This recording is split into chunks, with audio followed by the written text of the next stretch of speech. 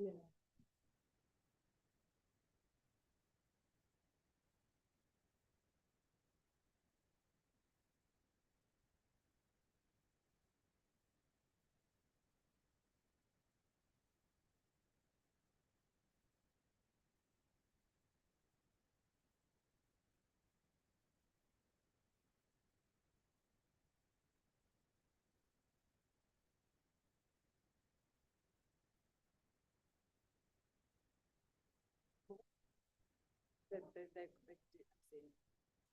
Okay. But do people need to put that? I think it's Q&A. Did I say that one? They put them in those coaching on Zoom. Might need to raise our hands like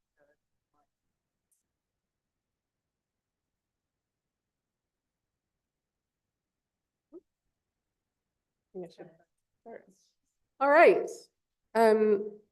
Hello, everyone. Thank you so much for coming today. And welcome to the Society of Antiquaries. My name is Amara, and I'm a co-investigator on the Beyond Notability project. On behalf of me and the rest of the team at Beyond Notability, I'm delighted to open today's proceedings. I hope you find the day enlightening and inspiring, and that we can have some great discussions. Please do feel free to post on social media. Our hashtag for the day is Stories Women Past, which I've completely neglected to put on the slide, so apologies for that. But anyway, Stories Women Past is the hashtag. As you'll see from your program, the day is structured around a few different themes. Underlying them all are some key questions: who we tell stories about, how we tell these stories, and why they should be told.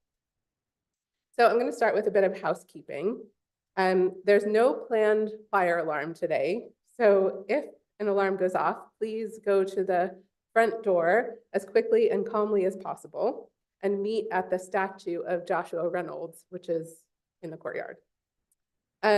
Lunch is where the coffee is, for those of you who are here in the room, and hello to everyone who's online. Thank you so much for coming.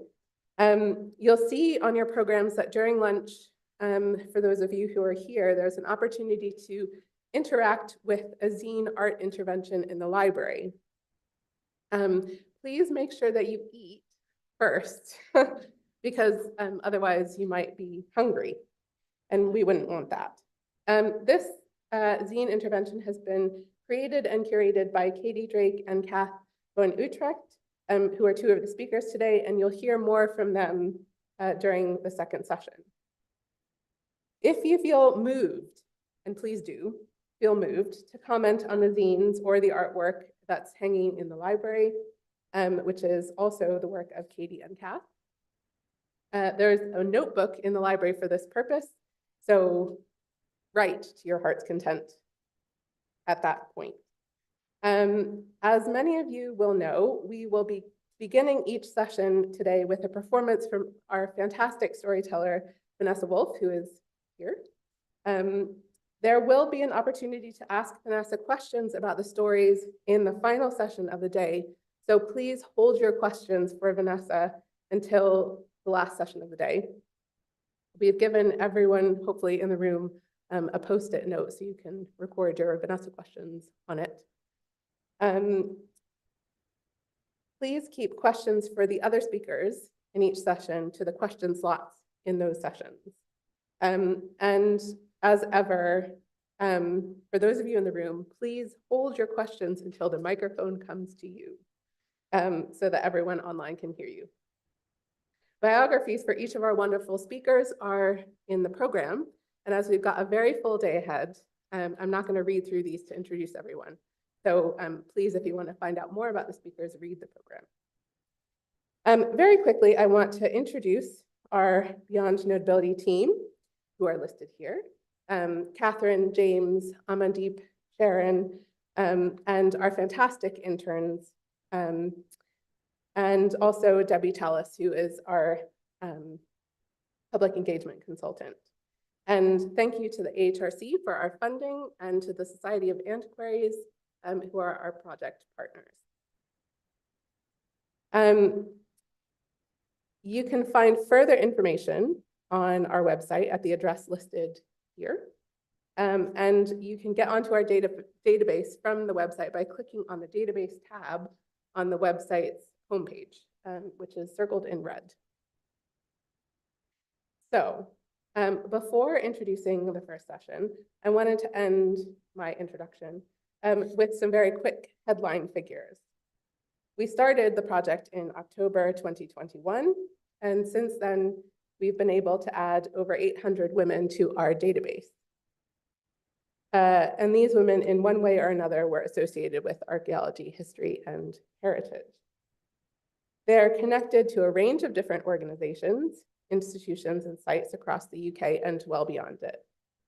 Please do feel free to explore our data, which is openly available right now.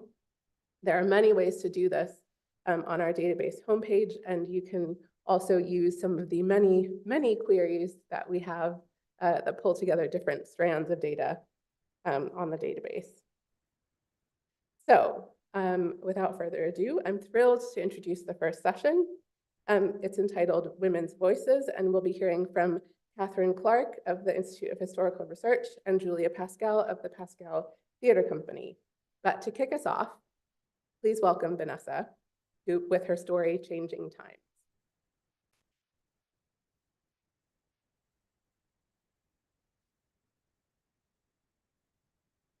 My name's Vanessa. Hello, everybody. I'm going to be telling 4 stories today about 5 women, which are here to shine a creative light on the lives of these women. Can everybody hear me well? Brilliant. Okay, this first story is about getting ready to give a presentation.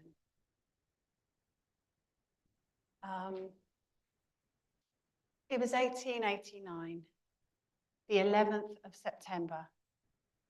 Charlotte Stopes woke up in a decent, respectable boarding house, 9 Picton Place in Newcastle upon Tyne. She didn't sleep too well. Her heart was beating a bit faster than it usually did. She knelt down to say her prayers, as she did every day. Almighty Father God, please bless, keep, and protect my beloved daughter, Winifred. So she prays for Winifred, her daughter. She prays for her other daughter, Marie. And then she prays for her husband, Henry, because a good wife always prays for her husband, no matter what her personal feelings. And then she goes to the window, draws aside the lace curtain, and looks out onto the street. The sun is up already. People are moving about already, and she thinks about the people who are going to hear her speak this morning, whether there'll be a lot of them, whether they'll be friendly or hostile, whether she'll have to raise her voice. She goes to the washstand, takes the jug and pours it in. She is here. If only her friends from school could see her now. Oliphant School was the best school in Edinburgh. It was the best school in the world. She loved it. She loved learning. She loved coming first in everything. She loved winning all the prizes, first prize in everything. She'd get those books with the beautiful illuminated book plates. How sorry she used to feel for the other girls that she'd see sometimes, who had to make do with useless, badly educated governesses. And how glad she was she wasn't one of them.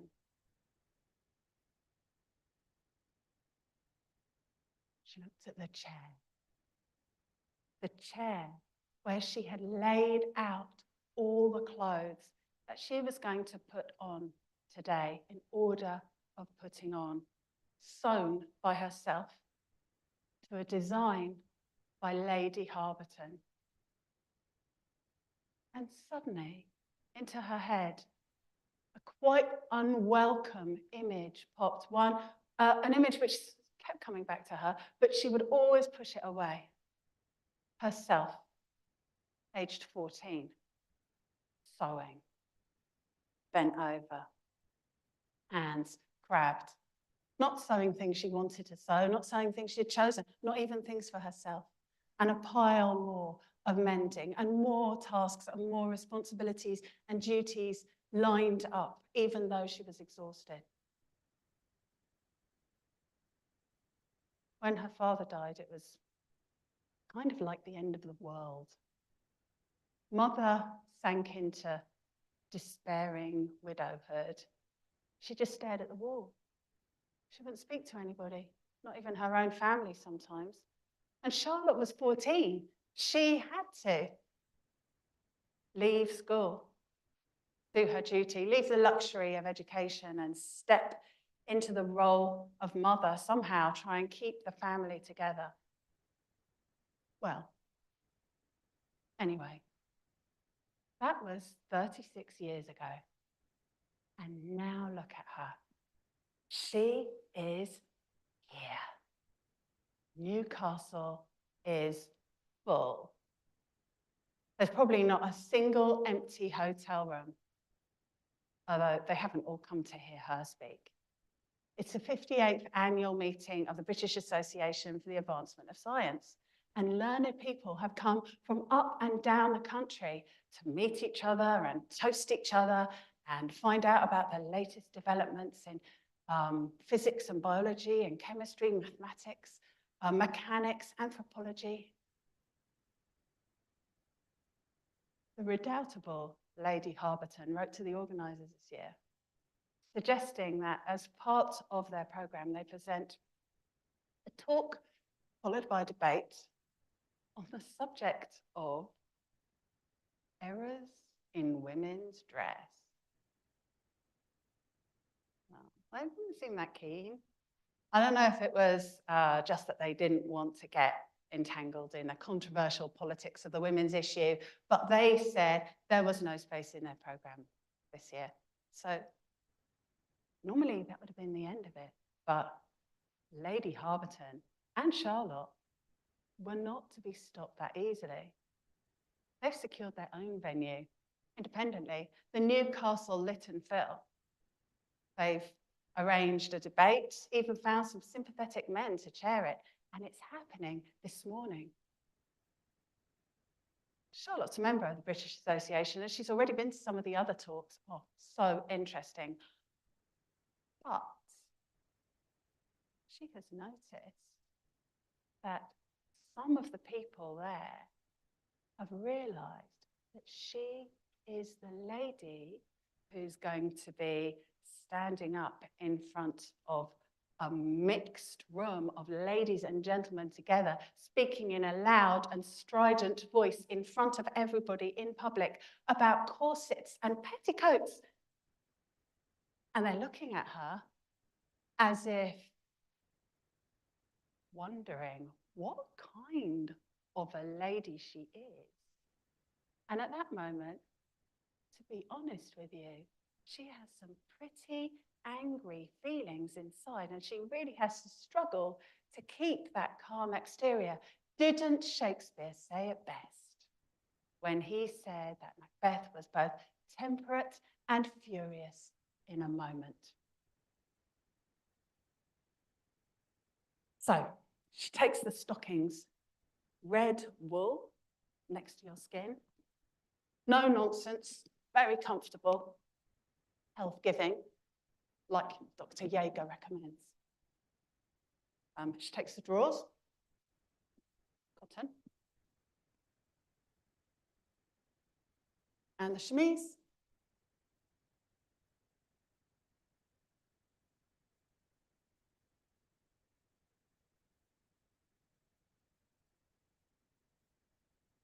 No petticoat. There's no petticoat at all. There's going to be a debate after the talk, and Charlotte is ready for it, thanks to hundreds of debates the Edinburgh Ladies Debating Society. She loved that place. Chester Street, or going back a bit further, Sarah Mare's parents' house in Abercrombie Place. How exciting it was. All the ladies together, choosing what they were going to talk about. And then if you were the one who was going to speak, you get to go to the library, borrowing books from each other, researching things in different languages, and putting together an argument, making logical assumptions. And then, a month later, taking the floor, just like men, speaking in public, seconding each other, just like men, voting on the evidence, just like men, joyful, but also important. She takes the corset. This is one of her favourite items of clothing. It's so comfortable, just tight enough to be supportive. She thinks about the first ever time she spoke at the debating society. She was so nervous. She was so nervous that her tongue stuck to the top of her mouth so she couldn't speak properly. She felt like she was making these strangled noises. Her hand holding her notes was shaking so hard she couldn't actually read what she had written.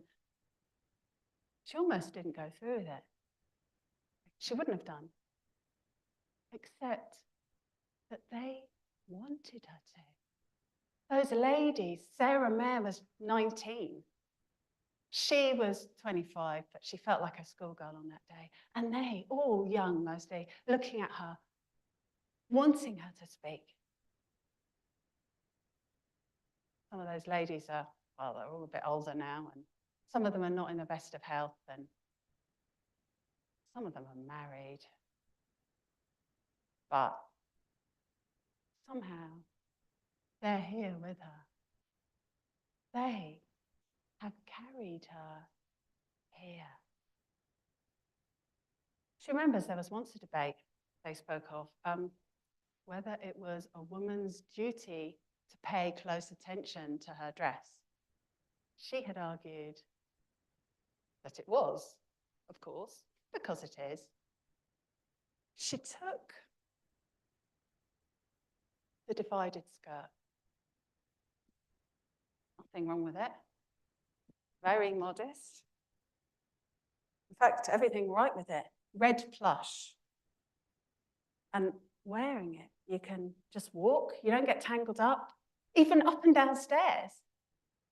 She took the modest leg of mutton sleeves. And so easy to put on. You don't need any help. Just the little hooks. And then the sash. She tries the hat in the washstand mirror just to see what it's like. Yeah. Artistic. Very suitable for a lady of her age, 49.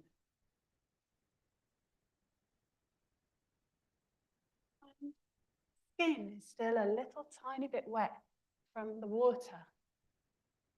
And she can't help thinking of the feeling of the rain on her face and the wind on her face. And she would walk in the Highlands with wise, kind, beautiful, wild Maggie Laurie. Just the two of them together. They go walking miles. Yeah, they'd stumble and trip on their layers and layers of petticoat. They were always getting tangled up together. The air so fresh, smells like no other air. All the different greens and greys and browns. So Maggie. Why did she have to get married so young? They could be still walking through the Highlands forever. Maybe that's what heaven is like. Oh, Maggie, would have loved a pair of bloomers. She looks at the shoes. They're flat, the heel is only that high. She could walk 30 miles in shoes like that, but she's only going to be walking 15 minutes to the Newcastle Lytton Fill. There's an overskirt, which she can wear if she chooses, over the divided skirt, so that she doesn't have to go out in the Newcastle streets and get all of that abuse. She can take it off when she gets to the venue. Should she wear it?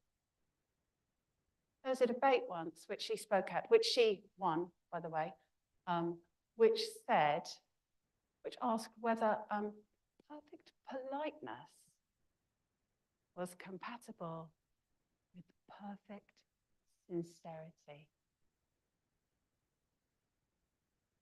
She had argued they were not compatible. They'd won that one. So which was she going to do now?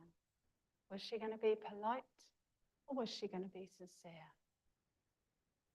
I'm going to leave her deciding. What she didn't know was that that lecture hall, the Newcastle Lytton Fill, was going to be full. There were even a few men in there among the women. She also didn't know that there were going to be journalists there and that her talk and the following debate and her extraordinary rational dress were going to be reported in newspapers, over 100 newspapers up and down the country, and were going to be a sensation. She didn't know any of that. But what she did know was that all the twists and turns and all the things that had happened to her in her life had brought her here. She was here. And she was ready to walk out in front of a room of people and speak. Thank you very much.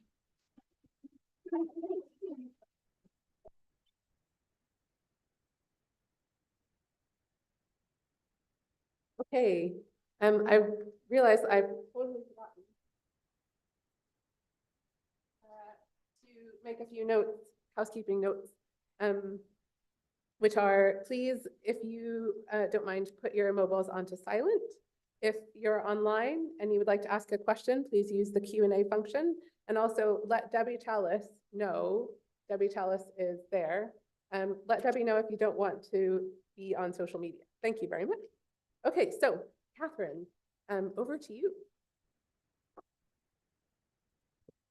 Thank you so much. Can everybody hear me okay? Brilliant. I'm so excited to be part of this fantastic day. Thank you for inviting me. So I'm Catherine Clark, and I'm based at the Institute of Historical Research, where one of my roles is directing the Victoria County History of England project, or VCH. It's a history project that's been up and running since 1899. And through the brilliant Beyond Notability project, Amara has recently spent lots of time delving into our archive, and particularly uncovering stories of the women historians who played crucial roles in the early VCH project, particularly in the early 20th century. So I wanted to show you, to start with, this letter from the historian Marjorie Venables-Taylor to William Page, VCH General Editor. Dearest Mr. Page, the wind howls a wintry symphony against the ancient tower of Oxburgh Hall, while I sit nestled in its library, surrounded by the ghosts of centuries past. It is within these walls, amongst the whispers of history, that I find myself most immersed in the grand undertaking of the Victoria County history. My focus, as you know, is upon the archaeology of Cambridgeshire, and I confess it is a pursuit that stirs my soul. Each shard of pottery, each flint arrowhead holds the potential to unravel a forgotten narrative, to illuminate the lives of those who walked this land millennia before us. Recently, I unearthed a treasure trove from a Roman villa near Cambridge. Imagine, Mr. Page, a delicately carved bone spoon, worn smooth by countless meals, a bronze bracelet adorned with the intricate Celtic swirls, a child's clay figurine still bearing the imprint of tiny fingers. These tangible remnants of existence bridge the chasm of time, allowing us to touch, to feel the very pulse of a vanished civilization.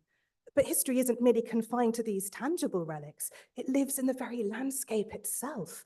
Last week, I walked the ancient earthworks of Devil's Dyke, the wind whipping through my hair as I traced the sinuous curves of the ramparts. Standing there, gazing upon the panoramic vista, I could almost hear the clash of bronze, the shouts of warriors in forgotten battles. The land itself resonates with the echoes of the past, and it's our duty to decipher its whispers. So Marjorie goes on to mention some frustrations, as well as some of her future aims, including work on the Romanisation of Cambridgeshire. M.V. Taylor was a specialist on Roman Britain. And she signs off with unwavering dedication, Marjorie Venables Taylor. P.S. Have you managed to decipher those puzzling inscriptions from the Sussex church bells? I'm consumed with curiosity.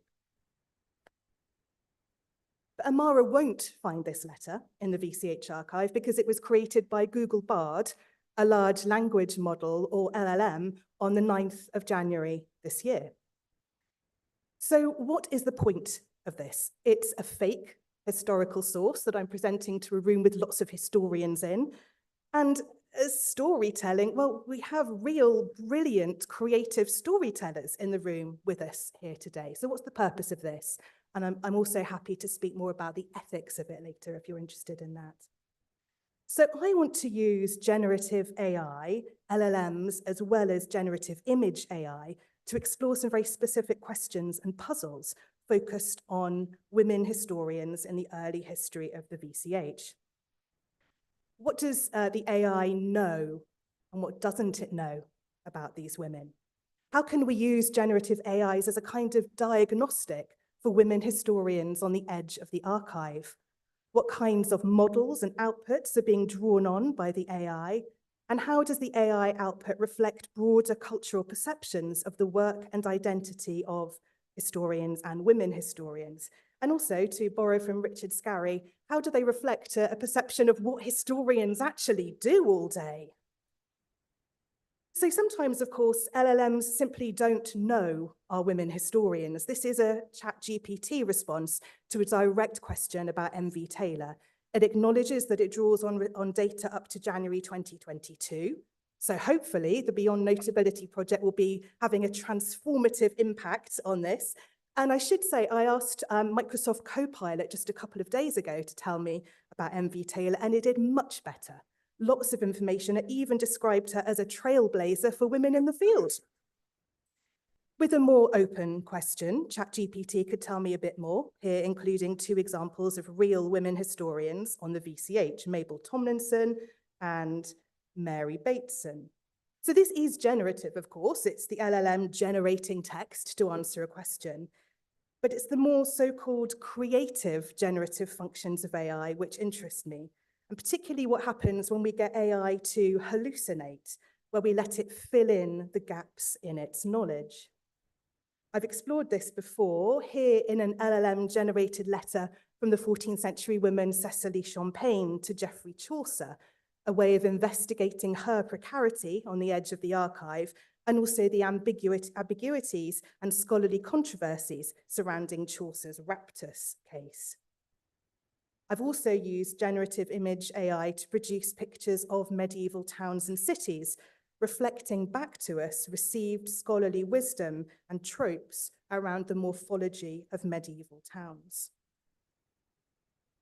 There's also a similar project going on right now in classics at the University of Reading, looking at how AI generates stereotypes in its images of the classical world. So I think that giving a so-called AI a creative task can sometimes be more revealing than asking it a factual question. Here's ChatGPT's pretty poor effort at a letter from M.V. Taylor to William Page. So the first one I showed you was Google Bard. This is underwhelming ChatGPT. It's clear that the AI doesn't know anything about M.V. Taylor, though it does know the VCH project. Hooray! It's produced what is evidently a kind of formula letter with prompts to add in specific detail. And that's quite interesting, isn't it, as an expression of caution and acknowledgement of the limits of the factual basis here. As I say, that's really different from the Google Bard letter I showed you to start with. Also asked it to produce a letter from M.V. Taylor to William Page. Let's compare that with another letter that I asked Google Bard to write from Eliza Jeffreys Davis, another early VCH women historian, again to General Editor William Page. There's a huge amount of similarity, the kind of storytelling prose, the language of emotion and affect, exclamation, intimacy, kind of passion, I suppose, in the writing. So you'll see lots of similarities.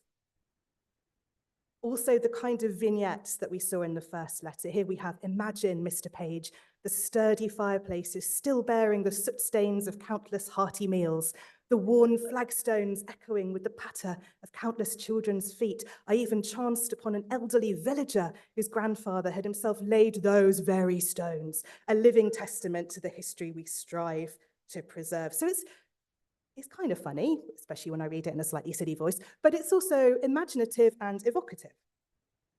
A very, very similar structure. Speaking of preservation, have I mentioned the delightful discovery in Abbotsworthy, tucked away in a forgotten attic? I stumbled upon a trove of old estate deeds and household inventories. Their ink, faded with time, detailed the lives of generations past, from the grand lady of the manor to the scullery maid. Can you picture the thrill, Mr. Page, of piecing together their stories from such intimate fragments? It's even similar down to the use of a postscript. P.S. Do tell, have you made any headway in deciphering those cryptic runes from Berkshire? My curiosity remains piqued. So as I say, it's kind of funny, but it also does something quite interesting in trying to use kind of storytelling and emotional connection with the past and inventing these kind of vignettes and sites of direct material and emotional connection with the past. What would change if I asked Google Bard to generate a letter from a male historian of the same period to VCH director William Page? Well, let's have a look. So this was exactly the same prompt, only the name was changed to a male name. So Charles Reed Pears was architectural editor of the VCH from 1903 to 1933. He was indeed a fellow of the Society of Antiquaries, and the institutional address is given, which we didn't have for the women writers. There's no dearest Mr. Page anymore. We might regard this as quite a functional, professional letter. It's interesting that Google Bard, the same LLM, this time gives those placeholder prompts for specific detail, just like we saw with ChatGPT. But Bard filled in all of that for M.V. Taylor and Eliza Jeffreys Davis. It gave us those wonderful fictional vignettes of their encounters with history. So it's interesting that the LLM has handled uncertainty and authority differently for the male historian here. The imaginative storytelling language, and when I say that, that's in massive scare quotes because there's no creativity or imagination really going on here. It's just an assemblage of, next token prediction prose. There's no suggestive anecdotes or vignettes. There's no playful postscript, just a formal professional sign-off.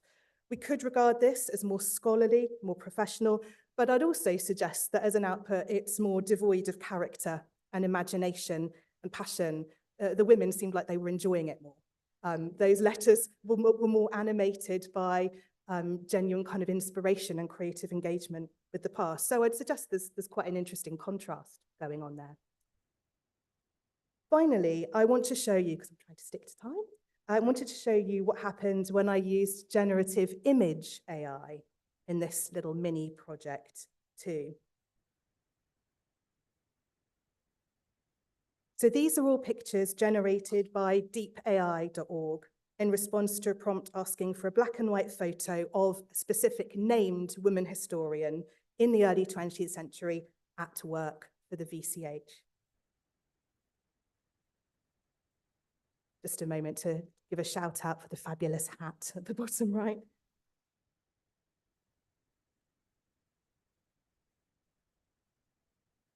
And let's compare those with images generated to the same prompt, but using the names of male historians in the early 20th century working for the VCH.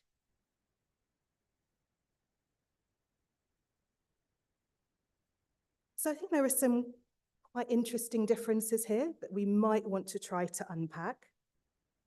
The women, I'd suggest, are all depicted at work in seemingly quite domestic settings. But these, for me, read more as offices or studies or professional contexts. One of these images here is even styled, I don't know if you can see my cursor here, it's even styled as a captioned plate from a book, as if it's from a published material showing the historian at work doing field work. Are we seeing sort of contrast between representations of the worlds of work here and leisure with the women, between the professional scholar and the amateur writer at work? I also think it's quite interesting that none of the women historians are looking directly at the camera, as it were. They're not looking out at us, whereas the majority of the men in these images are looking directly out at us. I don't have time to kind of unpack that further. And I think to draw out really useful findings, we would need to scale this up, do this at much bigger scale, rather do it impressionistically. But I think those are really interesting kind of questions that the materials open up for us straight away. So my last slide, some reflections and questions to end with. I've been looking at how we can use generative AI when it's responding to a creative task as a kind of diagnostic tool to show the place of women historians on the edge of the archive and public knowledge, sometimes there, sometimes not, sometimes kind of recuperated and known, sometimes not in the data sets that these AIs are accessing. They also reveal interesting insights into perceptions and assumptions about what historians do all day, delving into dusty attics and communing with Devil's Dyke and the sounds of the ghosts of bronze. I think we can see, I would suggest, and this needs further investigation, gendered language and style in the AI outputs, both in the LLM outputs and in the visual outputs. And so there are questions here about how generative AI reflects erasures, biases, and assumptions back at us. To what extent are they reflecting historical realities or our own present-day stereotypes and assumptions? And I want to leave you with this AI-generated image of M.V. Taylor, suggestively and significantly without a face. Thank you very much.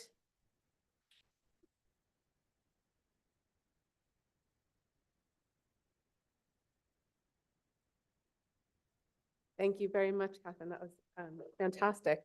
And Julia, over to you.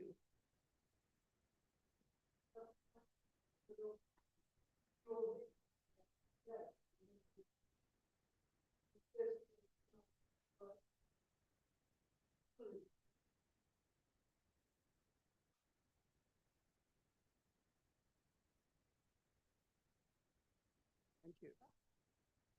Okay, you can hear me now? Yes, hands are up, exciting. So I'm a theatre person, I'm a playwright and theatre director, and I have become extremely interested in how do we make theatre or community art or any type of performance for the community that relays the stories of women whose lives have been buried. So that's where I'm coming from, and my very small talk will be in 3 acts. It's called, and this is today's title, The Great Excavation, in honor of Dr. Amara Thornton. I want to talk about storytelling, what we've been told and what we've not been told. Our history books are packed with the lives of great men, but where are the women? And what do we do about that? We have to excavate, and we are working on the Great Excavation. I am a director of Pascal Theatre Company, which is a registered charity, and a lot of our work is this investigation. So we are currently working on a 2-year project called Women for Women, and it's an exploration of 19th century women's achievements in Bloomsbury. So the project was born to dig into this unmarked burial ground. And my team and I are inspired by Amara's willingness to share knowledge on the Great Excavation.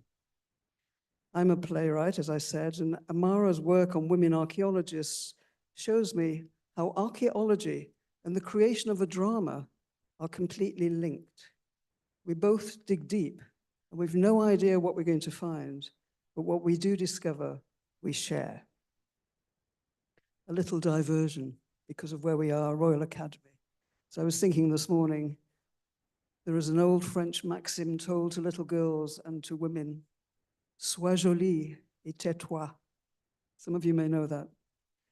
It comes from this artist studio where the female nude model was told, be pretty with your clothes off and shut up. We will not shut up. Act 2, back to our excavations. And now I have to put the mic down to turn the page.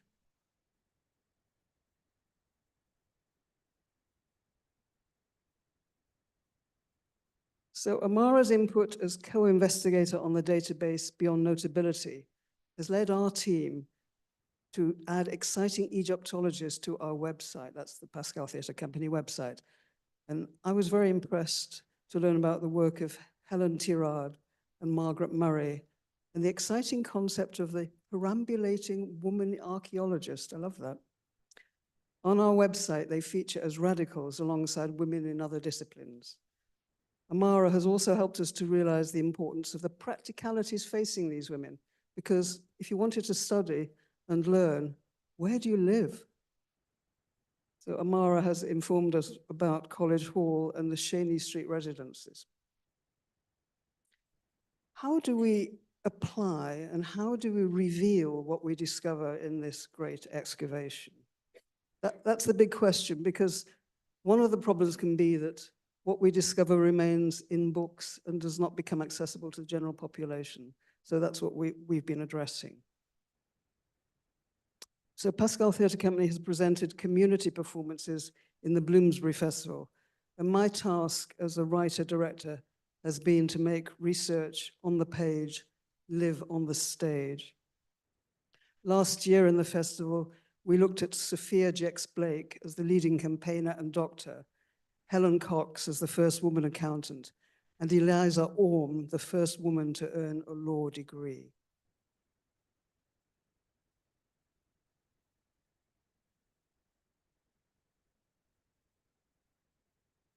So my principal researcher, Sally Midgett, told me these are the 3 women we want to look at. And I came back to her and said, how do I make a play about 3 women who've probably never met one another and do it in 40 minutes with a team of performers, dancers who've probably never spoken on stage, and actors who are a mixture of professionals and amateurs. So I decided to be inspired by other great women of the theatre, Joan Littlewood, Ariane Manushkin, Sophie Treadwell, and the radical choreographers Bronislava Nijinská, Hilda Holger, and Pina Bausch. I imagined a meeting between Sophia Jex-Blake, Eliza Orme, and Helen Cox. They were to be the protagonists against the antagonist, masculinist state. With that in mind, I created a text rooted in a courtroom drama where the judge, of course a male, condemned all 3 for daring to enter male-only professions. Sophia Jex-Blake, Eliza Orme, and Helen Cox are asked to introduce themselves at the start of the trial. So now we have a problem for me. What do you do about language?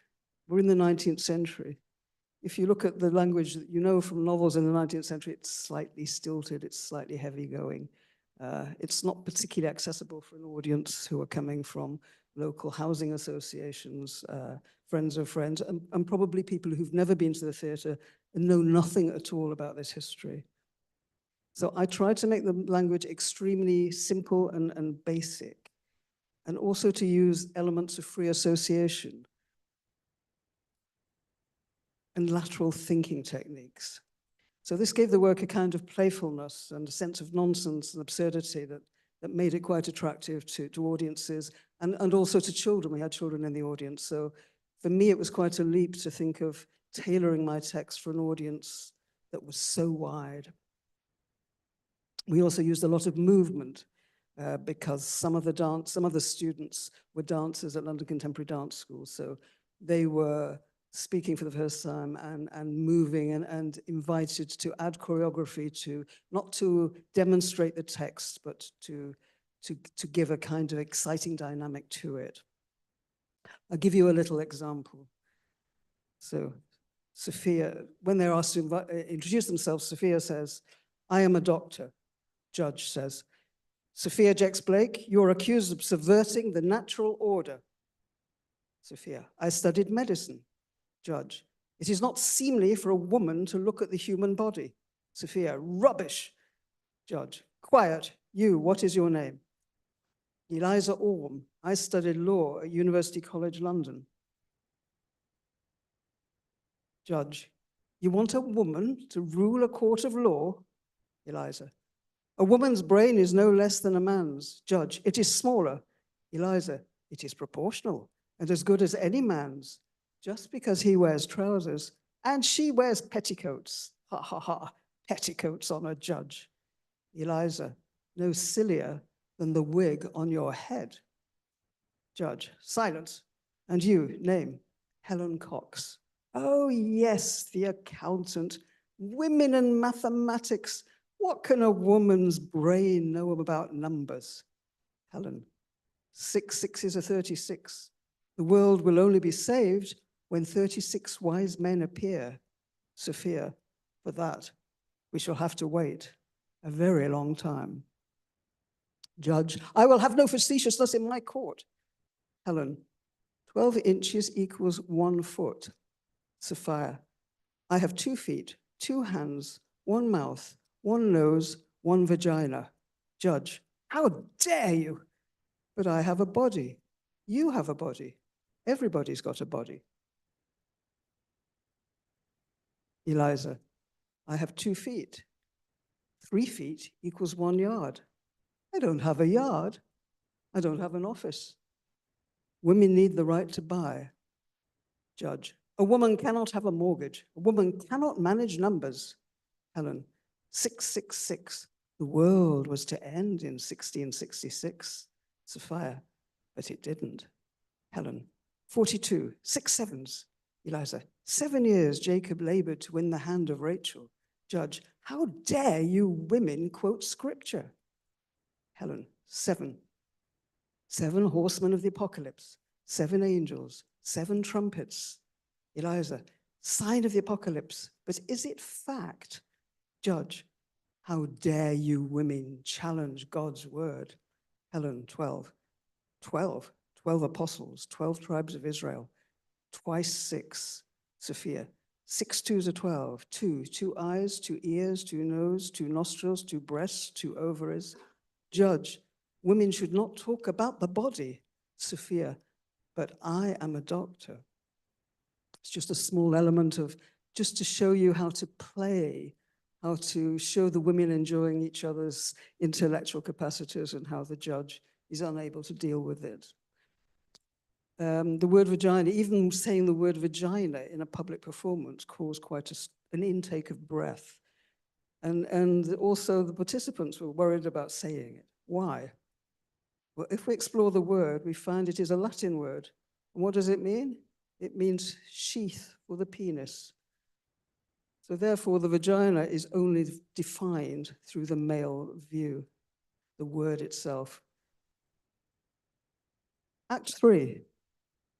How did the performance work? Well, we engage with theatre professionals and amateurs, women of all ages, one of whom was homeless and disabled. So the element of inclusion is important. And one male dancer who played the judge. The experience itself deeply affected the younger women who for the first time were experiencing active feminism and this great excavation. And for me, as a second wave feminist, it was quite saddening that the younger women in their 20s said to me that very little has changed for our generation. But let's not be depressed, because the experience of taking part in a dramatic protest emboldened all the performers as well as audiences. It gave them voice. It was, as the previous speaker said, the importance of speaking in public. Many of the performers had never performed anything in public before, and they were frightened of their own voices. These young women absolutely terrified of speaking in public. And I spent a lot of the rehearsal saying, speak up, speak up. Imagine the audience is deaf or they don't understand English. Be clear, allow your voice to be heard. It was quite hard to push them to do that. But it allowed the performers to feel the heat, a certain heat of all our Victorian grandmothers' rage and their protests and their achievements.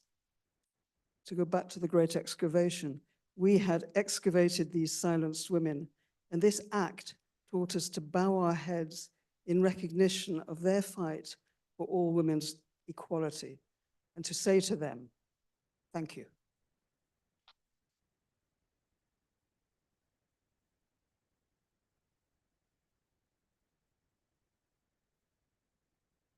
Thank you so much, Julia, Catherine. That was amazing. If you wouldn't mind coming up to the front, and well, yeah, do we have any questions from people? Anybody? Catherine. If you come up here, because we need you to speak into the lecture. So this is a question for Catherine about antiquaries letters. So hello, Julie from National Museum of Scotland. I found that really interesting, the kind of, like you say, the gendered language between the two AI generated letters, because as someone that's worked with male antiquaries letters, they're a bit more like the women's one. I mean, they are quite enthusiastic when they find, and I think that's interesting from an AI point of view. And yeah, if it always, like if you put in slightly, have you done it where maybe it's a male antiquary talking to another male antiquary, whether it became a little bit more informal? That's really interesting. So yeah, I've also seen male antiquarian letters that are kind of full of excitement and enthusiasm. My colleague, Adam Chapman, who is VCH editor, is here and he's nodding. He knows the VCH archive really well. So I think it wasn't showing us, was it, the kind of reality of that discourse? It was showing very much our assumption about gendered language, different ways of being a historian and, inhabited by a male or a female persona, and kind of ventriloquizing those voices. I did play with some other things, not too much, because I knew that I'd find exciting things that I then wouldn't have time to show you today. But I did, for example, a lot of the letters in the VCH archive, as Amara and Adam know, are complaining letters. When will I be paid? Could I be paid a bit more? And I asked the AIs to write letters of complaint from the women. And that was really, really interesting, because they complained about exactly the things they complain about in the archive. I need more guidance on what research I should be doing. I need more time. I don't have access to the archives I need, and I need more money. So I think you're absolutely right. There's a lot more tasks we could give to the AI that could kind of expand this. If we wanted really meaningful conclusions, we'd have to sort of scale it up. But I just think the questions that it raises so far are interesting to sort of start a conversation. That's really fascinating.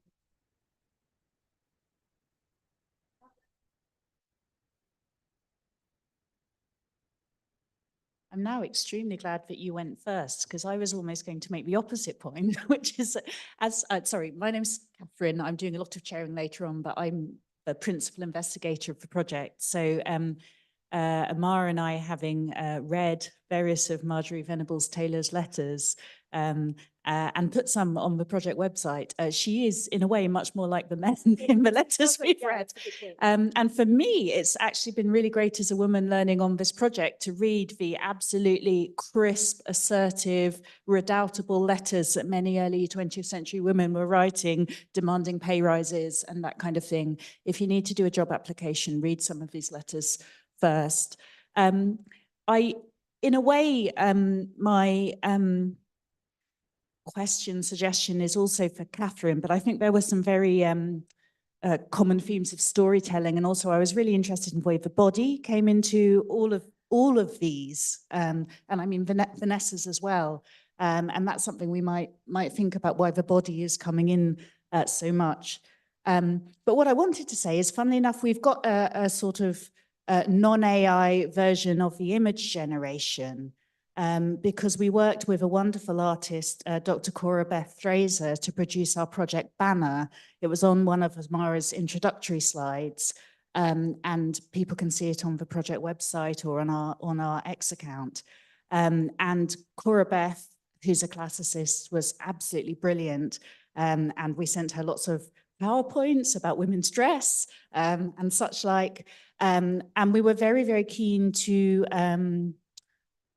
develop images of women who were, you know, not all out digging or sitting in the kitchen doing some writing, and also women who might look as if they might be racially minoritized as well. And I think all of that went into the project banner and women in situations.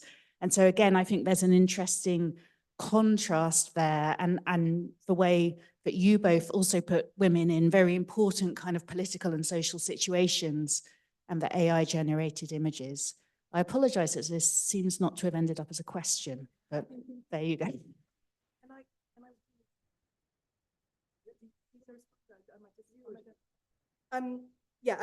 So thanks, Catherine. And I think Adam will agree that, the letters from the women in the VCH archive are absolutely, they tend to be very kind of matter of fact and to the point. And when I asked the AI to write letters of complaint from the women, that was the kind of tone, but with the minimal guidance. So allowing the AI to kind of, hallucinate and, do its own thing, then it was this kind of very kind of animated, almost sort of excited amateur or antiquarian voice that it came up with.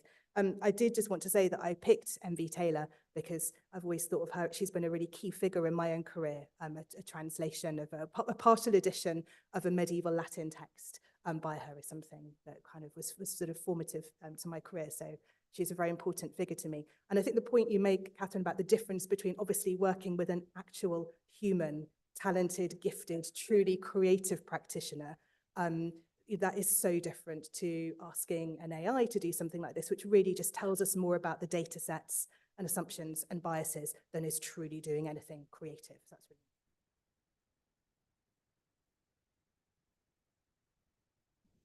Thank you. I've got a question for Julia. I'd like to hear more about the movement in the play. That seems really interesting, and it was great hearing your words, but I'd also love to hear about the movement. Yes, well, I trained as a younger woman as a dancer and then became one of my many lives a dance critic. So all my productions use a great deal of movement. But when and that's predominantly with actors who are not trained dancers.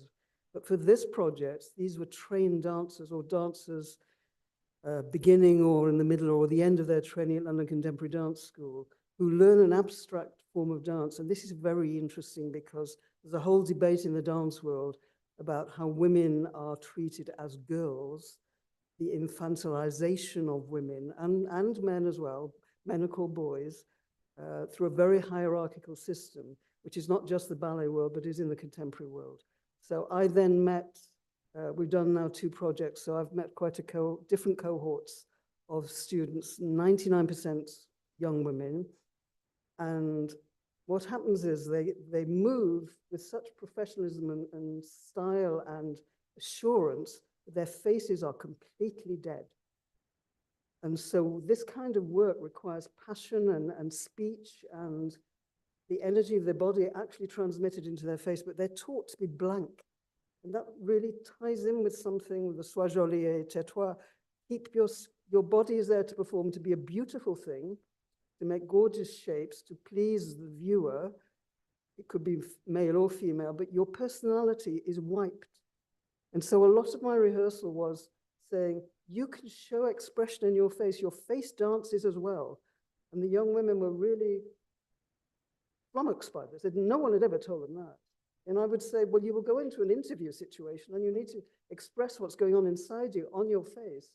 So a lot of the movement, yes, the movement was interesting, and I tried to make it jagged and somehow shocking as the text was, but not to be illustrative of it. So if someone's at one point in the performance, the judge is saying, well, your job is to clean the floor and wash the list of domestic things to do.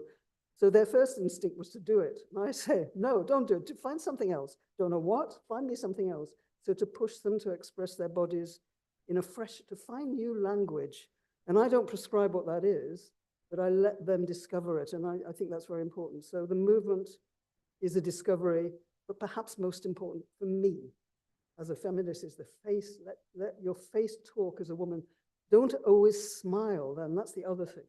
That young women are taught to smile, and many women actors I work with smile. And I say, why are you smiling? And they say, am I smiling? I didn't know I was smiling. They're so conditioned.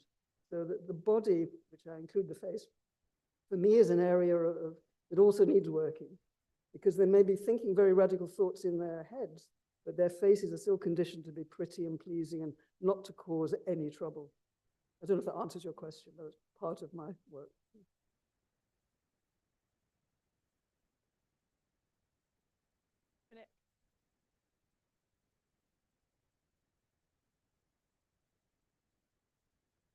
This is a question for, well, both of you really, but the first question is for Julia. You spoke about a technique called lateral thinking, and I'd like you to talk a little bit more about that. I know in the interactive gaming world, we use branching narrative, and I'm wondering if it might be something similar. And then I have a question for Catherine as well.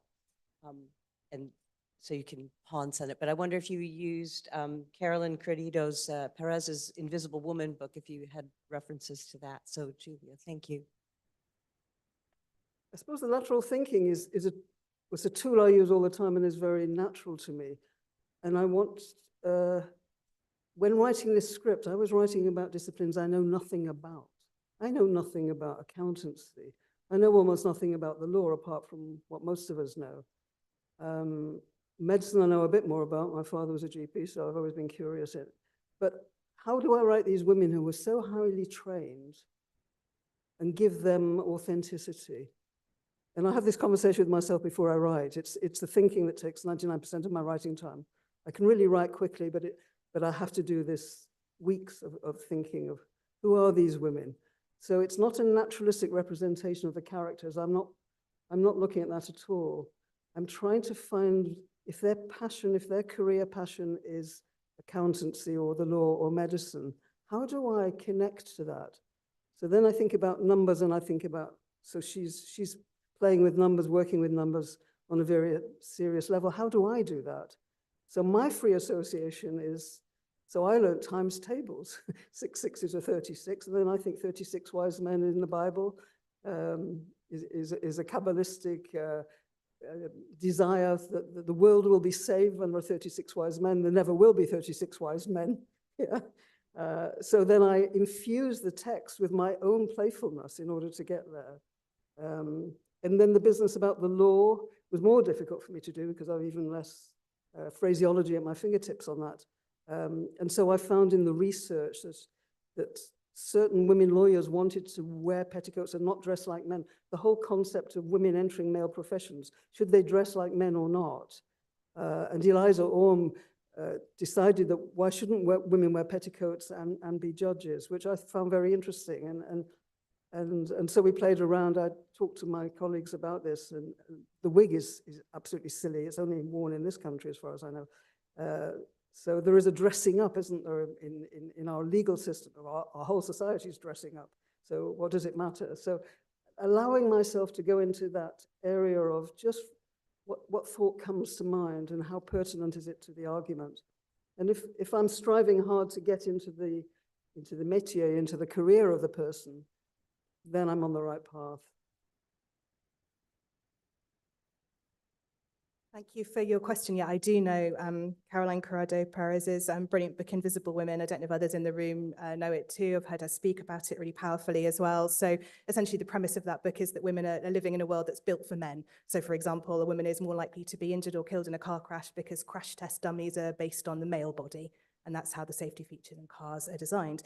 So that is really relevant, isn't it, to thinking about AI, in that we're at a point now where we can start thinking about, as this kind of future of so-called AI opens out ahead of us, what are the inherent biases and inequalities in how AI is being built and will shape our world and representation and equalities in our world in the future. So inevitably, and I'm not the first person to comment on this, am I? But, you know, LLMs are being trained on data sets that are dominated by men's language. they're dominated by white men's language. So thinking about the lesser representation of women, of minoritized communities, of global majority communities in the data sets that AIs are being trained on is really crucial. So I don't know how we address that, because of course the data sets for AIs is just kind of everything that's out there on the internet. And that's the way the internet looks. Those are the imbalances and asymmetries there. But it's really important that we're aware of that. Now is the opportunity to start thinking about how we can address those biases and mitigate against them, so we don't have a whole future that is a world built for white men rather than for everyone. I really like this aspect that you raised about asking ChatGPT or the AI that you were using these lateral thinking questions so that you are inadvertently programming it. Because that's what Carolyn brings up in her book, is that it's because the people that are coding it don't have the experience. They just don't have the knowledge. It's not like they're intentionally going, well, we're just going to leave that out. They just don't know. They just don't get it.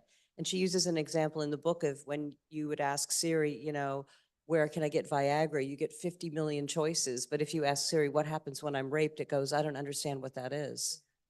So a super quick response to that. That's also where the people who are developing AI really need the humanities, because it's our interactions with AI that can help do that kind of training and development work. So I recently collaborated with Murray Shanahan, who's at Imperial and also works with Google DeepMind, where he's a senior scientist. And we looked at strategies for kind of training and coaching LLMs to improve what it was delivering.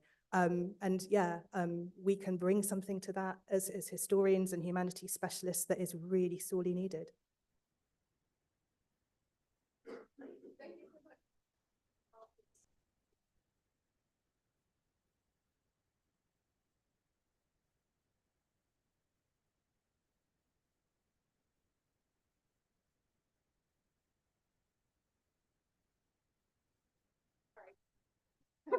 It's now a comfort break for those of you online as well. Can you be back at 11:50, please, so we can start the next session? And thank you all very much. That's fabulous, Julia. So inspiring listening. I wish I could have seen that. I'm stupidly not brought cards with me, but hopefully the organisers kind of put things into that.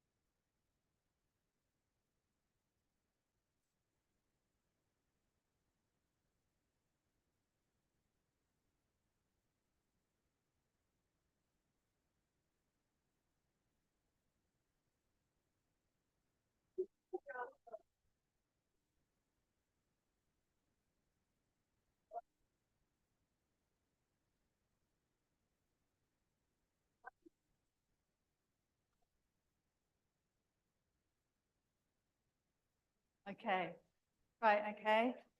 Twas brillig and the slithy toves did gyre and gimble in the wave. All mimsy were the borogoves and the moan raths outgrave. Beware the jabberwock, my son, the jaws that bite, the claws that catch. Beware the jub bird and shun. How does that sound? What do you reckon? Can you hear it? It sounds fine here because I can hear your voice. I'm Okay. going to stand at the back. Okay. What the hammer, what the chain, in what anger was thy brain? Sounds It sounds great. better. Okay. Well, you need to go over there. Oh, okay. All right, then in what furnace was thy brain? Like a tiger burning bright in the forest of the night, immortal hand all right. Yes? Well, okay.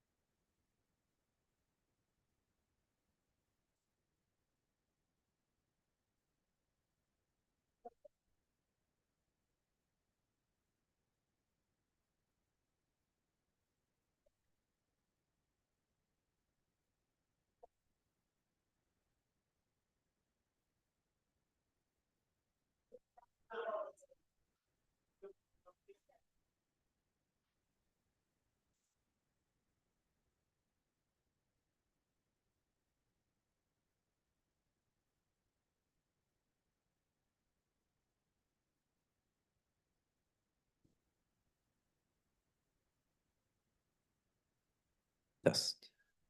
Testing. Okay.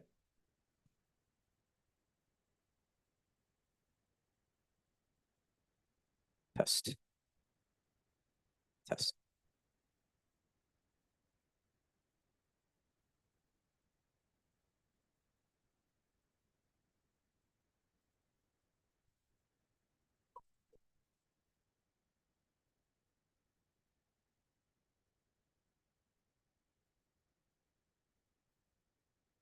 Testing. 1, 2, 3.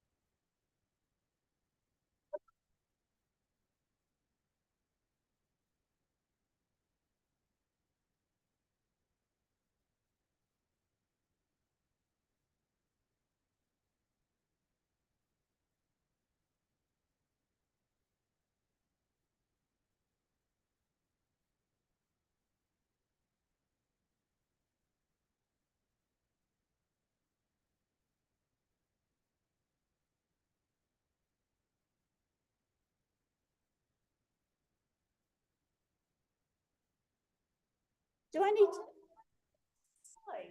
It still says short break. Shall I do that?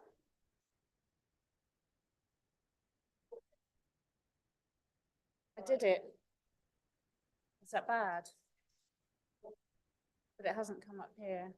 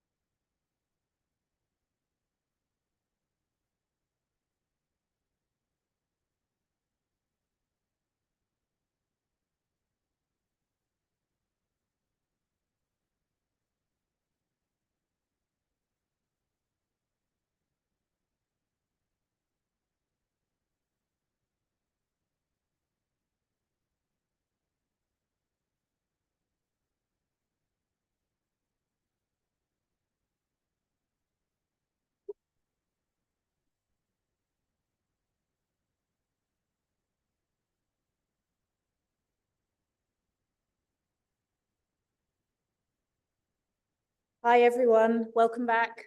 I hope you had a good, extremely short break. Really pleased by all of the chat that is going on of various kinds. And I promise there'll be longer breaks for more chat.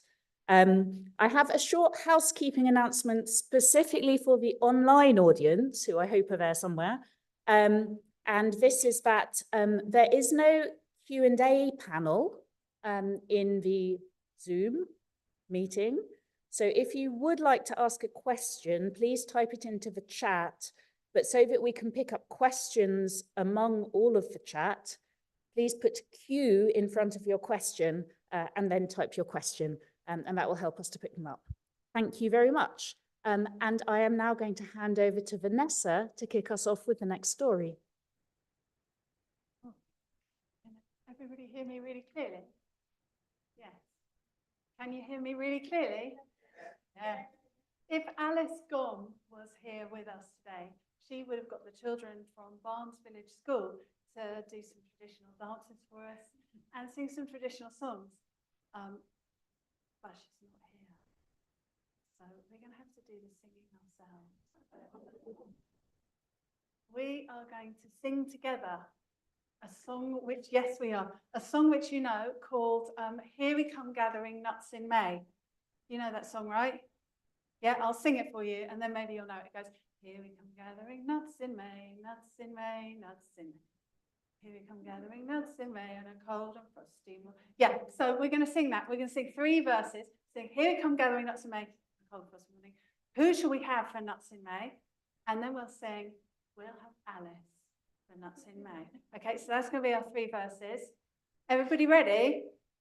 Pardon? Everybody ready? Yes. Here we come gathering nuts in May, nuts in May, nuts in May. Here we come gathering nuts in May on a cold and frosty morning. Who shall we have for nuts in May? Nuts in May, nuts in May. Who shall we have for nuts in May on a cold and frosty morning? We'll have Alice for nuts in May, nuts in May, nuts in May. We'll have Alice for nuts in May on a cold and frosty morning. Give yourselves a round of applause. Well done, everybody. It was a cold and frosty morning, 1892. Alice Gom was coming out of her home, 1 Beverley Villas, near the pond in Barnes, holding the hand of little Ralph, who was 3.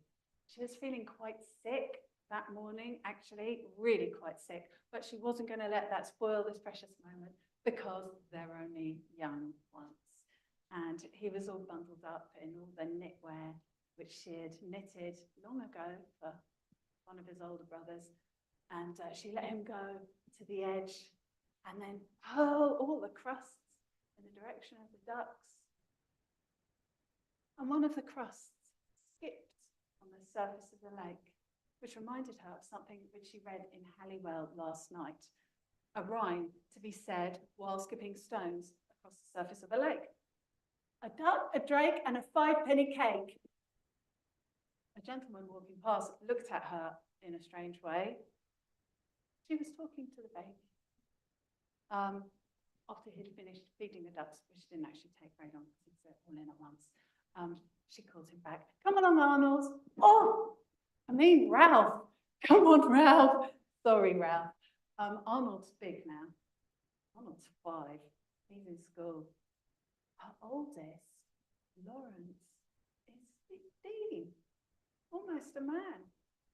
Named for her dear husband. And then there's Austin, who's 11.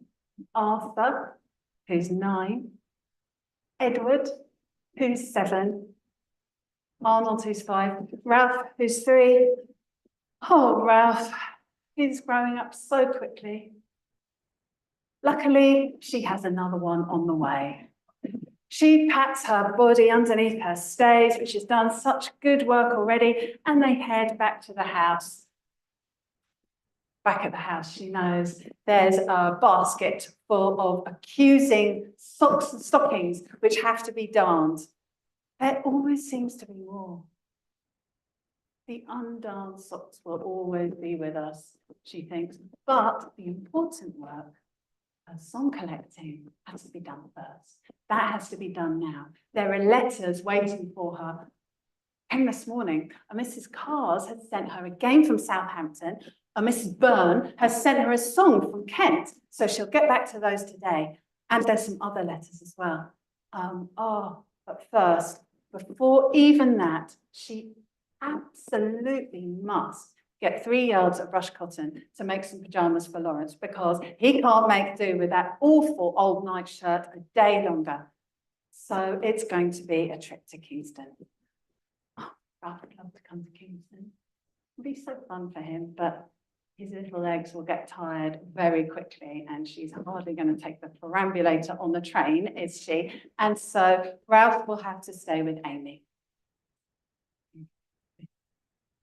She's a diamond. The children adore her. Don't know what we'd do without her, really. She'll give little Ralph bread and butter and wipe his nose, sing him songs. It is a pity she doesn't know any of the old songs. They go back up to the house and she sees Florence, good old reliable Florence. They quickly just go over the meal plans for the week, go over the budget. Florence says they need another 24 buttons, even though they had buttons last week, so I don't know where all the buttons have gone. And she says she'll get them when she goes to Kingston. And, Sorry. Ralph. And the socks in the care of Amy, and she said, even if you can just do 1 pair, I would appreciate it so much. I know that you're busy. And then she gets her muffler, her notebook, her purse, her basket, and wraps herself up, and she steps out to the station at Barnes. Barnes is lovely. The air is so clean.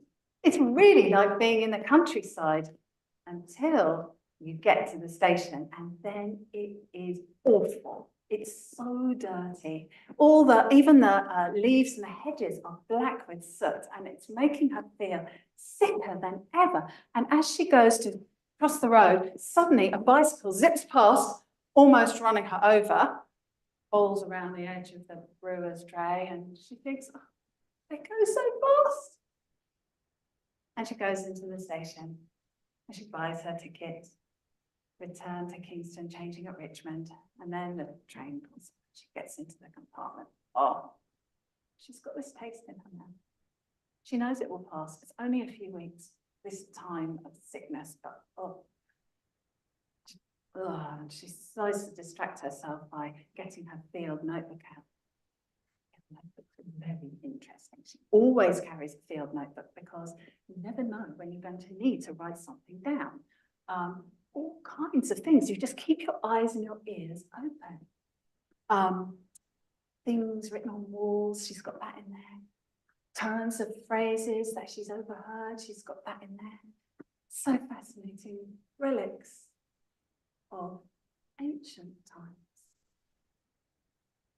But then when it's time to change at Richmond, she closes her notebook and suddenly she's back in now and feeling really, really as if she may literally bring her food up, and she's so dizzy a gentleman has to help her down onto the platform, and the thought of getting in another train.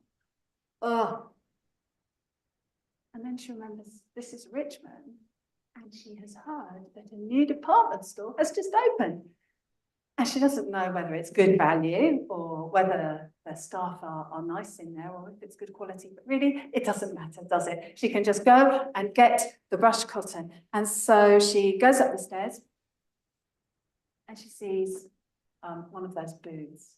You know, the kind that sells the tobacco and the sweets. And she thinks, I'll go in there and get just a piece of barley sugar or something just to settle my stomach. So she goes in, the gentleman.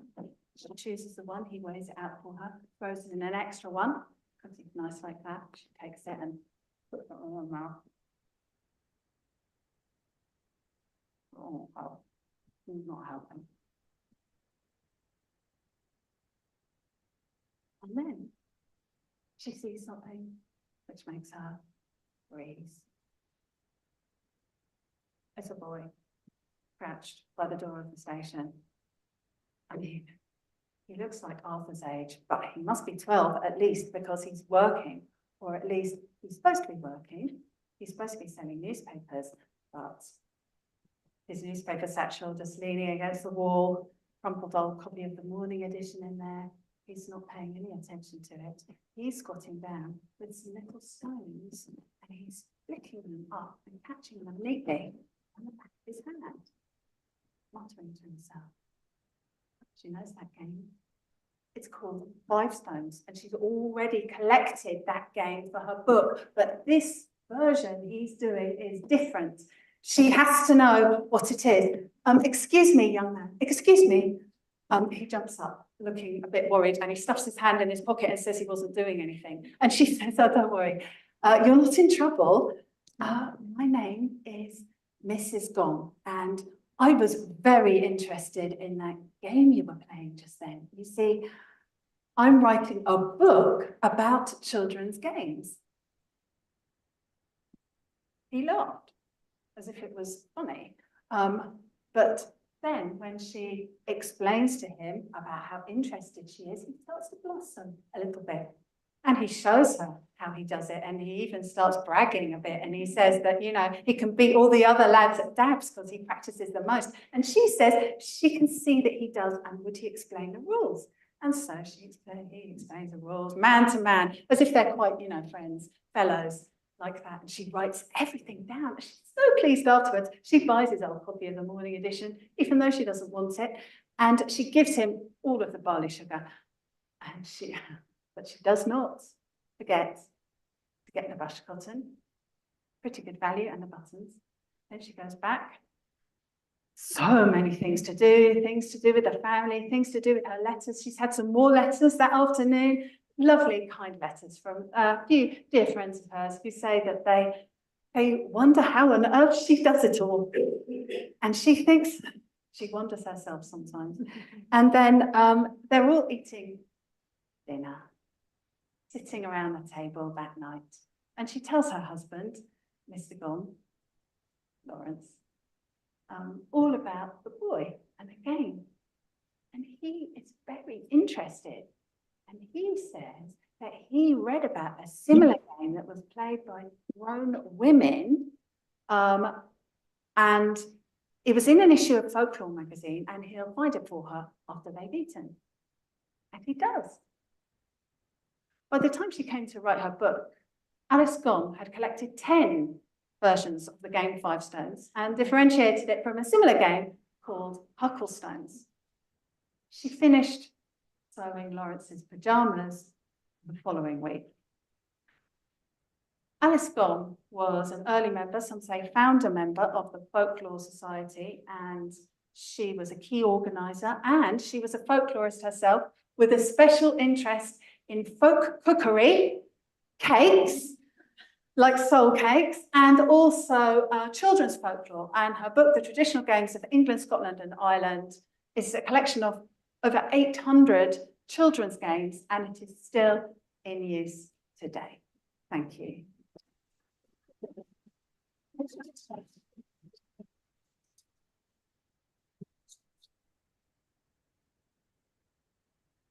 I'm not sure if I needed to run all this way, but thank you very much indeed, Vanessa.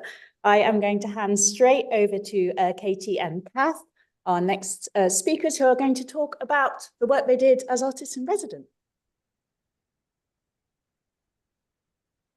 Shall I take her out of the stand? Is that working? Yes. Hello. Is Katie linked in? I am. Can you hear me? Ah, hello. You're a faceless voice. Oh, that's quite good. I can see Katie here. Well, why don't you get going and we'll see if we can solve the tech. Katie, I might introduce. Oh, there you are. Yes. Yeah. Oh, okay, great. I'll start with our introduction. Apologies if it sounds a bit echoey. I'm in a corridor somewhere. So, me and Kath have known each other about 9 years now. We started collaborating while we were on our MA printmaking at Cambridge School of Art. So it was about 4 or 5 years ago. We're both very interested in socio-political issues. My practice is concerned with the silence around sexism, sexual assault and harassment occurring in public where no one felt able to speak up at the time. And Kath has an active listening practice, a practice that sort of looks at listening as a form of activism. And we're going to talk for the rest of this on in particular, our collaborative residency at the Society and its outcomes, one of which is projected on the screen behind Kath as we speak. Thank you. So we started our residency here at the Society in October 2022. And we had proposed to visually respond to the research of Beyond Notability, which Katie had come across initially, and we were really interested in it. We met with Amara and Amandeep and discussed our intentions and what we hoped some of our outcomes must be. And we met a few times across the 2 years that we've been here, which has been wonderful. And our practice, our collaboration, we're really interested in feminist methodologies, which really rang true for us in the Beyond Notability research as well. We remembered some readings we had done by Catherine Reeves and Donna Haraway, who propose revisioning and resituating knowledges. So the idea that knowledge is created through a web of perspectives and not one authoritative outward or inward looking voice. So we had lots of avenues to explore. We wanted to respond not only to the research, but through the collections of the Society as well. And one of the paths we went down was looking at the emblem of the Society, which is the lamp of knowledge. And that lamp of knowledge is in the collection. We asked Kate, the collections manager, if we could have a look at it to see the item and see if we could use that as a starting point for some imagery. And while we were in the museum, she showed us a whole collection of Greek and Roman filial lamps. And we were way more delighted with these than we were with the original lamp of knowledge. Each of the lamps was slightly different. They had similar shapes, but slightly different decorations and designs.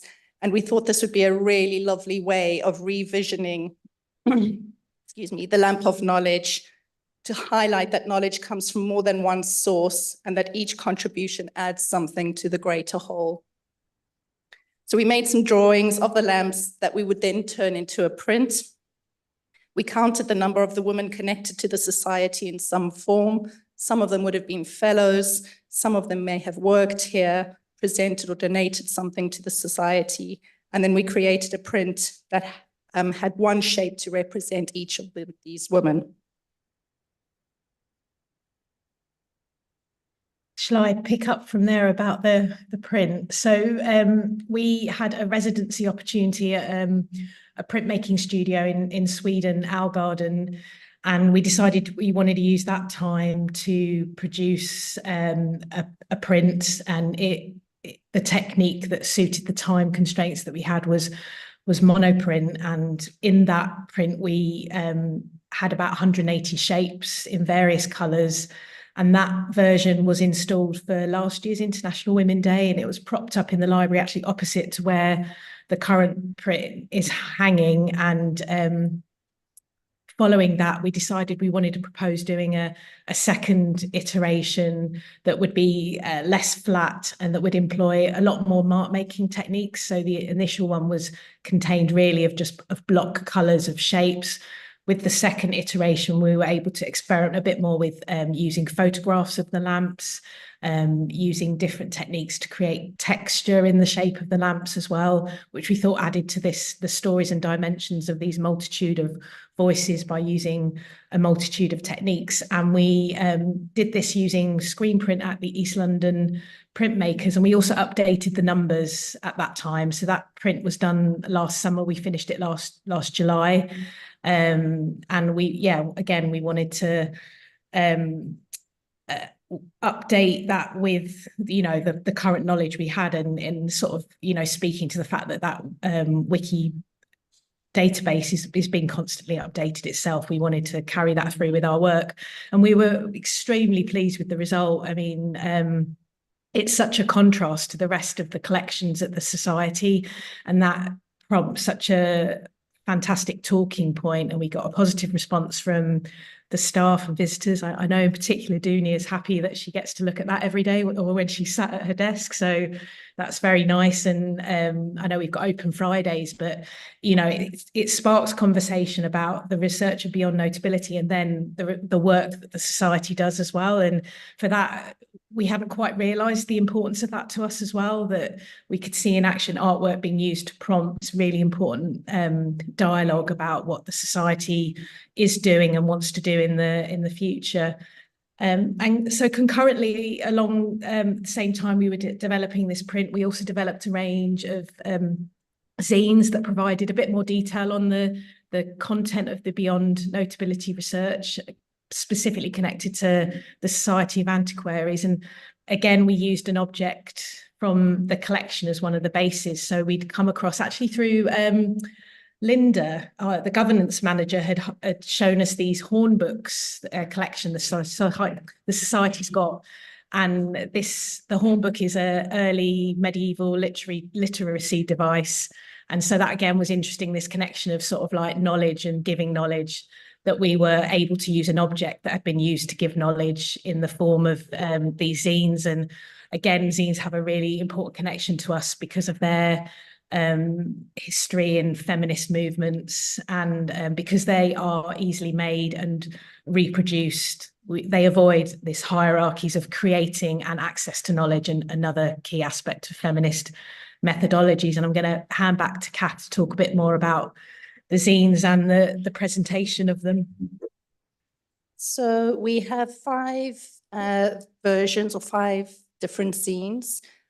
Some of them are direct data from the database. So one of them is the full list of over 800 women at the time we made the zine, which was only a month or 2 ago. So it should be hopefully fairly up to date. And then another one is just playing around with how women are named in research. So some of the women were anonymous. Their names were not found. Sorry, I'm so not used to speaking into a mic. Apologies. And also women whose first names were not recorded. So they were known either by their husbands' names or by their surnames. And that was also just something we wanted to play around with, just highlighting the value of someone's first name as well. And then there was some more detailed commentary on the fellows of the female fellows of the Society when they were voted in, and some of the connections they were made. And again, in this hornbook form. And all of these are up in the library at the moment. We have inserted them into the library shelves as an intervention. So some of them are quite hidden and may never be found. I don't know. Some of them will probably be found by chance. And we really wanted to play with the idea of what knowledge is contained in a library, and also how to present work outside of a typical art gallery to potentially open up different varied audiences to these ideas. So you will be able to access the library over lunch, and there are a whole lot of zines that have been laid out in easy access as well. You still might have to do a little bit of squirreling around for them, but they will be easy. And I will be up there, myself and Dunia will be up there to guide you. And we would love it if you would come up, as Amara says, after you've eaten, and come and find them. And The zines, although they're a publication, you may take one away with you, please just one each. And you may also write in them. So if you wanted to use these to make your own commentary, you're very welcome, as you may hear more stories and information throughout the day. You can add your own personal narrative in there. Some of the zines, we've made a limited edition version of them, which have been covered in some prints that we made when we were proofing the print that's up on the wall. And these have been housed in a box, one-of-a-kind box made by book artist Tilly Divertiel. And the box has been designed to respond to the bound volumes of blue papers that are in the library collections. So the blue papers are the official forms for nominating fellows into the society, and they've all been bound up in volumes.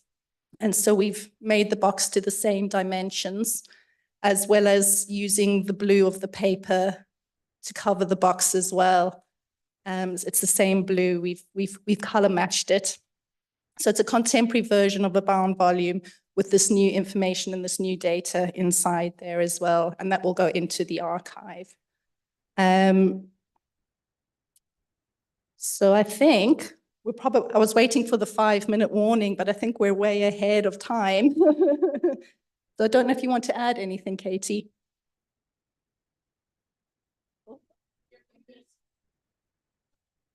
You're muted. A question's popped up online actually, and I thought it said, is it possible for those online to purchase or order a zine and pay for postage? Actually, they're not for sale, but we'd happily send one, and I send one through the antiquaries. So yeah, please get in touch. I guess then we can get one of the librarians has to go and retrieve it to find it and then send it out. So yeah, please get in touch. I don't know how contact details are being shared, but yeah, please, yeah, I'm happy to facilitate that through Dunia or Yola or the comms assistant. So oh yeah, you're very welcome from Glasgow. So but yeah, I just wanted to reiterate, it's been really sort of because one of the aspects of a feminist methodology is that reflection, and how me and Kath have reflected all the way through the process, and it's really sort of added to our work, and how it's really highlighted sort of an important aspect of what art can do. And so it's been really, really pleasurable, and we've had some amazing help from the team at the Antiquaries, you know, even these sort of connections that we had where we've asked to look at something and Kate suggested something else, or Linda said, oh, how have you looked at these horn books? And you know, like sort of having those conversations with the staff has been really nice, and just the whole process of that exchange of knowledge and helping each other out and feeling supported has been, yeah, it's been really wonderful. And you know, thank you. I'd like to say thank you to Kath as well, especially because she's done the bulk of the work of the intervention today in putting the zines, because I can't be there. And it's, yeah, thank you, Kath. It's been amazing working with you. So. And thank you, Katie. And I just wanted to add that we've been collaborating for the past few years, and it's a learning process, but we really feel that this project is a collaboration between all the parties involved. And so it really is a collaboration between the Beyond Notability team, the team at SOL, some of the team in other workplaces as well, and friends who have other kinds of knowledge that have shared their skills with us. And in that sense, it really does feel like this project, not only represented by the print, but the whole process is a little bit like the print, that everybody's contribution has resulted in these outcomes, and we couldn't have done it without every single person who helped us. So that includes colleagues in other workplaces who have helped us to print things or to design things as well. So big shout out to everyone. But they're all acknowledged in the zine, so you can read about them in there. Thank you.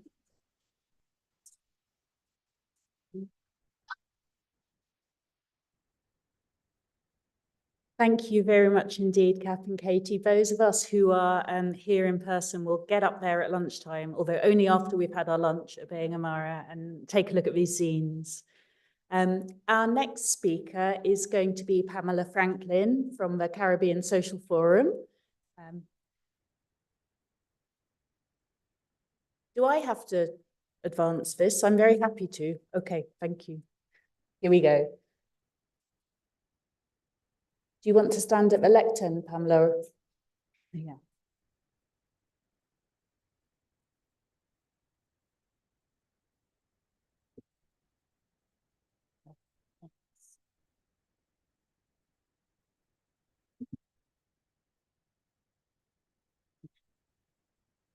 Good afternoon, everyone.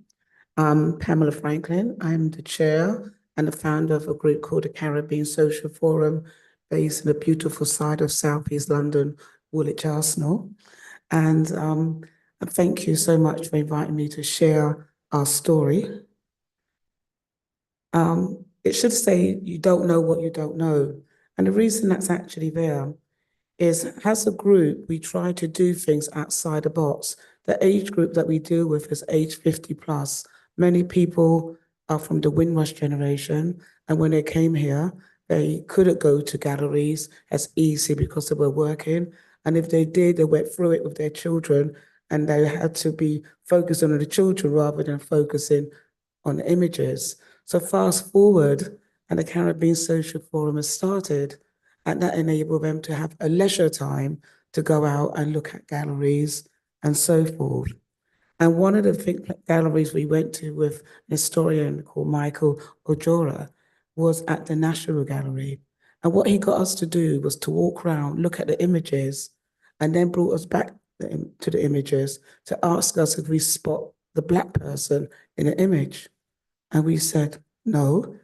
And he said, they're in there. And we thought, no, they're not, because all we can see was white images, but we couldn't see the Black images. And I thought, we walked through the whole gallery, we just looked, but we didn't see anyone straight away that looked like us. So that's why I said you don't know what you don't know, because unless you know that's in there, you sometimes don't even see it. So this is the group. It was a big shock to the National Gallery when about 60, over 50 Black people walking around in a pile, just walking around and looking as a group. And every single person really did enjoy the experience of going into the gallery and actually having the opportunity to ask questions to someone that understood what the pictures actually represent. I want to show you, this is one of the pictures that was in the National Gallery. And there you see a Black image. He's quite prominent. You can see him straight away. But there was no explanation to tell us who he is, what his contribution was to the picture. And you was left to make up your own story. But having someone there that knew was great for them to be able to share that with us and educate us from a Black to Black point of view, which was important to us because many of us know the British history, but very few people knew enough about their own history that linked into British history. And we always say our history is the British history, if you look at it, but quite often it's kept separated, and we wanted to see the other side, which was our side as well. The other image here is also the National Gallery. And this one was really funny because we looked and we could not see the Black person in there for ages. And if you look now, you could see the persons at the back and hidden behind. And again, we didn't know who is the person, what is the purpose of this Black person being in there. When I used to teach before, and I go into a conference, especially because I used to then teach something with IT, quite often in the late early 90s, I was often one of the few females and definitely one of the only Black people in the room. So it was easy to spot me. So therefore it was easy for people to ask, who is she? And therefore a lot of people knew who I was because I was quite the odd one out. In this picture, the Black person is the odd one out, and yet there's nothing said about that person. And we question that again. This one is another painting in Amsterdam. And again, you can see, if you look carefully, can you spot the person of color that's in there. Can anyone spot the person? The person's in red, the only person practically in red. And it's easy to find it's not in there. So why did Amara ask me to come here? If me, at the age I am, and the years I've been going in and out galleries, has not spotted people like me, I didn't want the next generation to be in exactly the same boat. If you don't stop things now, things will continue to be the same thing. The Caribbean Social Forum works in partnership with the National Maritime Museum based in Greenwich. And they asked us if we would like to do something called a Caribbean takeover. Didn't know quite what it was because they asked us before lockdown. So after lockdown, I completely forgot all about it. It's like, who wants to do a takeover? And they reminded me in 2022, are you going to do it? And I thought, okay, well, what do we have to do? They said, you just create the day, do what you want, and you take over the museum. And I thought, anything? Thinking, okay. And I wanted it to be fun. We wanted it to be educational. We wanted it to be interactive. And we wanted the people to walk away with something other than just walking into a room, looking at pictures and then walking out and forgetting what the pictures was about. So we created something called Walking Images. And what we've done, we took ordinary people that were actors, and we took characters within the Black community that was in some way connected to Greenwich initially, because that was the first one. And you can actually see that these are all different people. And when people walked into the museum, they were presented with people dressed in these costumes. We wanted to take something off the canvas and place it on the ground. And as people walked around, these people became the people that they were representing. Ignatius Sanko, Aquana, Sarah Falls Bonetta. All these people they're represented, they became those people. So as young people and older people stopped them, they were had to say who they are, where they came from, what was their journey like. And then we designed a card for each person. So every person that stopped and spoke to the walking image was then given a card about the history of the person they were representing. They knew who they were. They knew who the first Black man to get a vote in this country was Ignatius Santos, and he lived up 111 Mace Hill or Equiana. So they had all the history of where these people were, what they'd done, and how did he become the first Black man to get a vote, because he had a business. And in them days, women, and today is International Women's Day, wasn't allowed to vote if they didn't have a business. But that was the same for Black people. But he had a grocery shop, so he was able to vote. And therefore, he was in Greenwich and was able to be part of that. So we wanted to educate people to see it wasn't just slavery, because when you go into the museums, you'll see about slavery and they show you the change. They show Black people looking just as slaves. And there was a civilization to be had before slavery. There were people that were wealthy, there were people that were educated, and yet often that was not in the case in galleries. The Transatlantic Slavery Museum in Greenwich did not always project that. But since we've been working with the museum, we have seen lots of wonderful changes within the National Maritime Museum.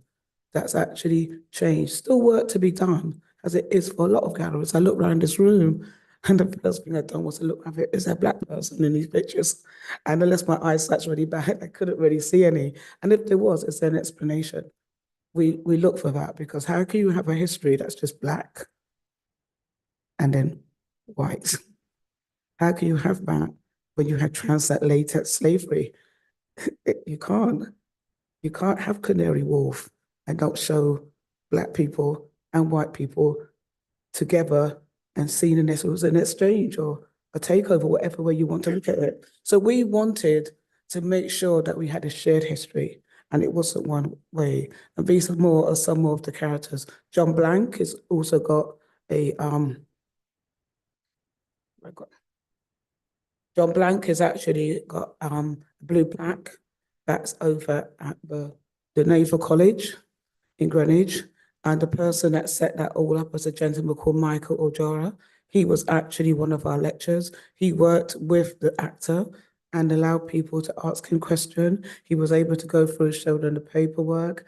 And John Black is great because he was working for King Henry VIII and 7th and 8th was paid sixpence. So we was able to show people there were people working, not slaves, working and actually making income. They didn't know that. Children didn't know it, their parents didn't know it, and some of their grandparents didn't know it.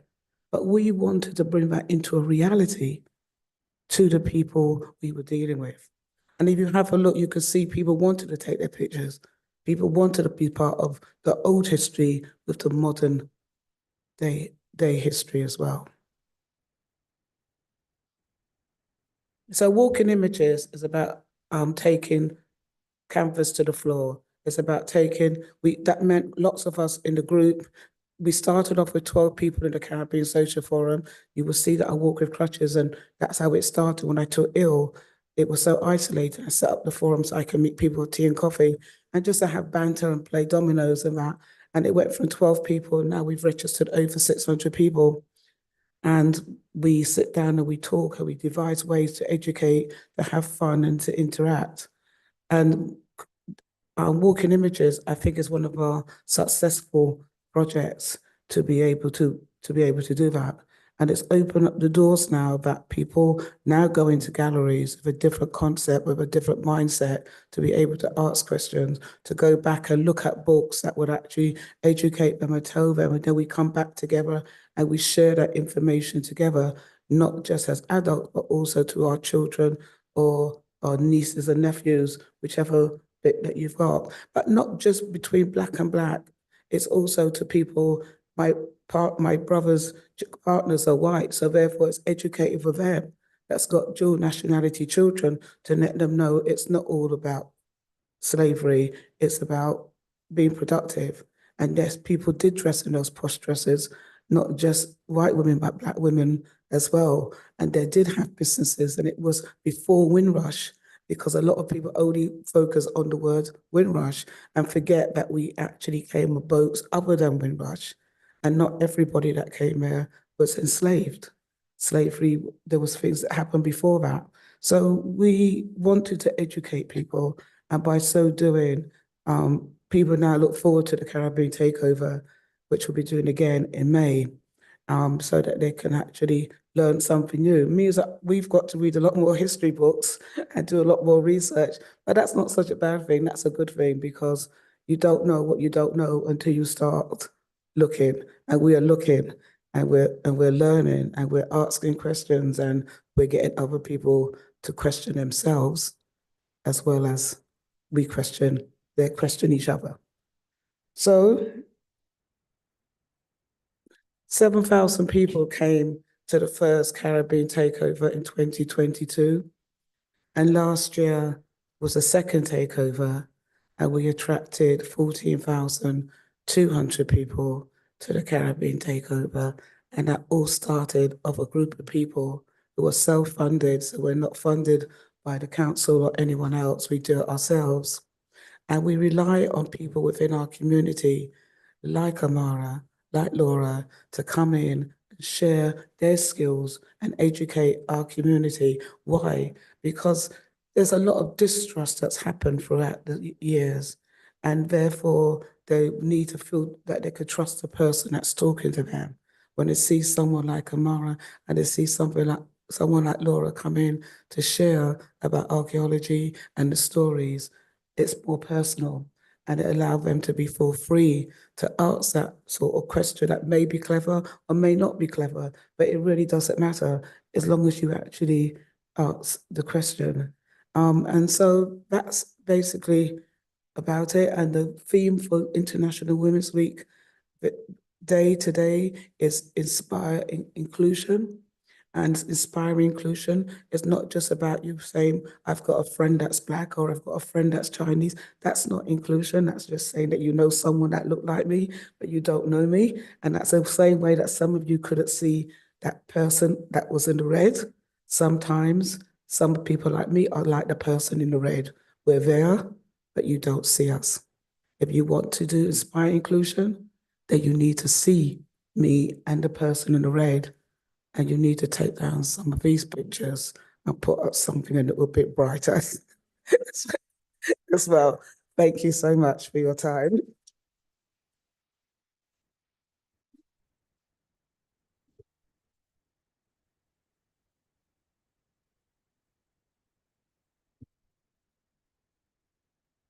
Thanks very much indeed, Pamela.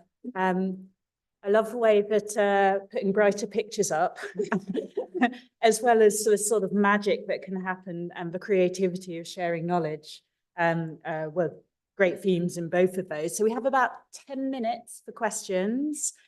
Debbie's got the roving mic in the room. I'm wondering how we monitor the chat questions. Annabelle, are you able to do that? Thank you. First question. Well, my question is very simple. You mentioned about May, the next event. Can you tell us where will take place? Was that in Greenwich or somewhere else? It's at the National Maritime Museum on the 18th of May. Thank you.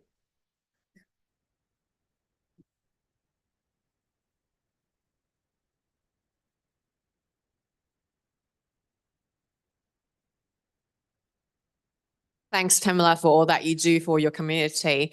I have friends from Jamaica and they're second generation immigrants, and that's why we bond over church gatherings and all that. It's incredible of the culture, the food and everything. I also came across the book called Wind Rush, and I absolutely love the stories behind it. And while you were working on these pieces, like finding out what's in national galleries, what are the emotions within you? Like, do you feel anger or some sort of positive, negative emotions going through you? And does that motivate you to do what you do right now? Thank you. There's no point getting angry because there's a lot of energy, so you might as well. You feel disappointed. You feel sad for people that felt they couldn't include people that don't look like them. And is it their guilt? It's certainly not my guilt because I didn't do anything. So you don't feel anger, but you feel disappointed. You're disappointed that you could talk about transatlantic slavery, but don't include the people that you enslaved. It's almost like, did we ask for that to happen? No, we didn't. It was done, it was put upon you. And therefore, it's about people taking ownership of what they've done and how they've done it. And there's nothing you could do about it yesterday and before, but here and now, you can, so that tomorrow and beyond will not be the same as yesterday and before. So you don't get angry, but one could say get even. And get people to take ownership of their own responsibilities. And it is a responsibility. And some of it is a shared responsibility, but lots of it is a responsibility. Does that answer your question? Great, thank you very much.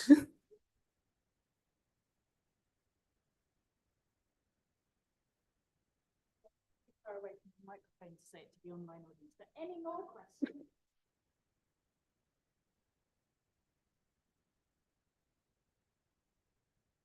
Okay, well, you know, sometimes questions are difficult to ask because you don't want to offend. I think sometimes you need to have difficult questions and difficult conversations in order to get a solution to the problem. We've had many difficult conversations being in the museum, but those difficult conversations led to some really great things like the Caribbean takeover.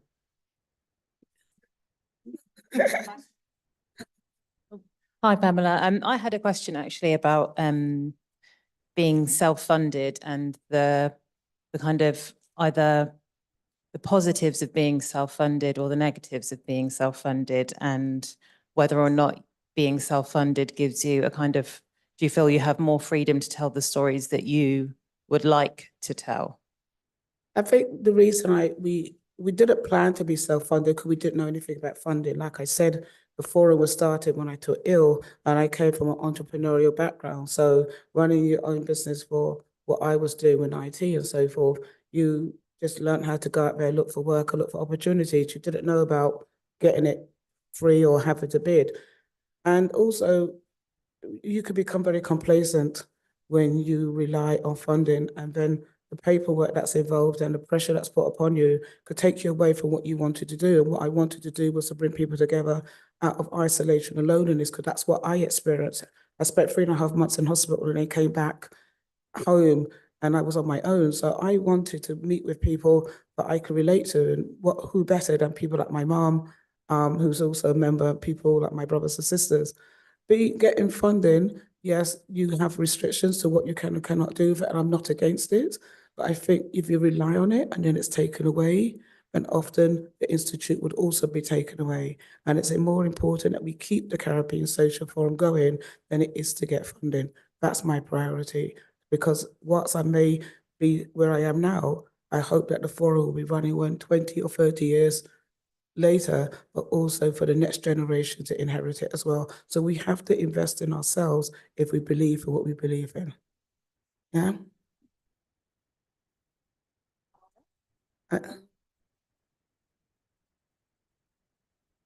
You give it to the gentleman first.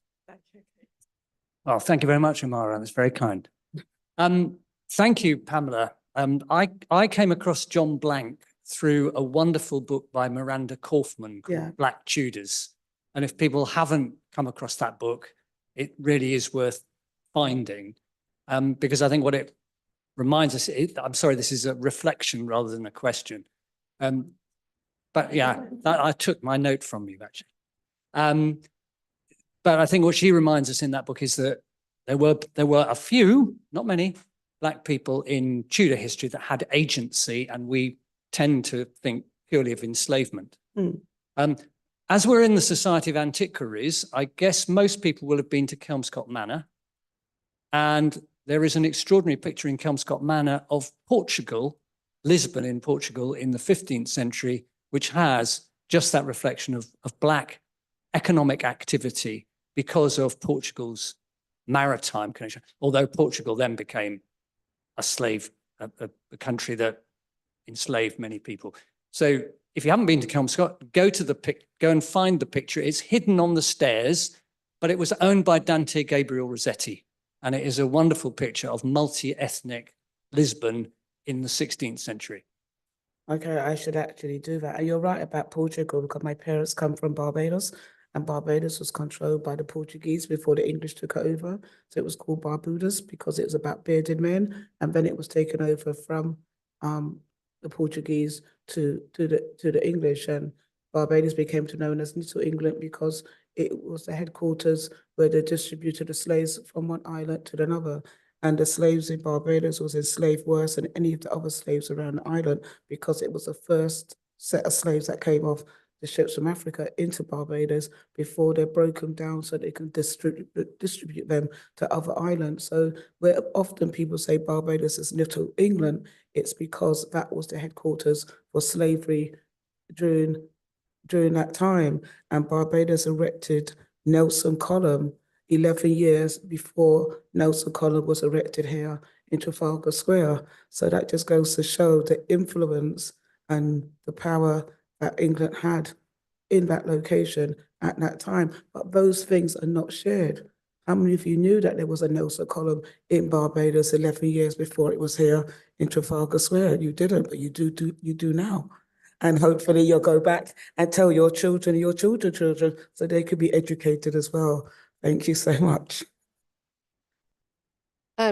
So I wanted to come back to Kath and your print, and I wanted to ask you what you think particularly fine art can do for thinking about inclusion.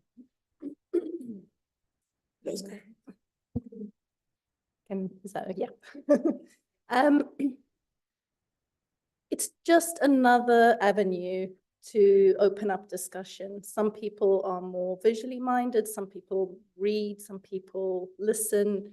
And I think what has been interesting for us, I was just speaking to our tutor from our MA as well, is we didn't think that it would be as far reaching as it has been.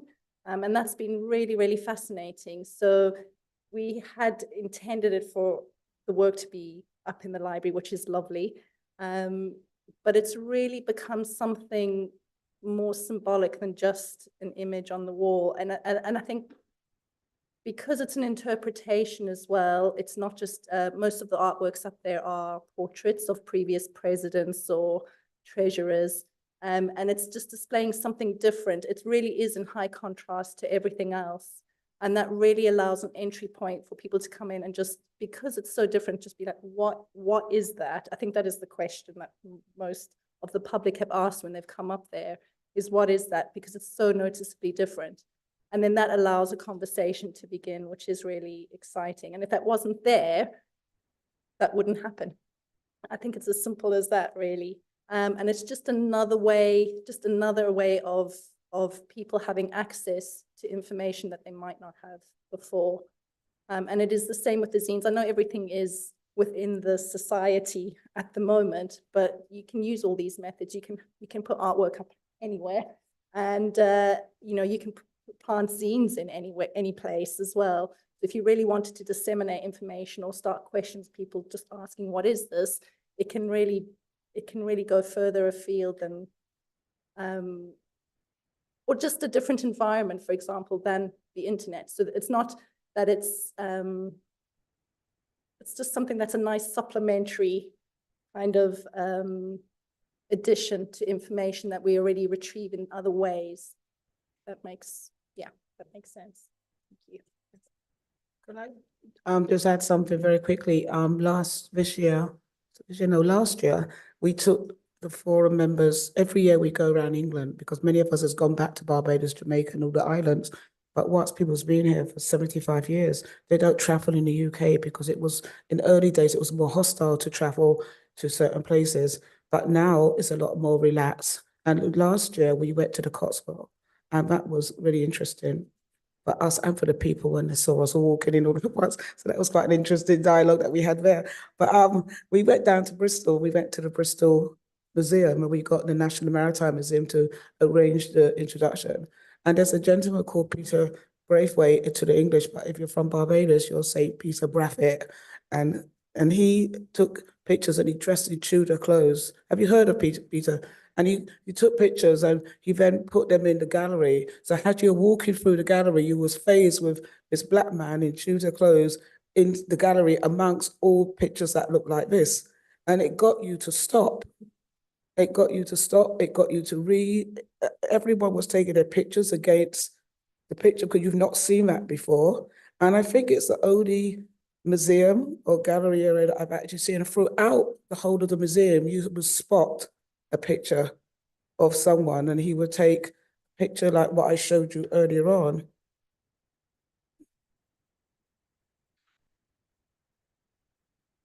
Like that king, and he would dress just like that king and take his picture, and that picture would be hanging on the wall around with other people.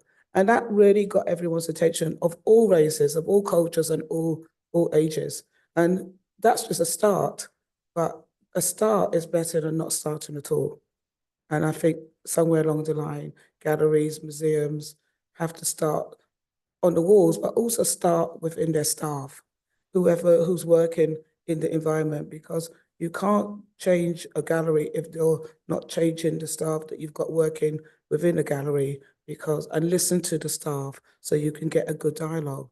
Quite often, the workforce is not a representation to the community in which they're meant to be serving in a gallery. So you start with changing your work people first, and then you might be able to change the pictures on the wall. Thank you.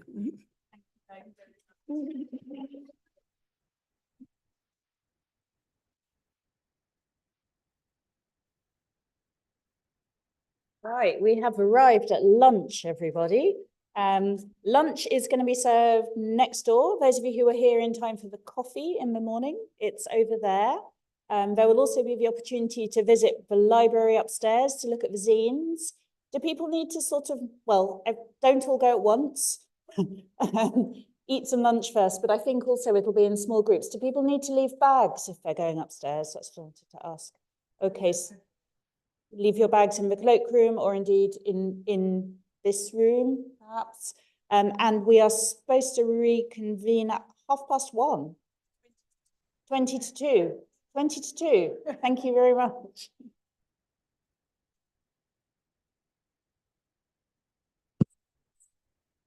trying to get to the lunch slide.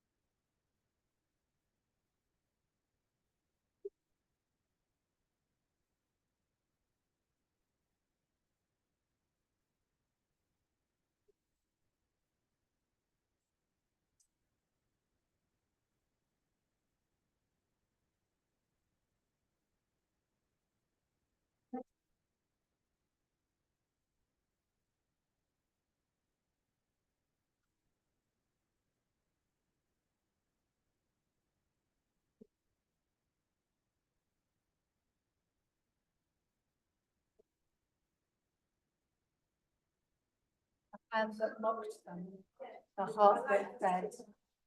On the pedestal, these words appear. My name is Ozymandias. Switch you off for a second.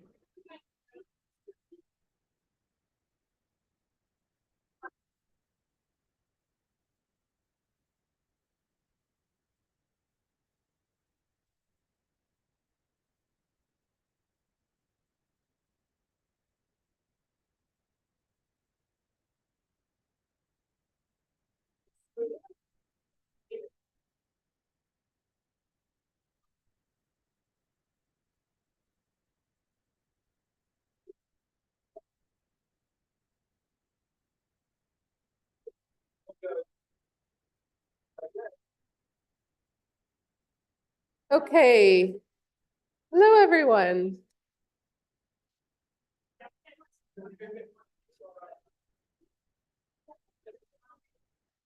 I hope you had a fantastic time at lunch.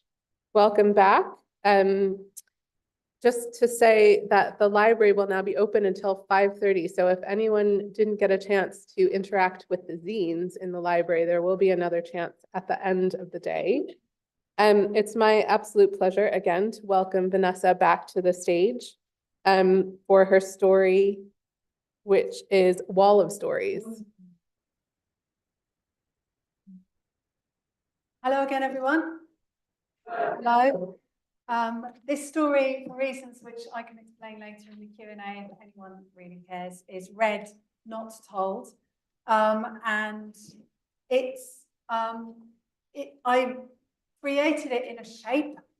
So it's kind of shaped like an hourglass, this story, if you can imagine that. And as you're listening to it, maybe you will be able to sense that shape of starting off large, pinching in the middle, and then ending big. Maybe you'll experience that. Anyway, everyone ready? Yeah. Okay. Every year, around 100,000 people from many classes, cultures, backgrounds, and countries come to Hadrian's Wall in the northeast of England. Most people think of it as like an ancient artifact, you know, like a piece of pottery or an axe head, except for that it's 84 miles long. It's like a big old Roman wall, right? And yet, if it's your first visit, the first thing you're likely to ask is, where is the wall? That's because it's woven into the landscape, built along existing lines of rock, winding in and out of the earth, over and under the dips and the crests. It's never the same from one day to the next. As the land changes, so the wall changes. Every footstep, every molehill, every sheep track, every baking hot summer or wet, rainy spring changes it again. Even the physical wall is ever changing. But my story is about a metaphysical wall. From 1900 years ago, when it was begun, right up to now, the present, and onwards into an unseen future. It's a geological, ecological, and human phenomenon. As it was built, it drew people from Gaul and Syria, Denmark, Frisia, and Turkey. They built, dug, quarried, guarded, bought things, sold things, loved, laughed, lost things, had parties, got angry, made stuff, cooked, ate, slept, worshipped, and died by the wall. People from all over the world. This activity has never stopped. Happening today. Happening tomorrow. You could say it's a wall made from stone, but it's just as true to say that it's a wall made from stories. Surtees Forrester was 14 when he got his first job at the wall, digging for an archaeological excavation. When World War I started, he enlisted. Soon afterwards, he was killed in France. His body wasn't discovered for 21 years. His story formed part of an exhibition at Corbridge Museum, and it's as much part of the wall as the bricks are. There are a billion tales woven together, but today I'm going to unpick two. We're going to hear about Jessie Mothersole and Elizabeth Hodgson. When I spoke to two of the volunteer guides on the wall, they told me if I want to make this story relevant to people in the Northeast, so anyone in the Northeast, hello, this is for you. They said that I would have to tell you what teams the two women supported. Unfortunately, history doesn't record, but at a guess, Elizabeth Hodgson would have supported Carlisle United, and Jessie Mothersole would probably have supported an early women's team, but maybe Arsenal, because of where she lived. I hope that sheds some light on it for you. In 1888, Elizabeth Hodgson came to live in a big house outside Carlisle called Newby Grange, and it's still standing. It's right near to the west end of Hadrian's Wall. She moved to the wall on her marriage to Thomas Hesketh Hodgson, and the couple had one daughter, Catherine Sophia. To help them live, they had a nurse, a cook, a table maid, a housemaid, and a coachman who all lived in, and also daily servants to help as well. History shows that via her husband, Elizabeth became obsessed with the wall. In her plentiful spare time, she joined with Thomas to excavate and measure various parts of the wall, including what's called the turf wall and the vallum, the mysterious ditch. We're told that she measured and recorded her results with exceptional thoroughness, care, and lack of ego year after year. And she didn't just measure and sketch, she guided visitors, and she collected local customs. She collected stories. Do you want to hear one? I'll tell you a little one. Here's an example from her paper on some surviving fairies. There was once a fairy which looked just like a hare. A man caught it for a hare to make his Sunday dinner. When it was in the bag, it called out. The man was angry and said, "Go to the daddy." And the fairy jumped out of the bag and ran away. The man was very disappointed not to get his Sunday dinner. Well, there's much more to say about fairies who've been seen near Hadrian's Wall, but of course, that's another story. In 1920, aged 54, Jessie Mothersole came to visit the wall. She was a very different kind of woman, an artist from Hampstead in London, pupil of famous arts and crafts painter Henry Holiday. She was artistically, personally, and politically radical, not married, didn't have any children. She had been inspired to walk the length of the wall and paint the landscapes. To go with the paintings, she wrote a lively travelogue about day-to-day events and people that she met, as well as archaeological discoveries. The book was hugely popular, went into multiple editions, most recently in 2007. She was one of the first people to record that there was a sycamore tree in a sheep enclosure in Cragloch. There's much more to say about that sycamore tree, but that's another story too. On 3 occasions in her book, she refers to Elizabeth Hodgson's archaeological findings, and Hodgson is also thanked in the credits. They met. In September 1920, after her solo walk, Jessie Mothersole joined around 50 other curious and committed folk for a large guided tour called Pilgrimage. Happened about every 10 years. The company were going to spend 3 days being ferried around the site by steam railway, motor car, and horse-drawn buggies, and at each stop, they have a lecture from an expert at the wall. These two very, very different women. I'd like us now to use our imaginations to picture their meeting. Okay, it's raining pretty hard. The pilgrims abandon their motor carriages by the road in a long line of motor carriages. Everyone's coats are flapping in the wind. They hike over this wide, very muddy field under an infinitely broad, heavy grey sky to examine the remains of turret 50B, or as it's known for reasons that no one's explained to me, apple tree. Although the air is clean, there's an ever-present whiff of coal from the railway mines and quarries, which break the land and churn out smoke only a few miles away, right next to the wall. Our group gathers around the remains, a broken brick wall about that tall. Jessie Mothersole is to the front of the crowd. A sturdy, healthy figure, her skin tanned brown by her summer adventures, her hat pulled down, her stylish London Macintosh collar turned up against the rain. Elizabeth Hodgson climbs into a gap on the turret and starts to speak. At this time, she's 66 years old, but she seems younger. She stands upright and tall as she lectures confidently in an upper-class Cambridge accent.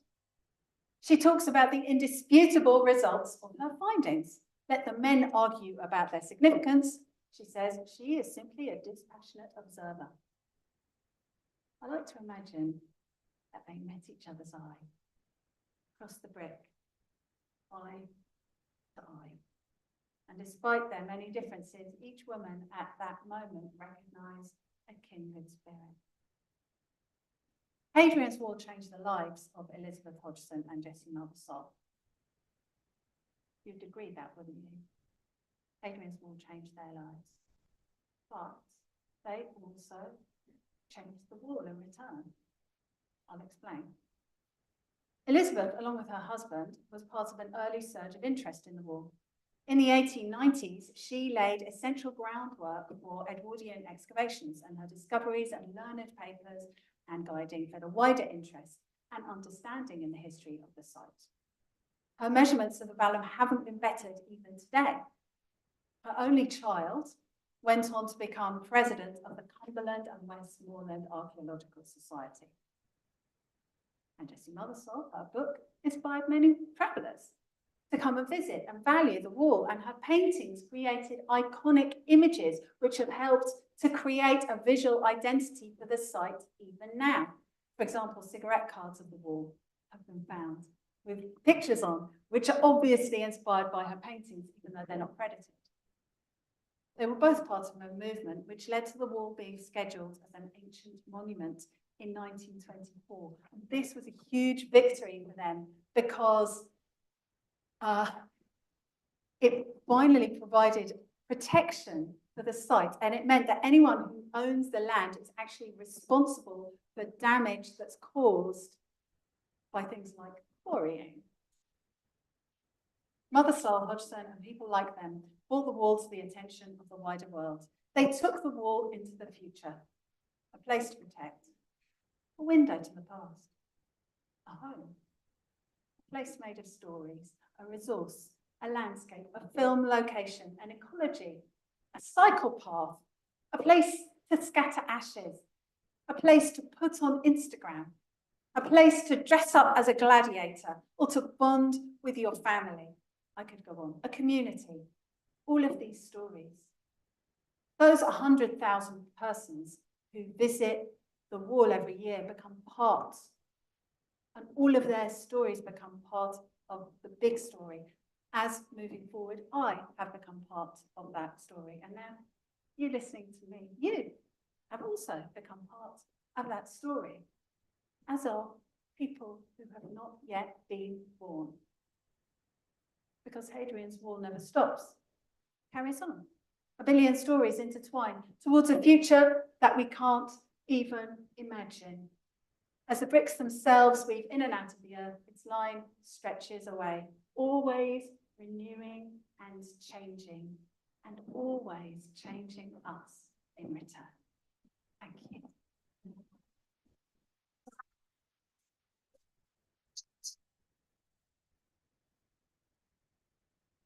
Thank you, Vanessa. That was fantastic. So, Jennifer, can you come up, please?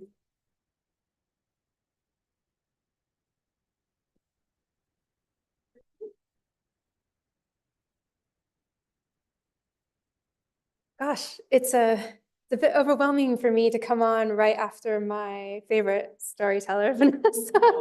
So this is a real honor for me, and I'm not really a storyteller. I'm a prehistoric archaeologist, but we do have some stories to sort of look at today, which I will go.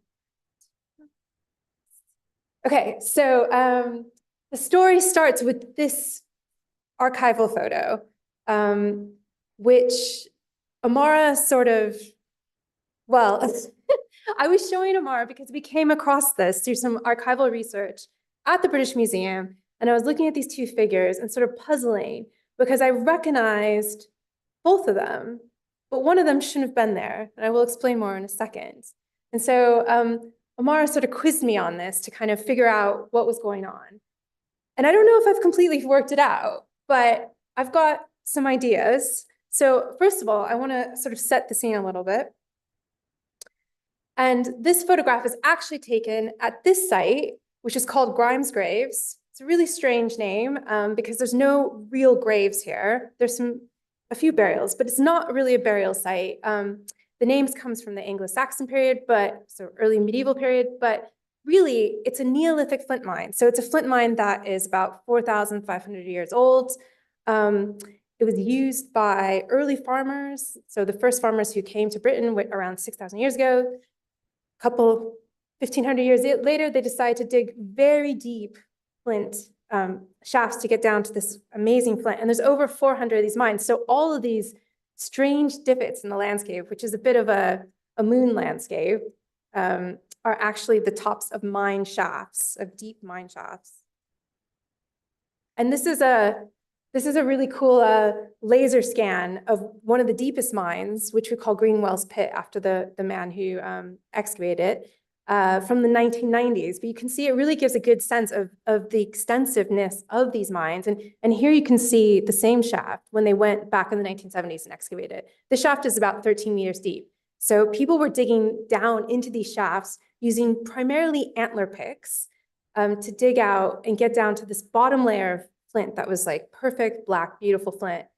But it's a very strange place because as they're doing this, it's the time when they're building lots of monuments. So in a way, it's sort of this kind of inverted monument to that period of time. It's the time of when they're building places like Stonehenge and Avebury. So they're really transforming their landscape on a massive scale. So that's a side note, just to give you a little bit of a sense of what's going on at this site. Now, this site started to be excavated in the 19th century and has been excavated many times over now, but only about 20, maybe 30 of the pits have ever been looked at. And this photo is from excavations in the 1930s. So just a little bit of background. If we start at this man, this is Albert Leslie Armstrong. He excavated at Grimes Graves from 1914 to 1939. And he was a civil servant, a surveyor, and a collector and archaeologist. So he worked extensively at the site.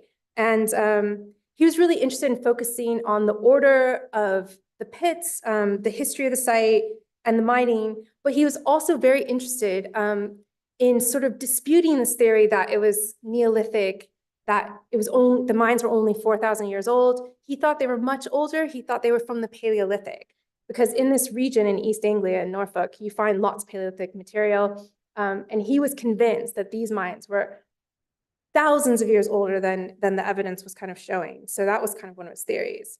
And during his excavations, quite a few controversial things sort of turn up. But the question is, who's this other person in the photo? Anyone recognize her?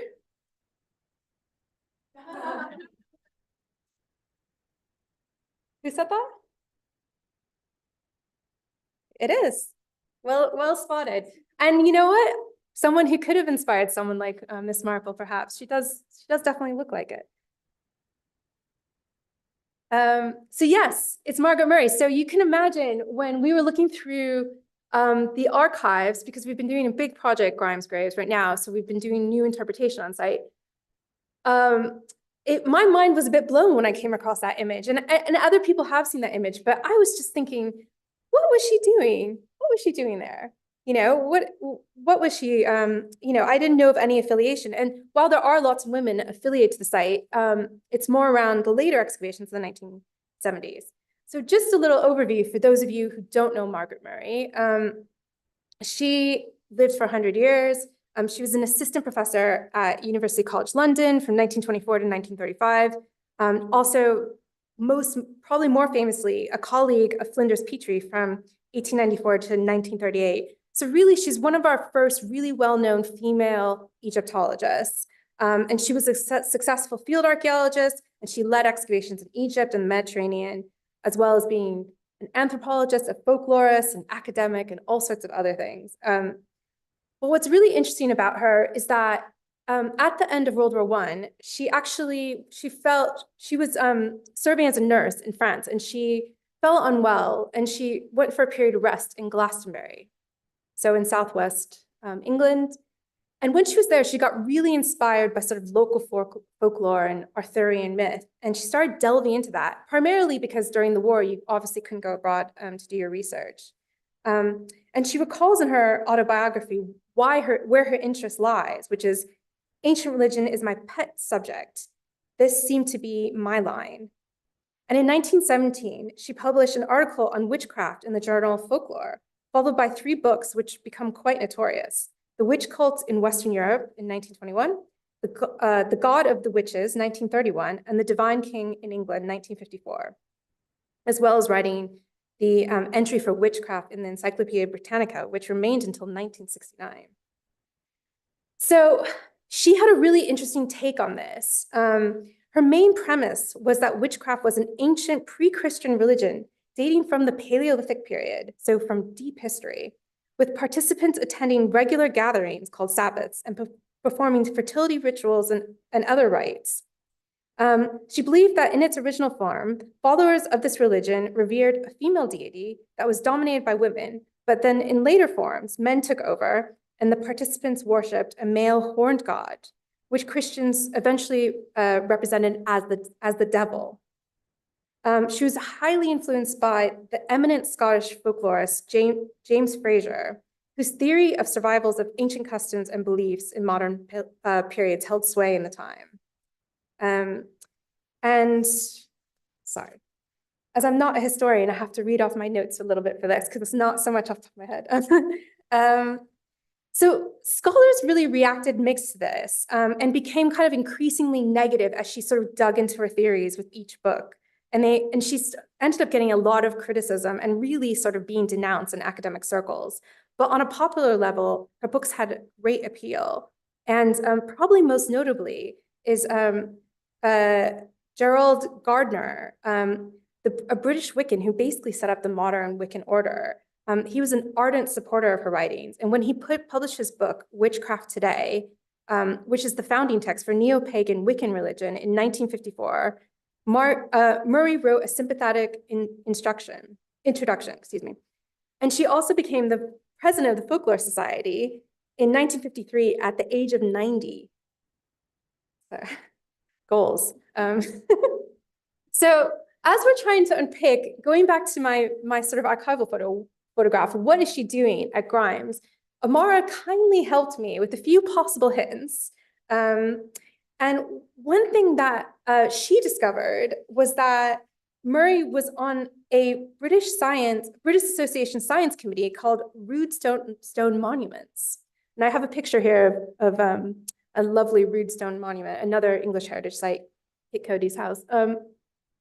So this is one possibility that in her sort of scope as being in the council of this Rood Stone Monuments, that she was going to visit the site to record it. And she gets involved in 1930, so in time to go visit Grimes' graves. And basically they were gathering information about the site, folklore, local names, types of stone, objects attached. So it was a range of sites that include stone circles, barrows, chambered tombs, et cetera, et cetera.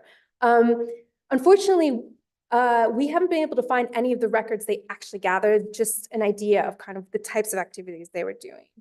So this is one possibility, but I think there's another possibility. Was she hunting for a goddess? Because by this time, she was already quite far invested in her ideas about this kind of witch cult and sort of founding sort of goddess religions in a sense. And what was really interesting is that on those excavations by Armstrong, which I showed you the picture of, they discovered a group in 1939 of ritual objects during the excavation of this pit, which is called Pit 15. This is a pit you can still occasionally come and visit Grimes' graves. We're hoping to get more people down there, so I encourage you to come. His finds include several chalk carvings, a phallus in a cup, an altar with 7 antler picks and an unusual figurine in the shape of a woman grouped around this chalk platform. You can see the platforms here. And this is an original photograph from the 1930s, which shows some of the phalluses and balls. Sadly, not very clear, so it doesn't give us a huge amount of information. And this is really the only documentation we have of this discovery.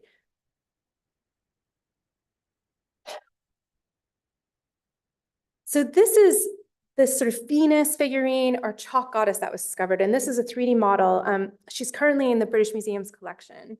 This chalk model is available online on Sketchfab if you're interested. But she became really like an iconic figure, appearing on the official site guidebooks and attracting much academic speculation about her role as an earth goddess reminiscent of other European Paleolithic Venus figures. She's very well-rounded, as you can see. Sorry, this model stopped. With large breasts and appears to be pregnant. It is also just suggested that she might have been placed in the pit to petition for a more abundant seam of unweathered floor stone in the next excavation. Basically, the stone in this pit wasn't very good. So possibly one of the reasons they're trying to sort of evoke better sort of turnout of stone next time. These objects were interpreted as being offerings to the great goddess, Mother Nature, as thanks for the flints as she had provided, and perhaps in the hope that she would continue to provide if rewarded with offerings. The flat slab of chalk was seen as an altar. The crudely carved figurine of the heavily pregnant woman, together with the phallus, were taken to be endorsements of her to grow flints in a Neolithic, in what the Neolithic miners might have thought was her womb. These seemed all consistent with discoveries of other Venus figurines and the idea of the sort of, pre-existing mother goddess religion.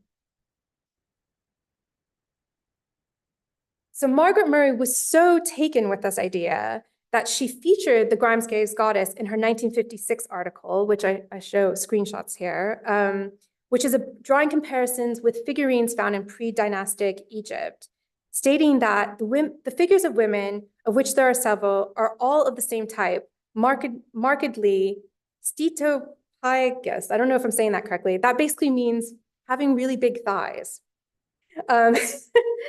Petrie has called attention to the similar figures of women at Brasempouy and in Malta. There are also statuettes carved in chalk found in the Neolithic pit at Grimes, where a curious ritual can be deduced. I have suggested they belong to a secret cult of women.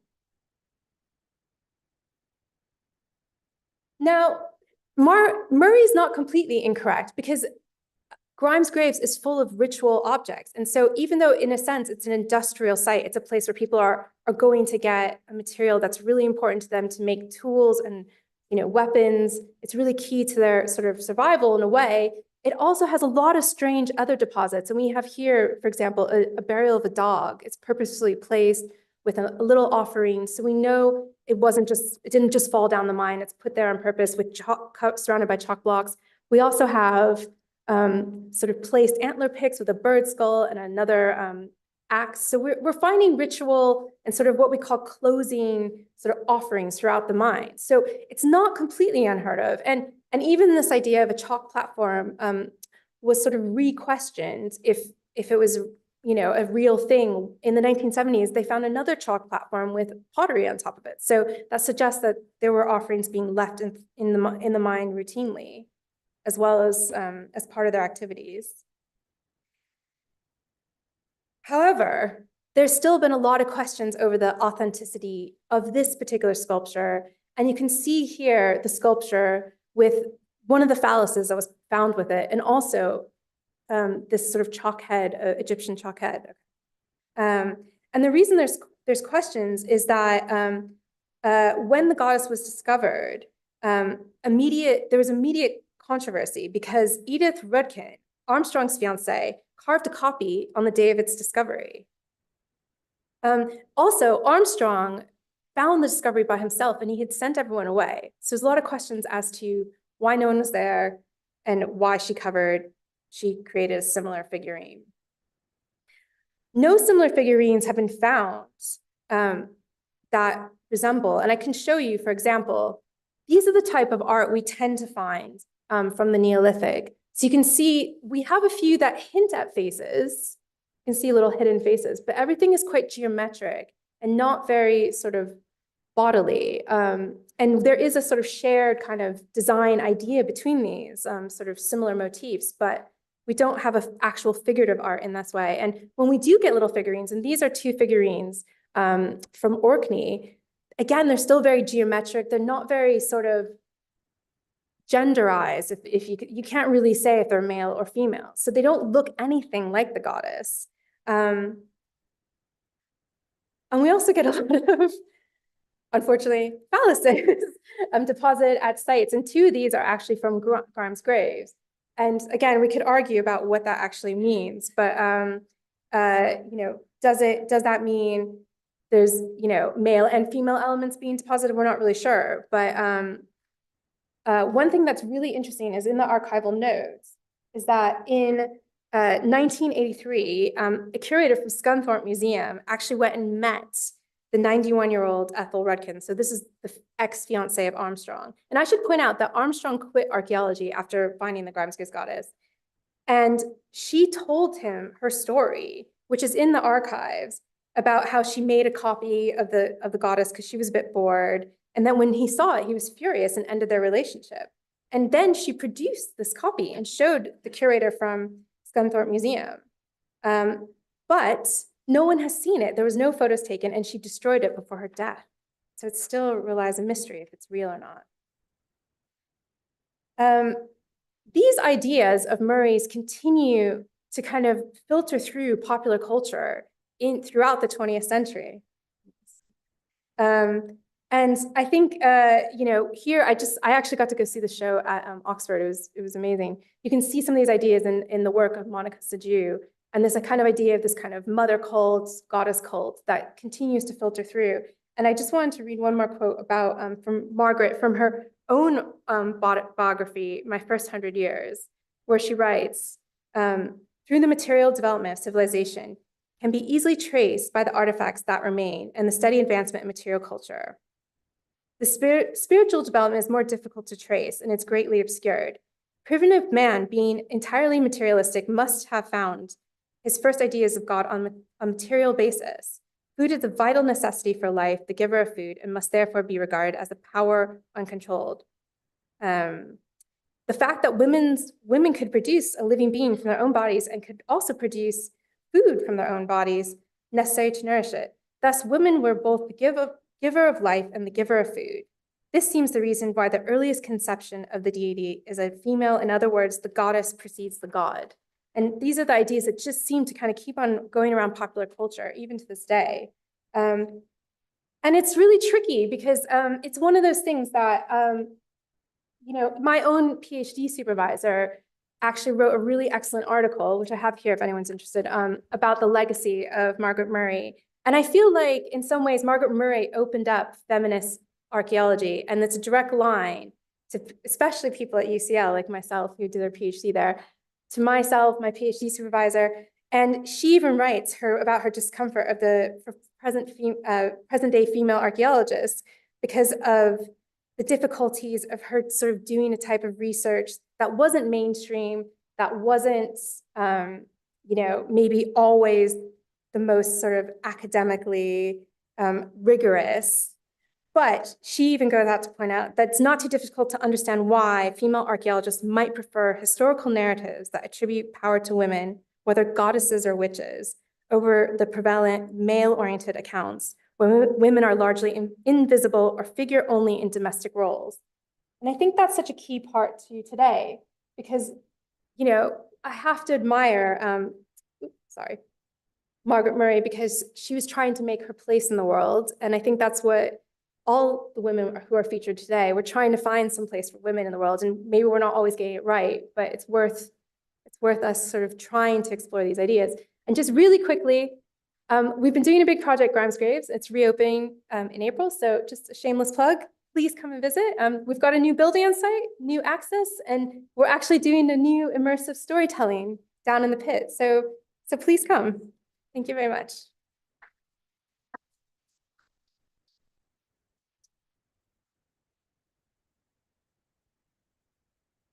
Thank you so much, Jennifer. And remind me to talk to you about Redken, because I think I might have a link there. Can we please have Marie and Debbie? Thanks.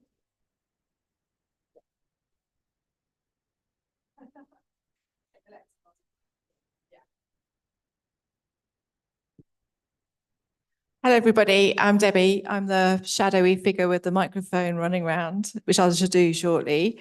But for this session, I'm delighted that we've got Marie Basting with her, who is author of My Family and Other Romans. And in my day job, I work at the Portico Library where this was launched. And when I knew that Hadrian's Wall was one of the stories, what's that? Where am I? Next to, sorry, they can see me. Is that right? Oh, press the next one. Sorry. Okay. I felt it really fitted in. So I just wondered, Marie, if you could start by giving us a précis of the book and what it's about. Sure. Hello, everybody. It's great to be here. It's a story of an ordinary girl, Silvia Fortuno Juno De Luca. Or at least she thinks she's ordinary, until one day she stumbles through a portal at Hadrian's Wall, appropriately, and finds herself back in ancient Rome. It's kind of fused with LARPing, live action role play, which we're going to talk a little bit about as well. But it is a story of Hadrian's Wall, very much. And yeah, you mentioned live action role play. Why that? Not just reconstruction, which you picked me up on, and also why Rome? Why did you choose those two things? Well, in true mythological style, the idea for this story actually came to me in a dream. I sort of woke up in the middle of the night in this sweat, like, wow. And I'd had this vision of Roman soldiers climbing aboard a silver bullet train. And they had glowing amber skin like lava. And as us writers do, I started to ask, what if? What if these soldiers belonged to Vulcan, the Roman gods of fire and the forge? And the idea sort of went from there. The LARP came in because I guess with all of my stories, I like them to kind of be seen through a modern child's eye, I guess. I like to give them a kind of contemporary twist. And I'm really interested in subcultures. So my first book was called Princess BMX. Does what it says on the tin. It was the story of a fantasy fairy tale princess who was into BMX. And I wanted to give it a sort of similar twist. And I started to look into ways of doing that. And I discovered live action role play. I've got some friends who do it, friends who are really into sort of Dungeons and Dragons. And I just thought, again, asking this what if question, what if a person who was into this live action role play actually found themselves thinking they were in a game, but it actually took them back to an alternative world? Actually, I'm going to ask a question that I didn't ask you before. It's just to say what sort of age it's aimed at, thinking about, the girl and writing for children as well. So my publisher has pitched it at 9+. I think it seems to be really popular with sort of early key stage 2 children from about 7, 8 up, because obviously that's when they start to study the Romans in school. But so they say 9 to 12, I'd say sort of 8+ really. So yeah, interesting. So the events are set in a real village called Once Brood, which is near Hadrian's Wall, and it's near both Housesteads and Vindolanda in Northumbria. And did you visit it? And how do you write a sense of place? Yeah, I did visit. I'm finding this odd because I want to look at you because you're asking the question, but I need to look that way. So I'm just going to ignore you, Debbie, and talk to the audience. So over here actually, and then it's better. Yeah. Okay. I didn't really mean you had to go away. So yeah, Once Brood, I'd visited it many years ago when my son was a child, and we'd just gone to look at the Roman fort in Housesteads. And basically, we sort of stopped there to go to the toilet, Once Brood. And there's a pub there. It's an interesting place because if you travel in one direction, it's called Once Brood, but the sign in the opposite direction, it's called Twice Brood. So it just kind of stuck into my head because of that. And then when I decided that I was going to set the opening to my story at Hadrian's Wall and at Housesteads, we went back to Once Brewed and had a look around. And I've got this really annoying habit of wherever I go, I take lots and lots of photographs so I can kind of remember the place really. So yeah, so just went and experienced it and took lots of photographs. And I wasn't very aware of, so Bellona, who's a goddess from Rome, she plays a key part in the story. I don't want to give any spoilers, just in case. But why did you choose her? Because I wasn't very aware of her before, probably because she's Roman and classicists tend to divide along Roman and Greek type lines, I'm afraid. So why that goddess as a focus in the book? Yeah, I guess it was because she was a lesser known god in many ways. And it gave me the freedom to take her character and develop it in any way that I wanted to. And if I'd used like Minerva, who was, I guess, the more strategic goddess of war, I think people had already got images of how they might have looked and they'd already been portrayed. And the fact they were the strategic goddess of war, I felt was a little bit more limiting, whereas Bellona was this like wild goddess, bloodthirsty. She loved the battle and she loved to be out there raising a sword, leading the battle. And again, I'm going to give a bit of a spoiler with this. It was a great potential with her character to write funny, because my books are funny, or so people tell me anyway. I hope they're funny, they're supposed to be. And Bellona just gave me this great sort of opportunity to shape her character in a way that if you kind of imagine the worst mother ever, well, it's Bellona, that kind of charging in there, making a complete show of you, no empathy. Yeah, and there might be a little bit of my own mum in there, but don't tell her I said that. Don't mean it, mum, if you're watching, sorry. That's a good link to the next question, because the main character, Livy, lives with her dad, and he's a single parent, and we find out more about her mum in the story, and she feels like she doesn't fit in at the beginning of the novel. Why do you think it's important to write about a girl who feels like that, doesn't feel like she fits in? Well, I think the age Olivia is in the story, she's 12, so she's just started high school. And I think it is that age when we start to question ourselves a little bit more. So the things that were acceptable in primary school that people turned a blind eye to, once you get to high school, you're suddenly being judged and people are kind of categorizing you and putting you in a certain box. So I think it's quite an awkward age for children as they make that transition into high school. And I think a lot of children are not quite sure where they fit, or they feel they don't fit anywhere. So yeah, it's absolutely essential to explore these themes, I think. So although this is a story about ancient Rome, it is funny. It's also a story about a girl kind of finding herself, and that's what I write about. So I was told as a child that girls like me don't become writers. Because of my working class background, basically, I was kind of pigeonholed.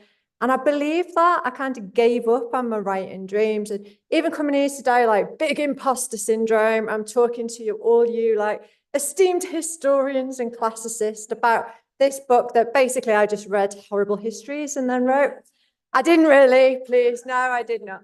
But, you know, again, I was feeling out of place. And that's what the heart of my stories are. They're about girls who kind of felt a bit out of place, felt they didn't fit, felt they couldn't achieve. But then they do eventually achieve things, and they grow into themselves through the course of the story. And the sort of final question is, I'm thinking about Hilary Mantel, who used to use portraits from the period. I'm thinking about all these Tudor portraits here, actually, because she used to surround herself with them when she was writing the Wolf Hall trilogy. What tools do you use when you're storytelling? I mean, you mentioned taking lots of photographs, but do you use visual props, or do you write the beats of the plot in the advance? How do you do you use, things around you to kind of like picture what you need to write?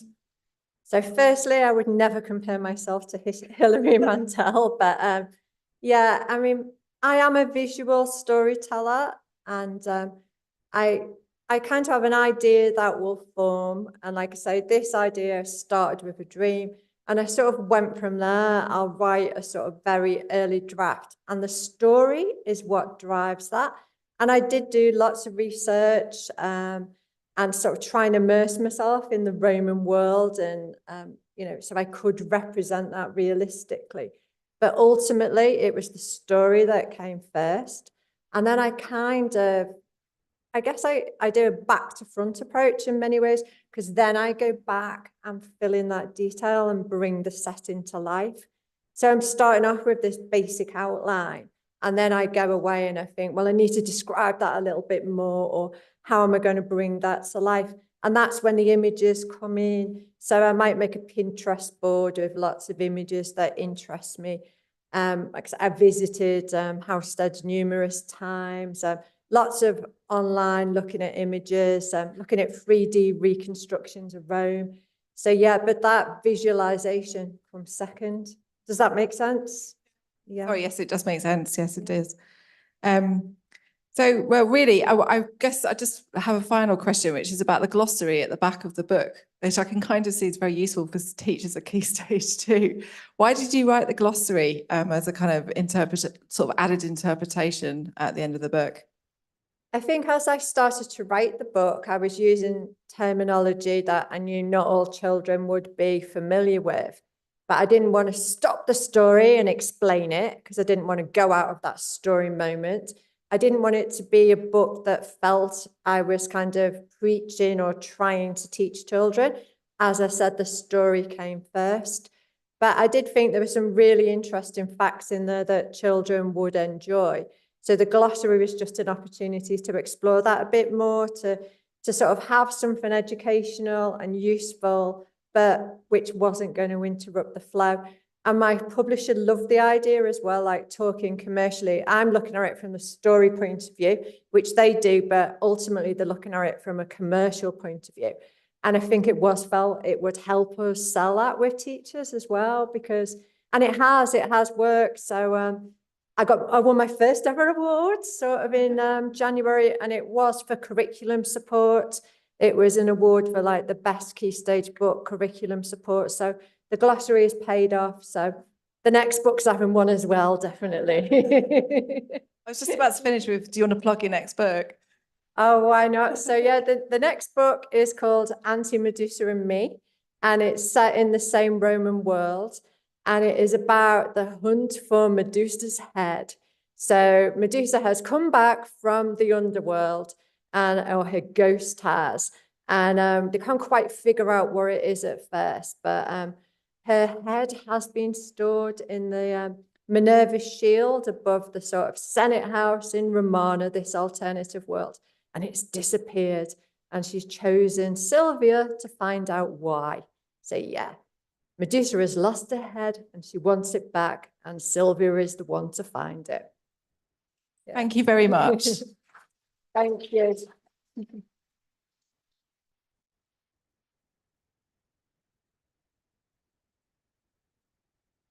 Right. So are there any questions for either Marie or Jennifer? Yes, in the blue. Oh. Yes, please.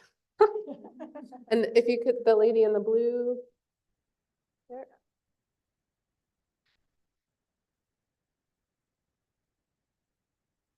Hi, it's not so much of a question, it's more of a happy comment.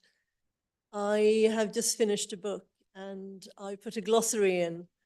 And I had a few horrified comments when I said that I'm including a glossary. So this makes me feel really good that you that you recommend it. Thank you very much. Is it a children's book? Yeah, this is not quite a children's book, but it's got a lot of words that need explanation. It's a folk tales book. Yeah, well, it's worked for us. So yeah, good luck with it, definitely. Thank you.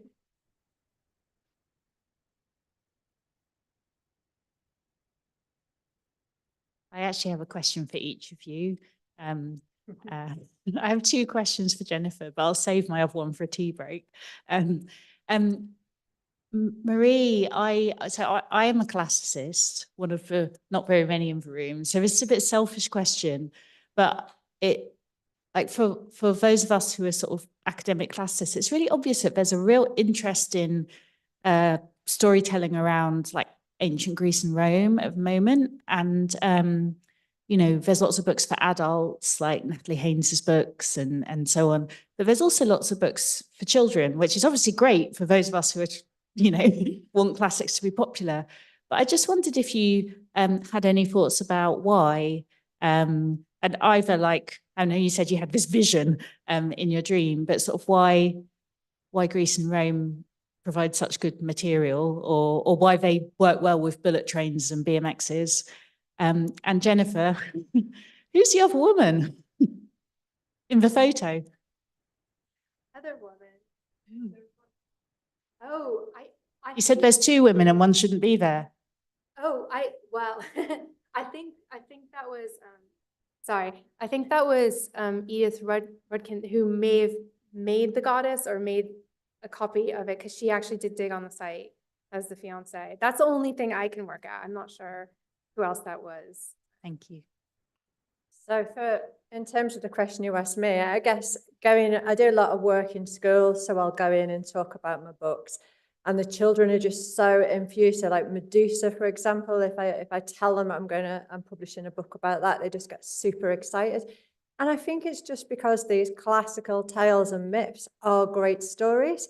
And you know this better than me, you've been studying them for many years, but they are kind of timeless, aren't they? The sort of characters, they're brilliant characters, and they've also got this kind of underlying message in there as well. And this whole idea of a quest, like children's adventure stories, that's what we still do today. We still follow that same kind of structure. So in short, I think it's because they're exciting and they're timeless.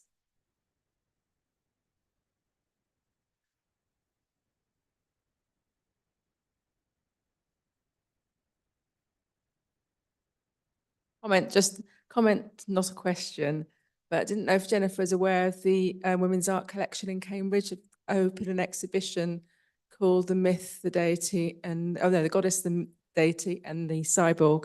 Might interest you. It's all of those artworks that have been inspired by the goddess figure. It just opened up yesterday? Yeah. Yes, I have heard about it. I think I'm due to go to an event for it. But I haven't really read anything about it. That sounds really fascinating. That's all I want to say. I mean, I think that's kind of the point, is that these things are still inspiring people today, you know?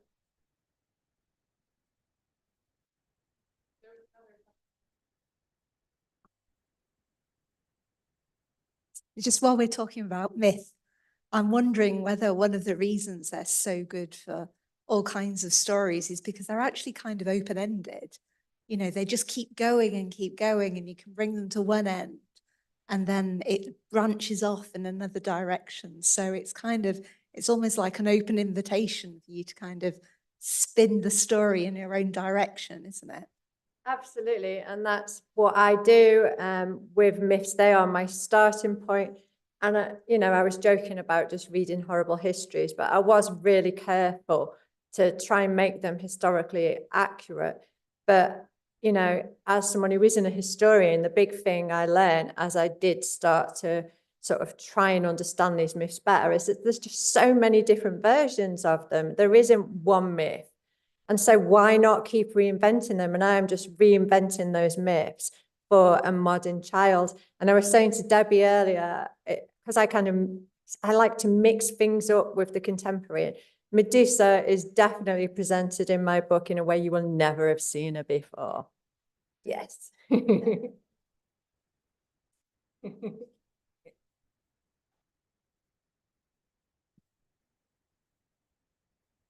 This one is for Jennifer, and I think it's interesting how much the archive has kind of sparked this this story about Margaret Murray, which has no ending at the moment. It's an ongoing tale, let's say. And I just wondered, for you, how is the archive of Grimes graves kind of encouraged you to think about new stories to be told?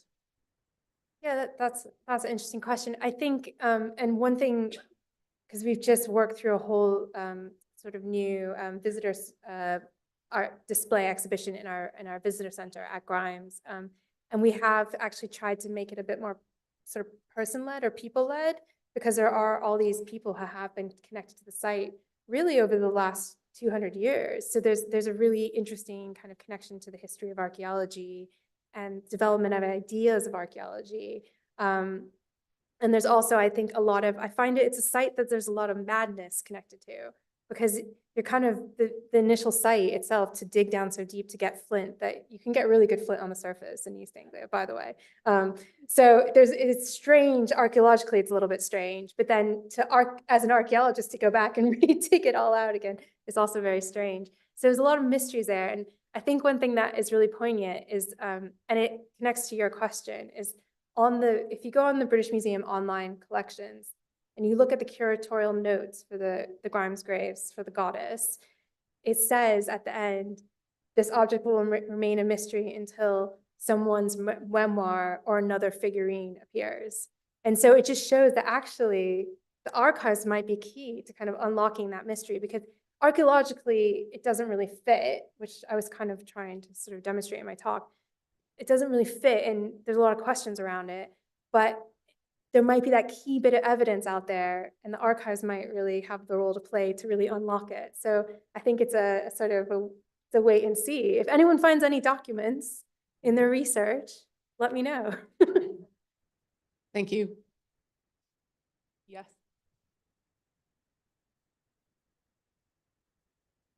Thank you. Hi, Jennifer. You talked about archives just now, and we, like I said before, and I talked, we worked at the National Maritime Museum. We had the opportunity to go to their Prince Philip archives, which was really interesting. There were so many different artifacts in there. And what was really interesting is how many artifacts relate to people, again, like me, and how they weren't being put on display. But what they got us to do was to actually look at the artifacts and then be able to ask questions. And a simple thing like a teacup told a story of the people that had the slave plantations and then put their stories on in teacups. And what we were able to do is to give our own interpretation to see how people around the room actually felt about what they saw and what it meant. And I just wondered how you and I talked briefly about people coming into places of the British heritage. How many times do you allow people just to see some of those archives so that they can actually learn? Because some things are hidden away, just like what you said at the British Museum or library. But if people can see them, they know there was an existence. But so many things that belongs to other cultures is put into museums and they're not owned by them. I just wonder how people can actually see things. Yeah, no, it's a good question. I mean, it's even complicated for us as well, because a lot of our sites, so working for English Heritage, were excavated often a long time ago. So we don't even necessarily hold the archives ourselves. So even sometimes we struggle with access. So for example, the majority of the Grimes graves material, that's at the British Museum, as well as a few other museums. So even for that, we've had to go in and digitize stuff as well. And I had a lot of arguments with British Museum images around permissions, as you can imagine. So it's a really good question about opening up archives. But one of the things also we're trying to do with this site is we have a connected Heritage Lottery funded project that is community facing.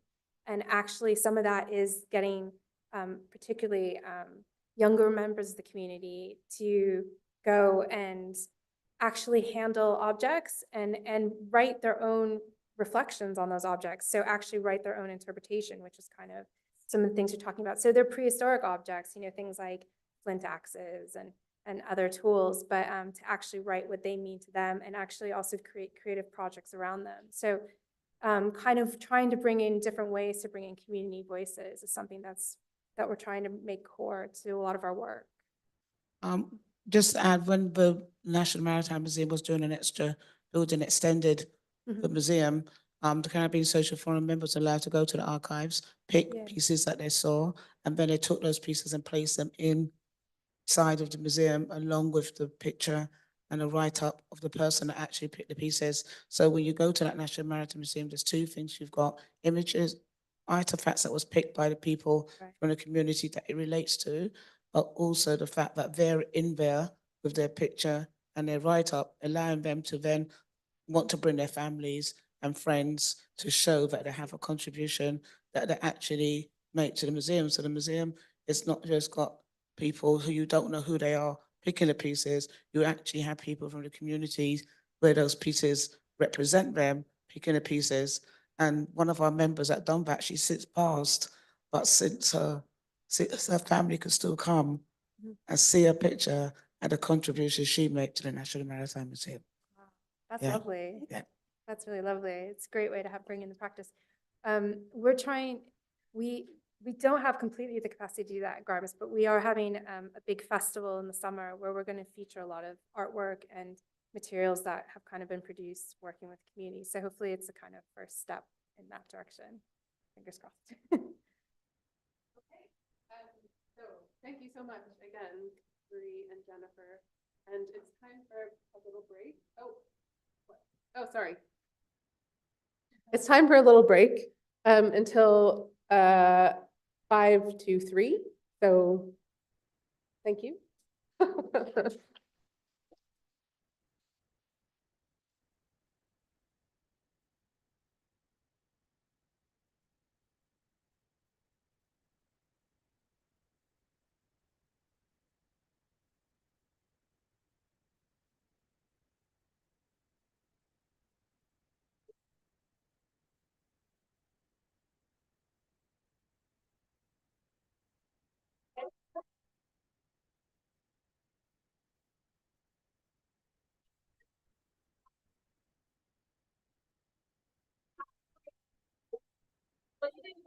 It was on one of your slides. Yeah.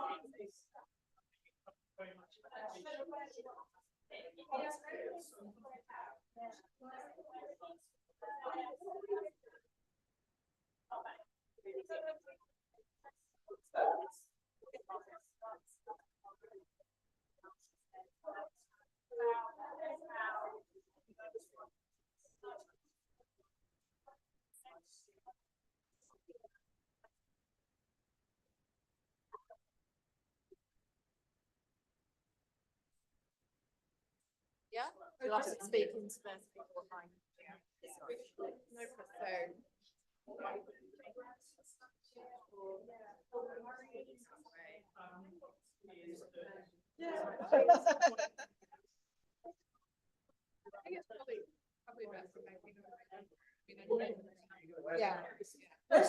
going to get all dressed up. Lots and lots of layers. Are you wearing all of them?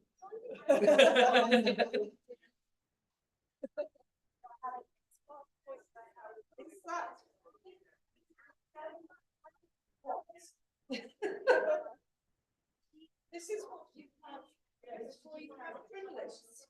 Layers, layers, and layers. I see why the crinoline.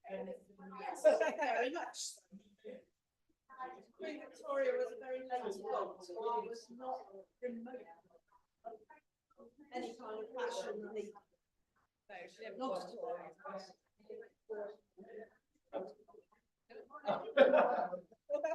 Nothing like a live demo. Exactly, regretting it now. Rather than saying it.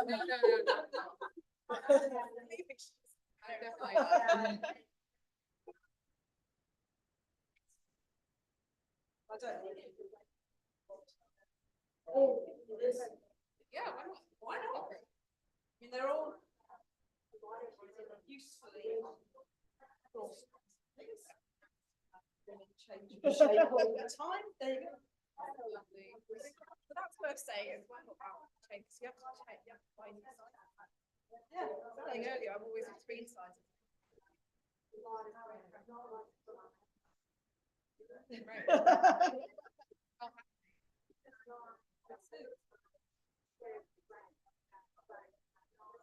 We just whack this on now, so I haven't got to do too much. Just to make sure it's everywhere. And I put it on the just. Well, what we do is we just put it on over your t-shirt. Keep my jumper on. Take jumper. Then we've got. Then we can just make sure we don't do too much fiddling. The actual dressing up. Chilly? Once you've got all this. No, probably not. This is a summer dress. I very nicely didn't bring a winter one. I'll be right back. I'm gonna go to the list.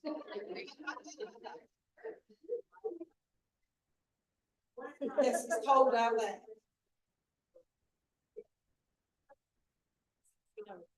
That's not going on. It's just an added extra. Oh, lovely undies. These always go down really well. Because people just look at it and go, why? And well, it's those so I just look at that, I kind of go, I always wish you could do the zip now, I just wear it without anything. Going for a line. Not, yeah, exactly. The toilet bit's always the hard. Yes, I always wear this at work. And they're tiny as well. So and you kind of and the locks aren't terribly good, so you kind of don't want to really sit there. It's yeah. Staircase. That's really important. Okay. Yeah. You take that line after the yes. Not a problem. And I'll do the wrists from here. I'll help you back up at the end.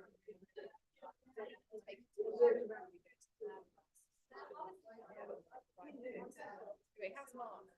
He's all right, I think. Running around with the one of them's all right, he's in school. The other one's a pain in the backside, so because she's a teenage girl. So. I've got teenage boys. Never is. He's almost intense. It takes me 50 minutes to get him up. Yeah, well, they're cute.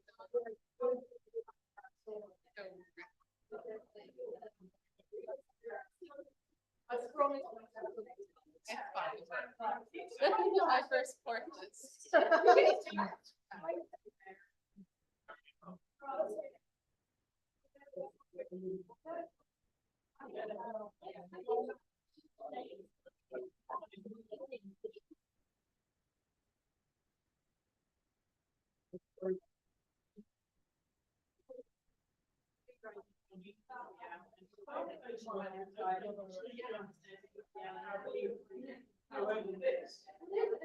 I'll just type it to where.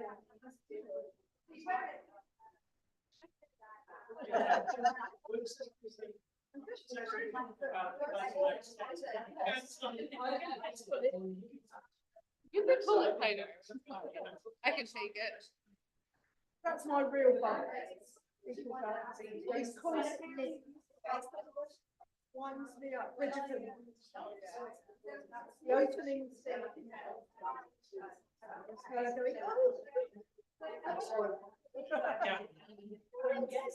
really, really hard. Yeah, so that's what you're in, but hopefully. Okay. You might not be able to bend.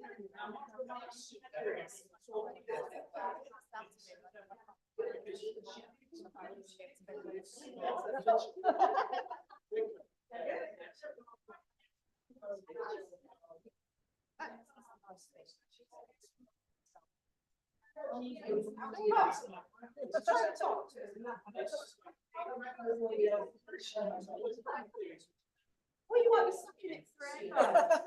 Ever and ever.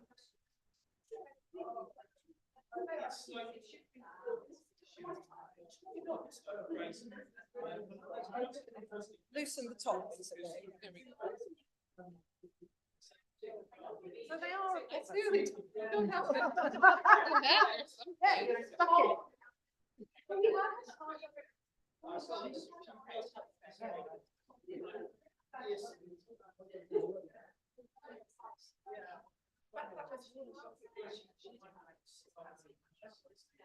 Well, thank you.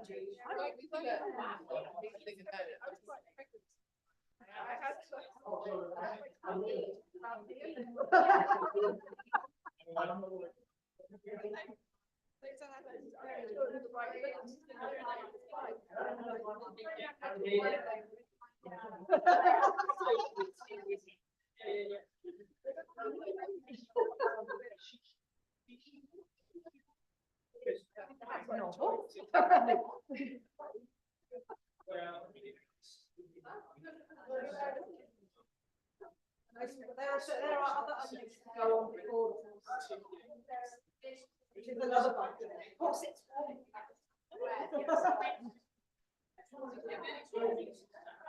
Don't let me go into rant.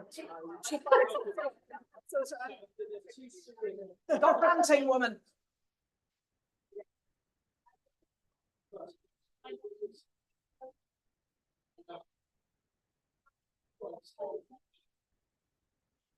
I'll take some pictures.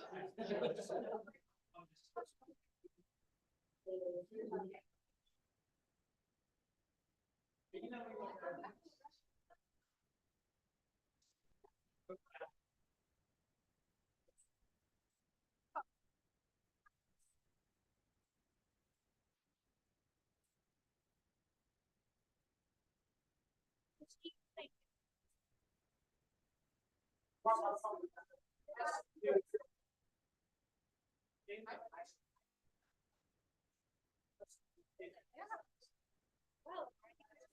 no, I didn't know.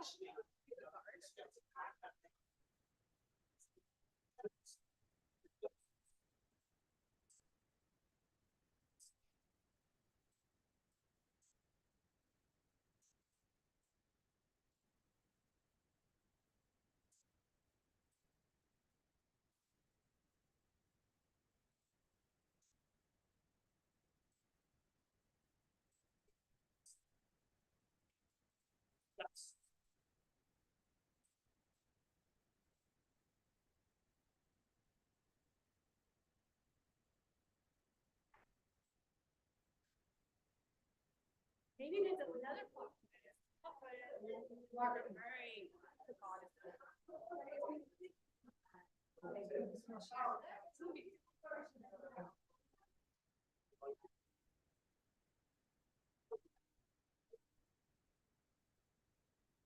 Sorry.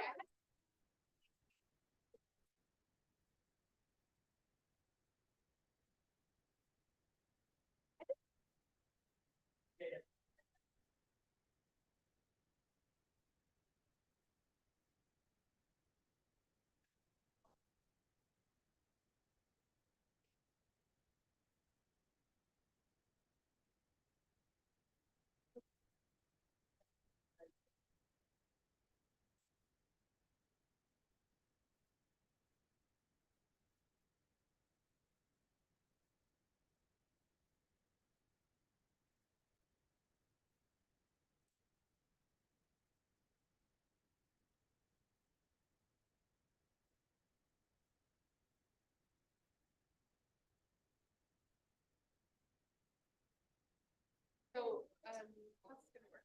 You're gonna talk through things and stuff on Yeah, talk through how to.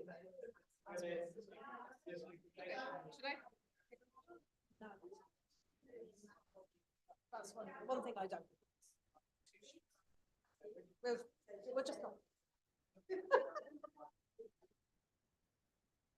Well, we'll probably do all the names. It's quite. Yeah. He's chasing people in. Okay. So I'm.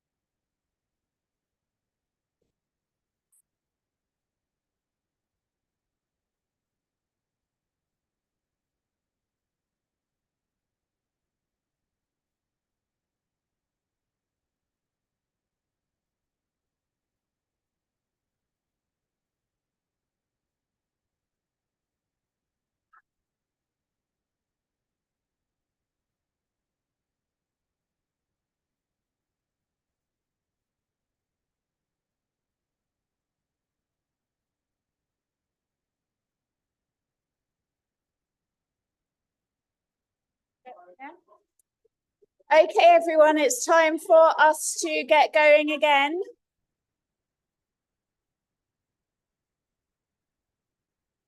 And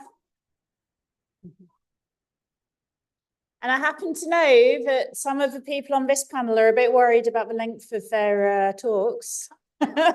So let's give them as much time as possible. Thank you. But first, of course, I'm a bit sad because this is going to be the last of Vanessa's stories that she's going to tell us, but I'm handing over to Vanessa. Hello, everybody. I'm back again for my last story. Everyone sitting comfortably? Oh, good. Right. This is about Edith Blake. This is inspired by the entry of Edith Blake, I should say. Take an island, maybe the richest and most diverse place on earth.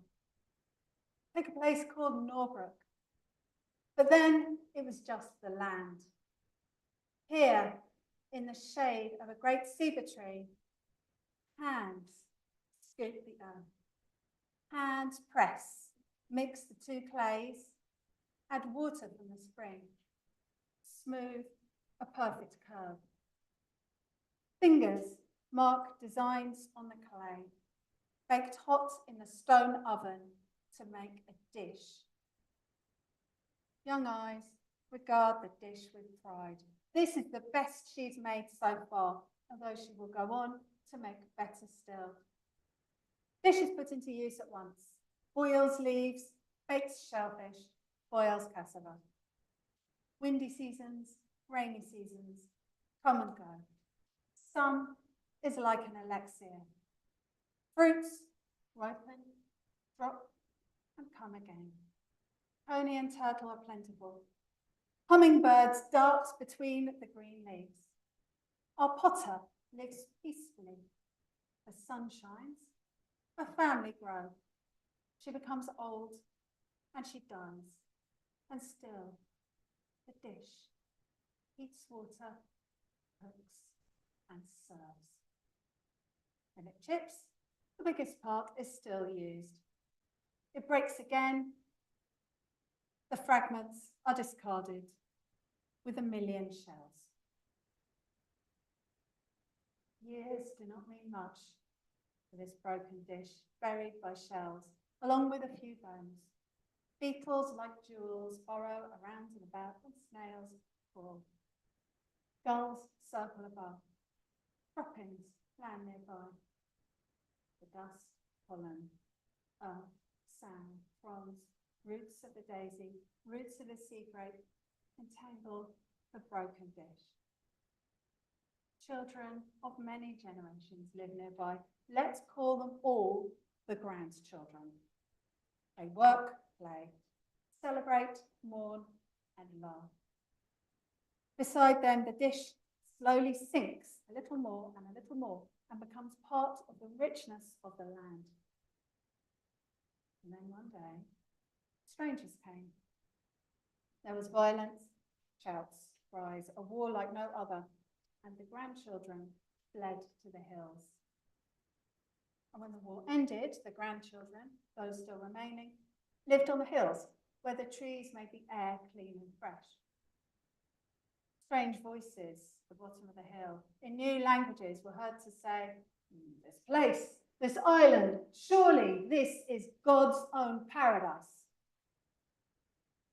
The broken dish still lay secretly in the land with its friends, the shells.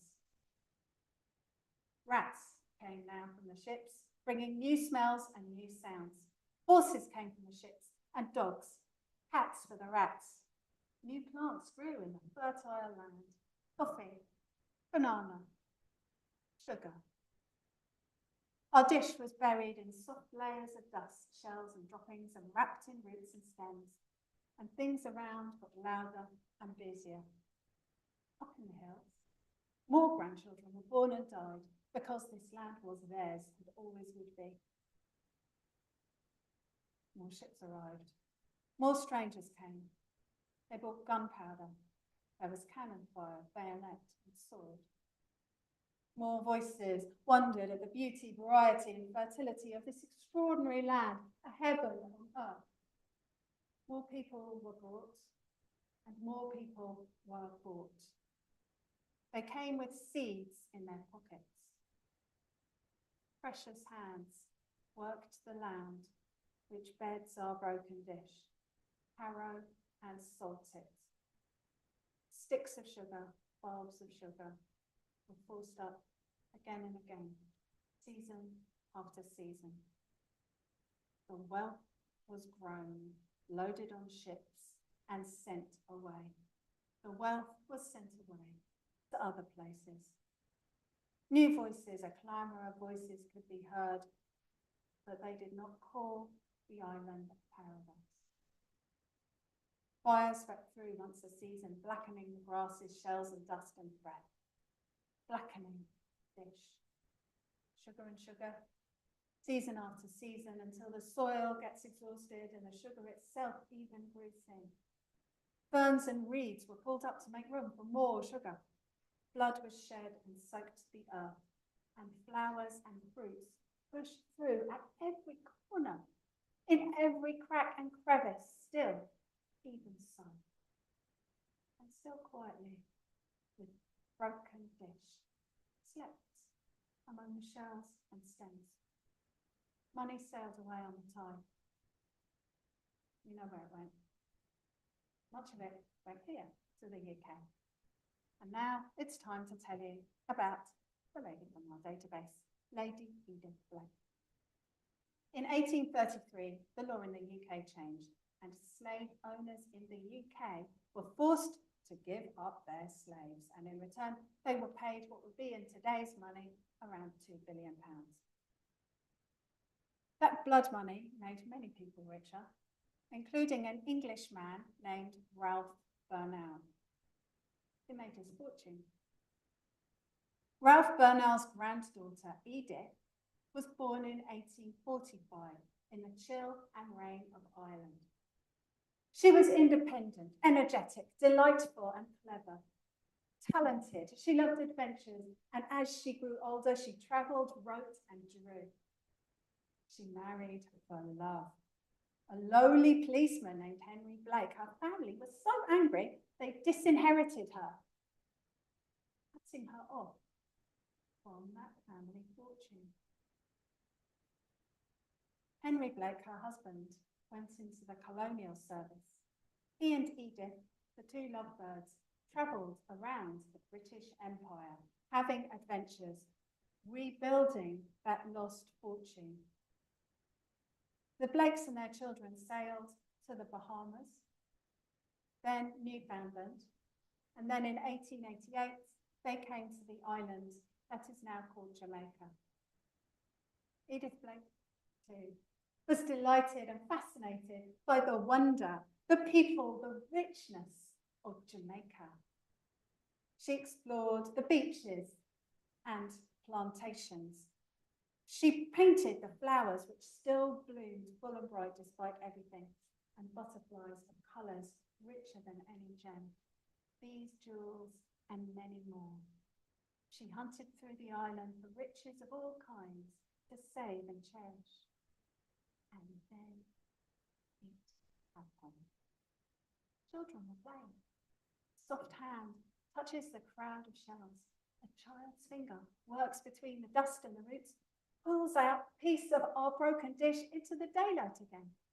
Maybe even a child's voice goes, "Oh, look, we found treasure." The children took their find to an English school teacher called Amy Johnson. "Well done, children. This is very old indeed. Give it to me. There's an important lady here who knows about such things. We're so lucky to have her on the island. The governor's wife. Her name is Lady Blake. I'll show her." Imagine Edith Blake's blue eyes. They lit up when she saw the broken dish. "Oh, you found something very special here, very old, very telling. Is there any more? I'd be much obliged if you could take me to see for myself." Soon after, she went to see that ancient place for herself. She took tender care of the shells and the dish and the other things that she found. She studied them, imagined, guessed, and studied some more. In 1890, she published a celebrated article in the Victoria Quarterly called "The Norbrook Kitchen Midden." Lady Blake became known for promoting anthropology in Jamaica, organising exhibitions, giving talks, writing articles. But all good things must end, and soon enough, Lord and Lady Blake were called to leave this colonial paradise for another in Hong Kong. The dish was carefully wrapped and packed in a wooden box with a label. It was taken away across the sea, like so much other treasure. In 1907, Henry and Elizabeth Blake ended their travels and settled back home in County Cork. 1916 was a time of unrest in Ireland and the wider world, and the Blakes decided to be safe, to sell some of their treasure, to swap it for hard cash. There were letters, bids, offers, and counter-offers. This was a valuable and unique collection of artifacts, after all. The sum was agreed. The collection was sold for a good price to the Museum of the American Indian. The Blake's fortune was secure. Our dish was on the move again, among some shells, carved wood, stone tools, to another place, another collection, this time in America. Although Edith Blake often thought of the flowers, buildings, the people of Jamaica, I think it's safe to say she never thought of that particular piece of dish again. I don't really think anyone gave that particular piece of dish very much thought until last year. I met Amara, and we started to talk about the possibility of me telling a story of Edith Blake, the adventurer, the artist, the charismatic governor's wife. We came to talking about her finds. Although she didn't really find them herself, she documented and collected them and took them away from Jamaica.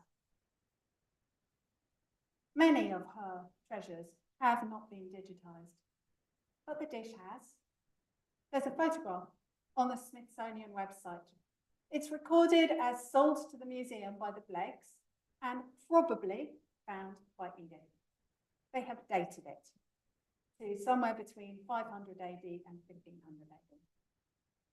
It will take 1,000 years. We looked at it for a few minutes and then closed the tab. And meanwhile, in the island of Jamaica, new plants grow, new animals run, new flowers and fruits come, and the grandchildren pick them and eat them in the golden sun. Thank you.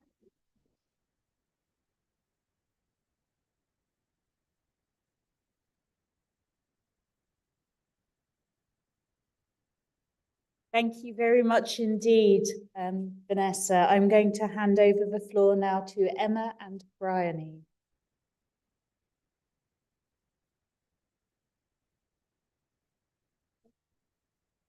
I have put it on the right page. It's controlled from the back. And what do I press? Arrow, that front and back arrow keys work fine. If that's all right with you. That's fabulous. Okay.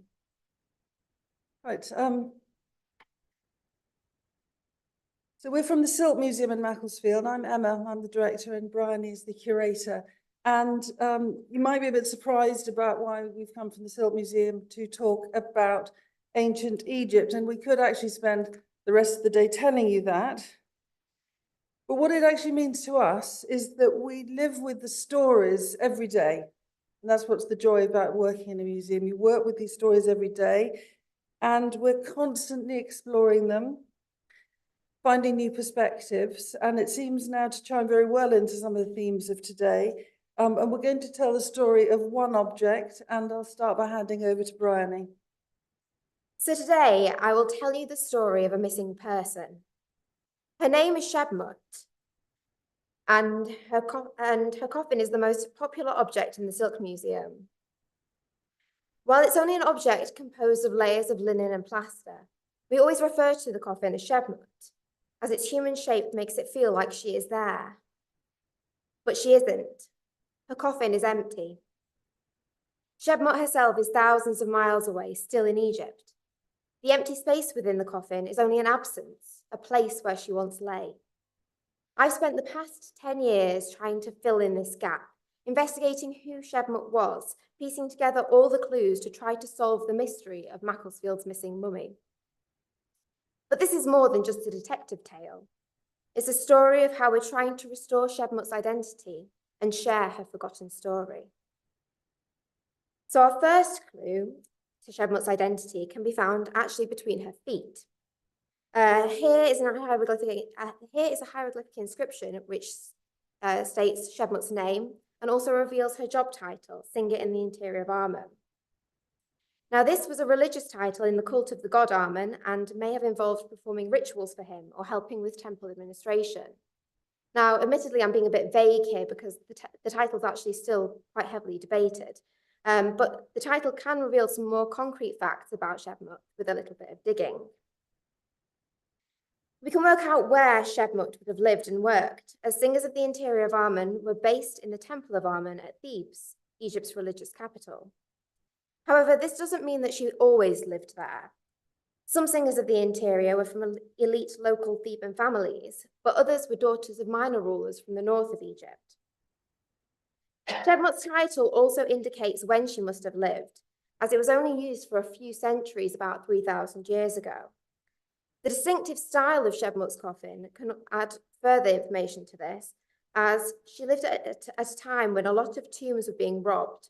And instead of having lots of different objects scattered around a tomb, like you imagine in the tomb of Tutankhamun, they started to concentrate much more on the body, which is why you see Shebmut's coffin is decorated with a lot of brightly painted images.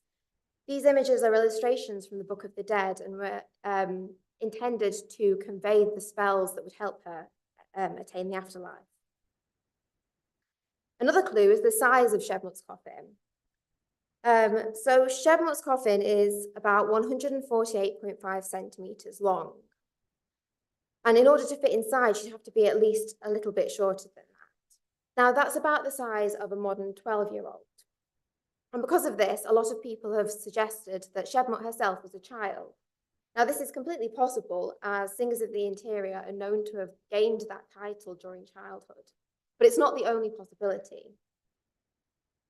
Now, admittedly, I'm not very tall, but in order to fit inside the coffin, I would only need to be a few centimeters shorter than I am.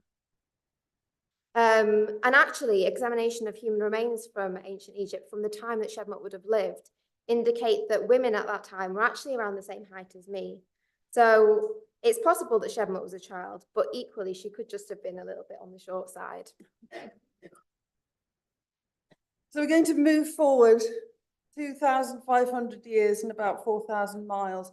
And the next players in our mystery, well, they're actually culprits, are these two women who you see in silhouette, Mary Marianne Brocklehurst and Mary Booth from Macclesfield. Marianne is an heiress, daughter of Macclesfield's first MP, silk manufacturer, so she doesn't have to work, doesn't have to make sure she doesn't get married.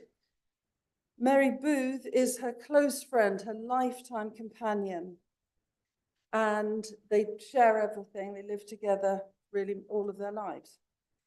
Swept up in the fashion for Egypt in the 1870s, they spend 1873, 1874, the winter, traveling down the Nile in a dahabeah, as we see here. And I'm going to just, the next two slides, give you a glimpse of what life was like for the Victorian middle and upper class traveller on the Nile, taking the drawing room with them and making very few concessions to the climate or cultural difference. What we have this incredible evidence, which is the diary of their trip. It's a beautifully illustrated diary. It was a record made for friends and family. And the language, therefore, is very direct. It's quite flippant. It can be comic. It can be racist. It reflects a constant obsession with crocodiles, hunting crocodiles, finding crocodiles. But it brings the day-to-day experiences of life on the Nile at that time to life. And you can get lured into thinking of it as being an absolutely reliable source of information, that it was, you know, on the ground, accurate on a day-to-day basis. But that's quite problematic in terms of how they acquired the collection that they ended up bringing to Macclesfield. There is a deliberate vagueness that creeps in from time to time about what exactly they were doing and when. So here we get a glorious picture of Marianne and Mary, and they always put themselves in their own pictures. So you can always spot these two women. They're usually wearing the same clothes. And in sort of recognition of what we're going to talk about next, they did buy bustles specially for going to Egypt, as you would when you're going to be on a donkey or the river all the time. So you can see them in the center of the picture. And what are they doing? Well, Mary is buying a little saw, of which more later. So wherever they go, they're buying antiquities, or as they describe, grubbing for fragments in the sand. They weren't the only writers on this particular trip, on this particular journey. The renowned Amelia Edwards is also a companion. She's on a different boat, and she reflects as she does think to herself, a sort of mania comes over us when we're here. It takes over us as visitors to Egypt, and we look back with a sort of wonder and remorse, but it's so infectious. So infectious is the universal callousness, and so overmastering is the passion for relics, is that if we went back, we would do it again. So it's extraordinary insight into what it felt like to be on the spot at that time, and how there was a degree of reflection afterwards. And then we come to the addendum to the diary, which explains in some detail how the MBs, as they're referred to, Marianne and Mary, acquired their mummy. There's a degree of bravado, a lot of detail about telling this story. They relate how, though in Egypt there was increased control over what could not be taken out of the country. And they admit that they're absolutely not immune to a spot of subterfuge. Through a middleman, they are introduced to a renowned dealer called Abdul Rasul, and they go to his house in a converted tomb. So these two Victorian women are squeezing through corridors and down into the building, and then they find Shebmet, and they write, "We liked it to look. We liked the idea of smuggling on a large scale under the nose of the Pasha's guards, who were pretty thick on the ground and on the alert." So with a degree of daring do, they get it on board the dahabeah. They hide it in the linen chest, but they have to dispose of the body. They're worried that the smell is going to give them away. With remarkable foresight and the small saw that they have already purchased, they sawed the coffin in half, removed the body, removed the mummy, and in their account, under the dead of night in great secrecy, it's buried in the sand. There's a reverential return to the land. And that's their story. According to Amelia Edwards, however, in her renowned bestseller, 1,000 Miles Up the Nile, she describes them throwing it in the river. There might be a bit of bad blood here. She had also been after the same object, after the same money. She'd been outbid. There's a constant juggling and haggling within travellers, and she had not got what she wanted. But she's also writing for a different audience. Over the course of her journey in Egypt, she's developing a campaign against the desecration and destruction that she's seeing everywhere that will inform the creation of the Egyptian Exploration Society. So as I said, she's writing for a completely different audience. And interestingly, building on the discussion we had about letters earlier on today, this is a letter on the return, the MB's return to England. They write to Samuel Birch from the British Museum, and he's helping them. He's giving them information about deciphering the hieroglyphics. And at this point, they realize that they haven't got the coffin of a boy, it's a girl. And he gives, they correspond over the rest of their careers, learning more about the mummy. Now, Shebmut stays in their house, Bagstones. When they're on the Nile, they christen their boat Bagstones. So this word Bagstones is always related to the MBs and their journeys in Egypt. And you see them together outside. It stayed there until 1898, when it moved into the new West Park Museum. And it stayed there till 2018, when it moved down the road to the Silk Museum. And we might think that's the end of the story. But I think what today has been about is that there's so many other missing stories. There's so many other missing stories that we are trying to uncover. So Marianne Brocklehurst, a woman of independent means, has been trying to build a museum in the town for about 4 or 5 years. She is subject to the most astonishing local media abuse. It doesn't look like objections to a planning application. It's highly gendered. It's very disturbing to read. And when the museum opens, she's not there. She's in London. She's broken her collarbone. And she dies on the 21st of October. And this is actually her death certificate, which says that she'd committed suicide. And it states quite specifically she'd hanged herself with her leather boots straps while she was of unsound mind. Because we live with them all the time, I can't ever say that without feeling really emotional every time, and I know it's coming, but it's a really sort of terrible thing that happens. With the work we've done with other women working in Egypt in this point, there's a theme, I won't say it's a constant, of mental health issues or depression. Kind of think, well, obviously they're having a really women are having a challenging time. But it's a story that in our museum that we want to tell or explore or work out how to do that. We don't want to just ignore it. But the fact that this was the end of her life is very challenging for us. The other thing, because you see here are the 2 gravestones. Marianne and Mary are buried together in the corner of a really charming country churchyard outside Macclesfield. And you can't see here, but the 2 little angel heads seem to lean towards each other. They spent all of their life together, and we want to discuss, we want to explore the sexuality, we want to work out how to do that.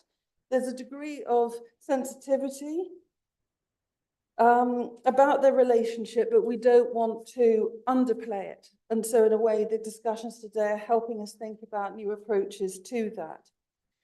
We hear their voices, we read their words, but we still know so little about them. So these are the missing stories that we're constantly exploring. So the story of Shebmott's life and afterlife, as you've heard, is one in which the actors are women. In this respect, at least, it's perhaps fitting that her coffin has ended up in Macclesfield, a town known as Women's Town, due to the high numbers of women employed in the local silk industry. At the Silk Museum, we're bringing more stories of women to the fore. New research has challenged long-held beliefs about women's contributions to the town, for example, in the recent rediscovery of a female designer of woven jacquard fabric, an occupation previously thought to be restricted to men. While Shebmott's story has been told repeatedly over the past 150 years, it is not static. We're aiming to encompass new perspectives, unlock different facets of her tale, and present them to more varied audiences. When we redisplayed Shebmott's coffin in 2018, we had the opportunity to rethink how we told her story with physical interpretation. Previously, she was displayed alongside two short panels. One covered who Shebmott was, while the other featured an extract from Marianne Brocklehurst's diary. However, there were problems. The first panel was completely inaccurate. It stated that Shebmott was 15 years old, mistranslated her title, and said that her coffin was a millennia more recent than it is. Surprisingly, the second panel was in some ways even more problematic. It aimed to explain Marianne Brocklehurst's involvement, but focused only on the section of the diary which casts Marianne in the best light, completely sidestepping the illegality of her actions. The new interpretation comprises 3 panels, one telling Shebmott's story as a living person, another explores her coffin as an object with explanations of its symbolism, and the third contains an open account of Marianne's actions in purchasing, burying, and smuggling human remains and antiquities. The redisplay indirectly revealed more about how Marianne smuggled the coffin, as the brighter light conditions revealed the lines that Mary Booth sawed through in order to fit the coffin into a trunk. Instead of treating this part of her story as a dirty secret, we're using it as an opportunity to explore wider issues around Egyptological museum collections. Shebmott's coffin contains no human remains, but the story of why Shebmott is no longer inside allows us to explore the treatment of human remains in the Victorian period and today. The coffin is displayed opposite 2 examples of human remains purchased by Marianne in Egypt. These are covered, so each visitor can choose whether they wish to view them or not, and their interpretation reveals the unpleasant truth of how Victorian travellers in Egypt often purchased corpses and body parts of ancient Egyptians as souvenirs, with limbs sometimes broken off to order. The role of the antiquities trade in the creation of the collection has been further explored through talks, both online and in person, focusing on where the objects in the collection came from and how they got here. These have been primarily aimed at an adult audience. However, the Silk Museum is not unique in that the biggest audience for ancient Egypt is children. For children, there seems to be a tendency to fall back on Indiana Jones type narratives, which glorified the European and American archaeologists in the name of adventure. In the past, someone would dress as Marianne and give school trips a tour in character. The story of Marianne buying Shebmott's body was told very much like an adventure story, told solely from Marianne's perspective, and without dwelling on who Shebmott was or how she would have felt about the whole thing. Today, we still tell Marianne's side, as that's an important part of the story, but this is tempered by an activity where children work out who Shebmott was and to translate her hieroglyphic inscription themselves. We encourage children to think for themselves, decide whether Marianne did the right thing and what Shebmott would have wanted. However, Shebmott is not the only interesting woman in her story. While Marianne and Mary are almost villains to Shebmott, their actions are typical of Victorian travellers. They're also interesting women in their own right, with their own struggles and whose stories have been sanitised as well. Outside of Egyptology, several aspects of Marianne and Mary's identities and experiences are particularly relatable. One of these is their sexuality. Previously, there's been a reluctance to acknowledge the likelihood that Marianne and Mary were a couple. Initially, this was due to the belief that they chose not to marry and teamed up simply to retain their independence at a time when married women in England had fewer rights than their ancient Egyptian counterparts. Latterly, it's been motivated by discomfort around effectively outing 2 women without their consent.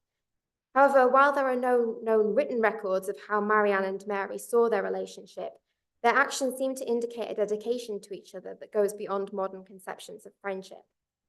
If heteronormativity is removed from the equation, more mental gymnastics are necessary to assert that they were just friends than otherwise.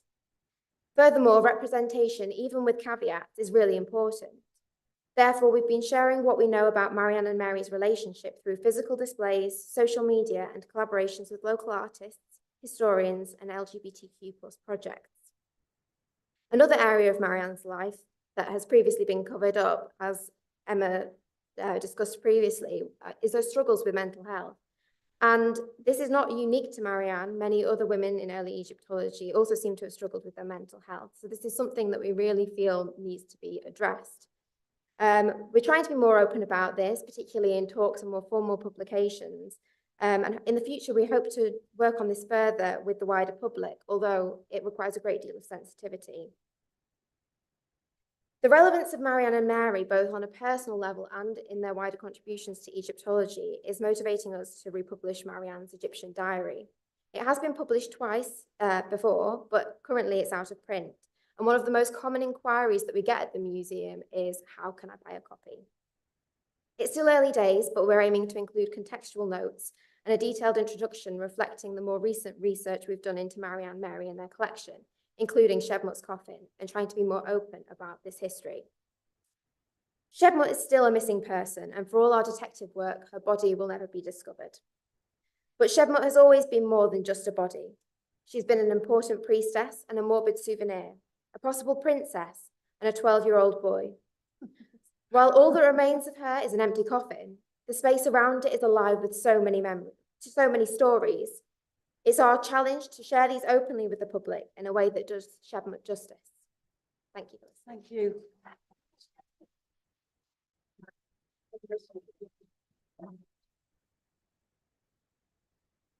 Thank you very much indeed, Emma and Bryony, giving us a sense of your thought processes and display designs and where you're at with this material. We now have a sort of active but also questions something session before our next break. And as I'm not quite sure what's going to happen, I'm going to hand over to Debbie. So,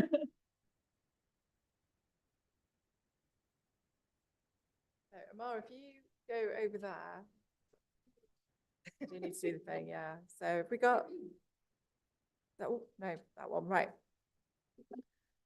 There was supposed to be an image of Queen Victoria, but don't worry, we'll get there. So I did try that. Oh, maybe it's not there. Right, okay.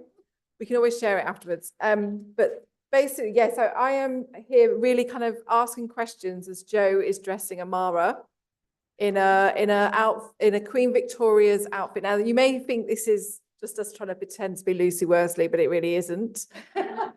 We are trying to show what women would have worn and the difficulties and the layering. And we've heard a little bit about that today. So this is a dress from 1850s, is that right? Oh, Mike. There's a series of photographs of Queen Victoria in this outfit, and they're dated 1854 or 1855. So the outfit fits with the sort of mid-1850s. Pre-crinoline for Victoria anyway.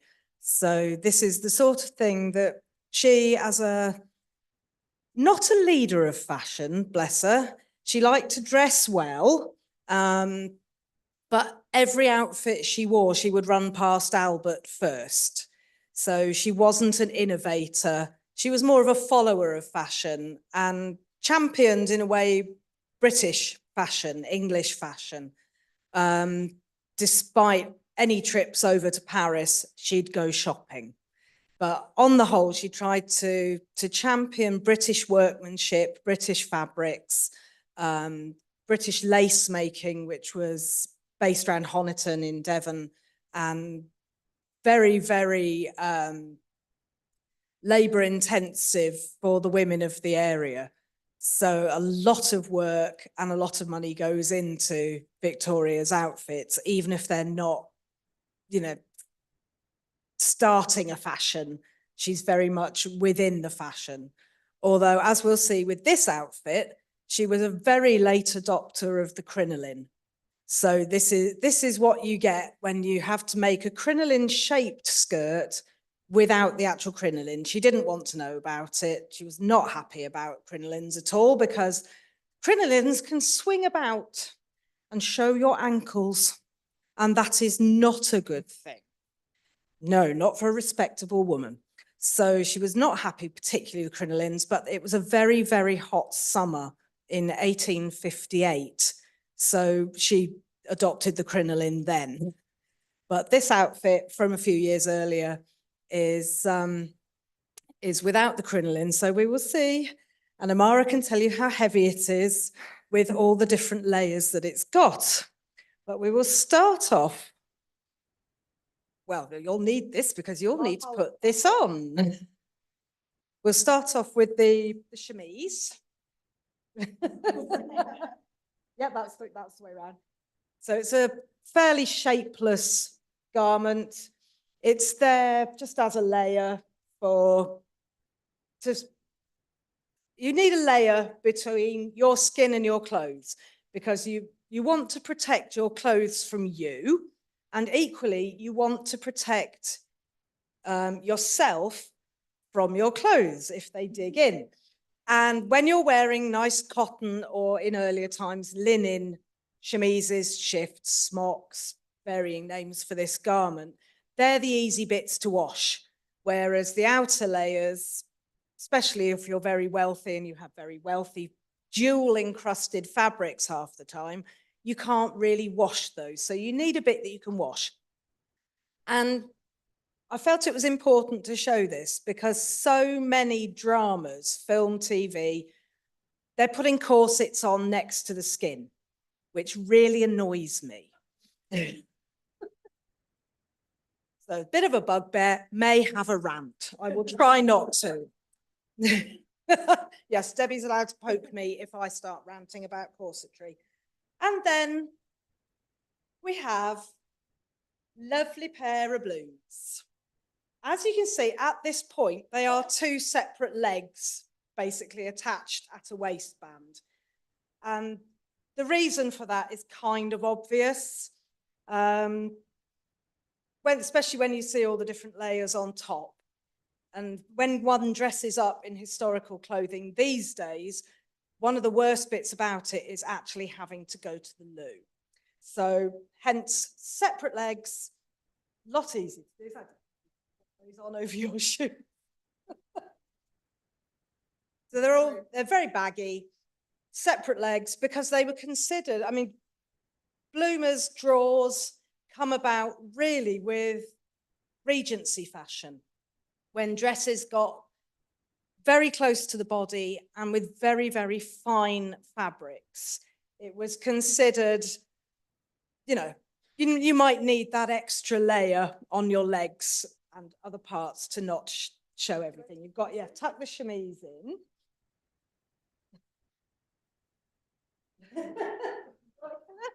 And so you tie it round the back. Everything pretty much is on a drawstring, which is really useful because, ladies, we all know that at certain times we get bigger, we get smaller. These days we buy new clothes. Not always possible to do that. It's a very attractive look, as you can see. So it's a lot easier to have everything on a drawstring so that you don't have to replace everything all the time. So the bit where I have my rant. Not all corsets were made to hurt people. They were not designed to hurt people. And film and TV has got a lot to answer for in our thinking about corsetry. I personally blame Scarlett O'Hara in Gone with the Wind, hanging onto her bedpost while Mammy's hoiking in the laces, trying to give her an 18-inch waist.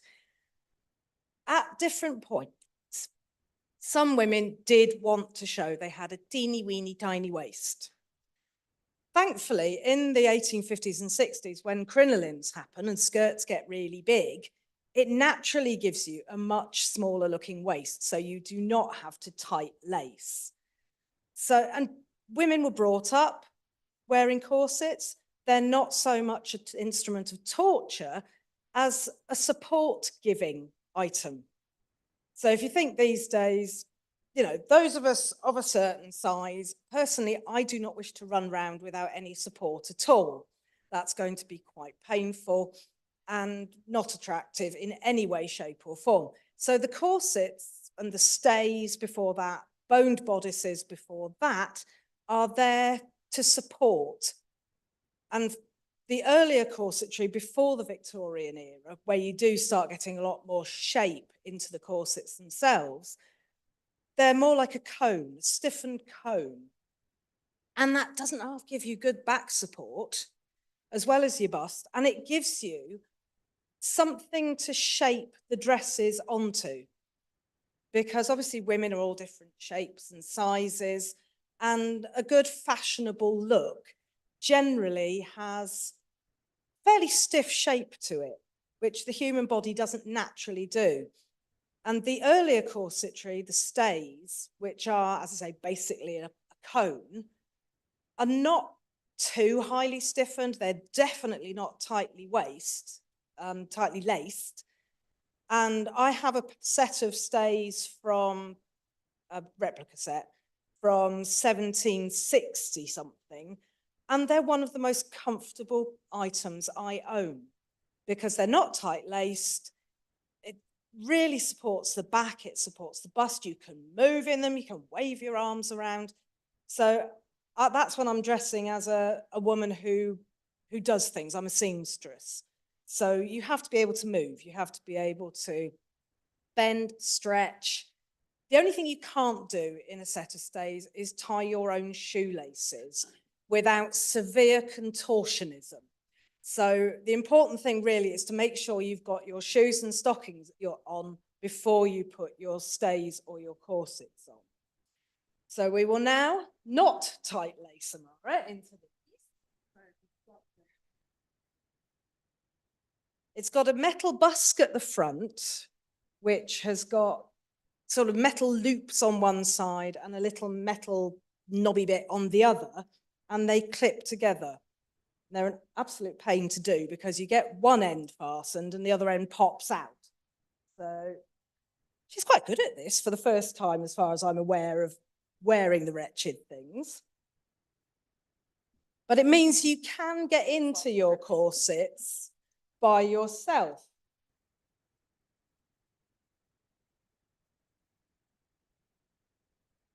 Yep, don't worry about the middle one if it's not going to behave. It'll suddenly pop itself in.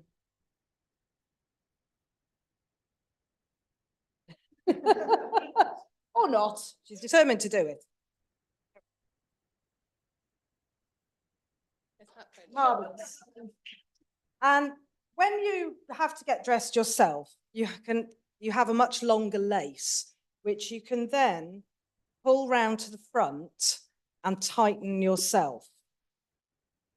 So this isn't a very long one, but you could sort of tighten yourself into it, and you can reach around to the back and tighten as you go. So you don't necessarily need a lady's maid to get you into everything all the time.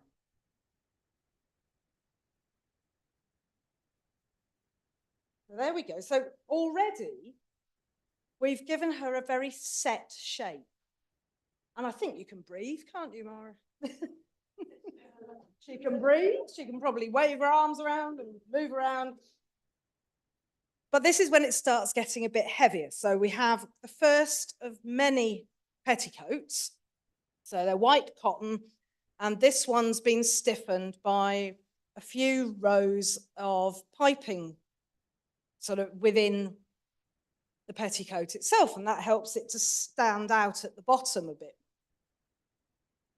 It should really be stiffened the whole way up, but it took me about 10 hours to do about 10 to 15 rows of the stuff and used about 30 meters plus of the cord. So I thought, I'm sorry, life's too short, but it'll dive in.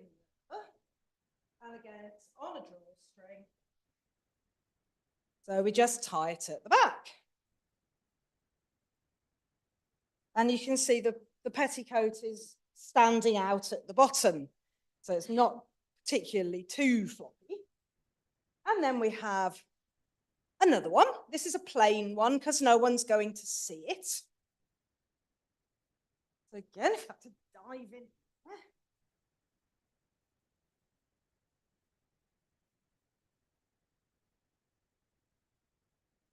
So you can see already, she's beginning to get the sort of bell shape in the skirts that we expect from this time.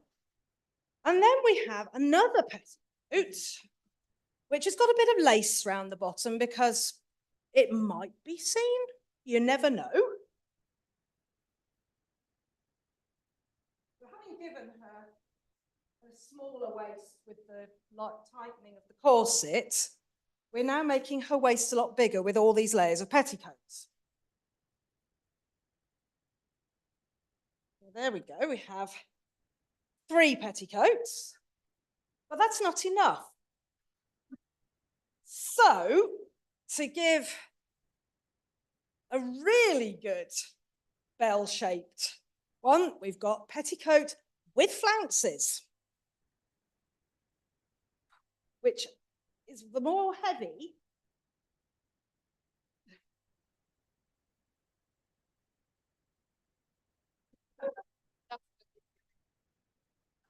I was going to say, is it beginning to feel heavy? Yeah.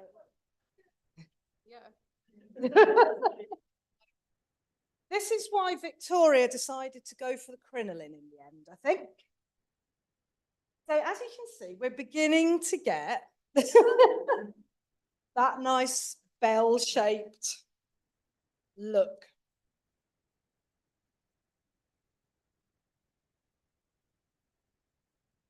I know, it's shocking. Well, it was made for me and I'm substantially shorter. And Queen Victoria herself was, I think, 4'11".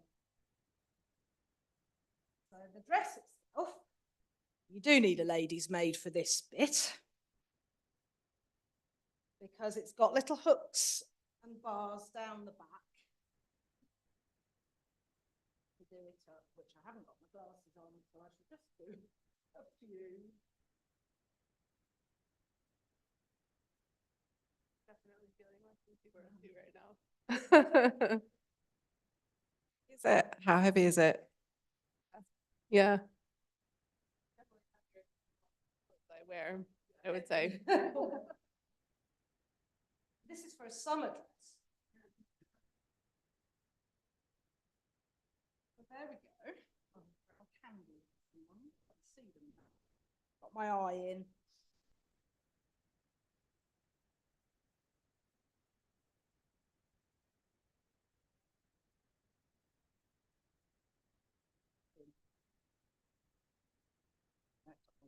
So there we go.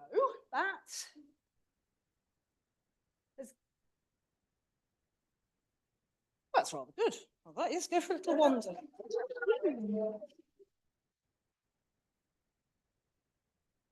it looks lovely and flouncy and bouncy and light and airy. But underneath, there's 4 petticoats. Some women wore up to 10 petticoats to get the required look. So thank goodness for the crinoline. And crinoline is originally French and translates from the French for horsehair, because the early petticoats of this kind of look were stiffened with a horsehair canvas. And then when you ended up with sort of the cage crinoline with steel wires going through it, the name stuck. So yeah, go and have a little trot up the top. Exactly. Going to have to wrestle her out of it in the end. And it's kind of important with storytelling. When I used to do guided tours at Carisbrooke Castle on the Isle of Wight, we did a lot of school parties, a lot of general guided tours, tourists. And on the whole, obviously people were interested in the history of the place, but what people wanted to know most was what people ate, what people wore, and where they went to the toilet. So when you're telling stories about people, it helps to bring people to life by showing just sometimes what it took to actually get dressed in the morning and how you hold yourself, because you do hold yourself differently when you're wearing historical clothing. I mean, if you look at the portrait of Mary above the fireplace there, Mary the First, a lot of Elizabethan Tudor portraits, they stand like that. And when you've got those sleeves on and that stiffened bodice, that's really the only way you can stand. So the clothes that were worn at the time tell you an awful lot about how people moved and how they lived their lives. And not everybody obviously could afford, you know, nice, posh, multi-petticoated dresses. And so you generally look at the working women as well, and it's really a toned down of whatever's in fashion at the time. There was a thriving second-hand clothing market. A lot of towns, including my nearest one in Birmingham, have a rag market, which wasn't literal rags, but it was where second-hand clothes were sold. Thriving industry. So even people at the lower end of the scale could occasionally afford to look vaguely fashionable. Might not be completely fashionable because, you know, it might be a few years out because it's something that somebody else has decided that is not 100% fashionable anymore, and off it goes, or it's too small or whatever. But yeah, thriving secondhand market. Obviously, a lot of home sewing, although bizarrely, it was men that made the stays and the corsets, because the earlier stays were made of layers and layers and layers of stiffened linen, which needed boning channels sewn through them, which is really hard on the fingers. And I think it's that everybody thought, oh, poor little women, they can't cope with their fingers doing that. So the men actually sewed and put together the corsets for the women. And there's lots of lovely fashion plates and things and cartoons at the time of the stay maker coming and fitting these very fashionable 18th century ladies into their stays whilst not looking at them, because, you know, they're there in their underwear, for heaven's sake. So how they really got around that is quite incredible. By this era, women were doing more of the stay making because you don't have the layers that you have to force needles through. And of course, later in the century, you start getting sewing machines, which are wonderful, and you don't have to sit there sort of sewing tiny little stitches. You can just turn a handle or a treadle, although they were very, very expensive. So hand sewing continued well into the 20th century because not everybody could afford a sewing machine, or indeed want to sew. I mean, I don't know how many of you ladies here did sewing at school.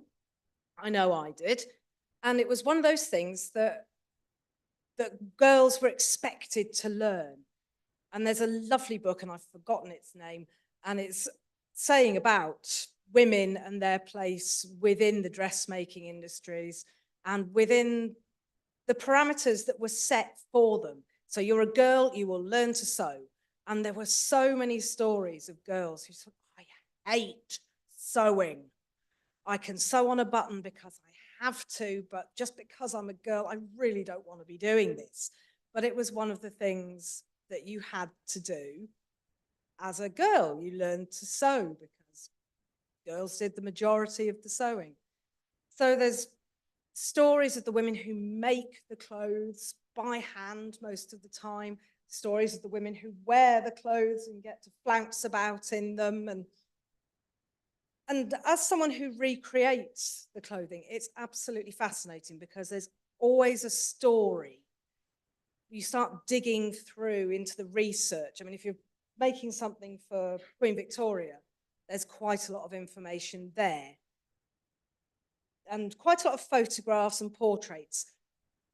Portraits obviously lie because the portrait painter is trying to make his clients look wonderful so that they'll buy his portraits and recommission him. And you kind of think, well, photographs don't lie, but they do. If you Google Victorian Photoshop, you get to see and what they did was apparently actually on the plate itself, once they'd taken the photograph, there would be somebody with a little brush or a little scraper actually scraping along the sides of the waist to make the waist look smaller. And there's lots of images on there that show you that Photoshop is nothing new. So I went down a right rabbit hole with that, and it was fascinating. Yes. Yes, exactly. Photoshop is nothing new. So, if Mara, do you want to stay in the dress till after we do the questions? I love the fact that because we've overrun a bit, I don't think there's any time left in the programme for Mara to change out of that dress at any point at all until the drinks reception is finished. But thank you.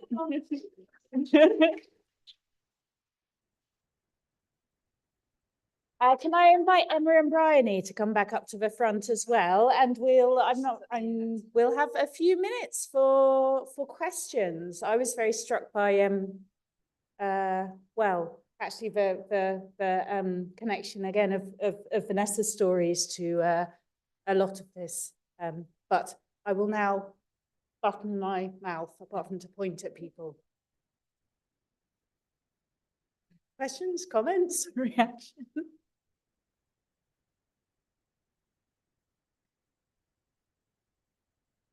Well, in that case, I might just say that one thing that struck me about both of, about Vanessa's story and the work that you're doing, Emma and Bryony, was one of the challenges that we talked about a lot at the beginning of the project was how to present stories of the women who were featuring in the project and the kinds of things that they were doing, which didn't just fall into that sort of pioneering women, one, breaking away from the mode of a pioneering woman by finding out about more women, but also the kind of adventurer hero Indiana Jones-esque model when the context in which these women were working and actually many of the things that they were doing, you know, chucking human remains in the river, stealing from people, working in colonial contexts are very difficult, and how we share that publicly. And Vanessa turned in many ways to the object and the history of the object, and also to elements of everyday, which is also something that you brought up, Jo, as sort of different ways into thinking about how to present the project research in public. But I commend you because it's very tricky. Amara. Bad audience member. My question is, how have your audiences reacted to the reinterpretation of Marianne Brocklehurst, or is it a work in progress still? Well, both answer actually, because I'm director and I have loads of really boring things to do all the time, and occasionally I'm let out to do talks. And when you give a talk, I'm full of passion and enthusiasm and everyone is really fascinated. Although there are moments of disquiet, you know, people aren't really sure with some of the issues. And there is an emotional roller coaster actually with the way Marianne's story ends. Just on that point, so normally if I would do a talk, I'd do it in a broader context of other women in the early phases of Egyptology. You know, normally I would end with Margaret Murray, really. And as I said, some of those have very troubled lives. So it's a complex story that I have enjoyed shaping, reshaping and retelling. And so it's been my journey as much as everybody else's. But Bryony, you can talk more about the visitor. I think on the whole, it's important to bear in mind that we're sort of at the early stages. I think the first step really in tackling this, in terms of what we're doing, is starting off with a degree of openness, because the problem was that before the information wasn't really presented, or it wasn't presented in as honest a way as it could have been. And so this is just the beginning of us to sort of try and reinterpret the Egyptian collection. I think the Egyptian collection has a lot to say. It has a lot to say as a collection in itself, but I think that its real value is in the opportunities that it gives us to explore the role of the antiquities trade and also the sort of less positive sides to Egyptology in the 19th century that don't really get spoken about or haven't been until recently. I think people have been reacting quite positively to that. And I think as well that us being more open about Marianne and Mary as people, particularly with their sexuality, that's made people relate a lot more to them, which in a way makes it interesting because you have that juxtaposition between sort of making Marianne and Mary more relatable on the one hand, while also revealing some of the negative actions that they took in Egypt on the other. It sort of balances it out, but it makes it a much richer story and a much more honest story. And we're looking forward to continue to pursue it in the future. Can I add one more thing, actually? Sorry, as you know, we can't stop talking. Just to give us a mic. But what's really interesting about Macclesfield is something that Bridie mentioned, that it's called Women's Town. And there has been a really distinctive context in which our work's been very well received. There are hundreds of women councillors. They're really on board with this. They love everything to do with women's histories in Macclesfield. And so that has been something that we're not swept away on, but we're absolutely all going in the same direction in that respect. If you come to the museum at the moment, a lot of the interpretation is the whole history of men who owned mills, men who made machines, men who did this, that, and the other. So the fact that we're moving the dial, let's say, has been received from that point of view very well. We have a question at the back there. At the back. Yeah. And then Debbie wants me to wrap it up. Yeah. Yeah. Hi, I have a question for Joe, which is, in your opinion, how do you feel that this, I guess, embodied approach and perspective to lives of historic women that you have through the experience of wearing these clothes, how do you feel like that could feed more into the interpretation work that we do around these women?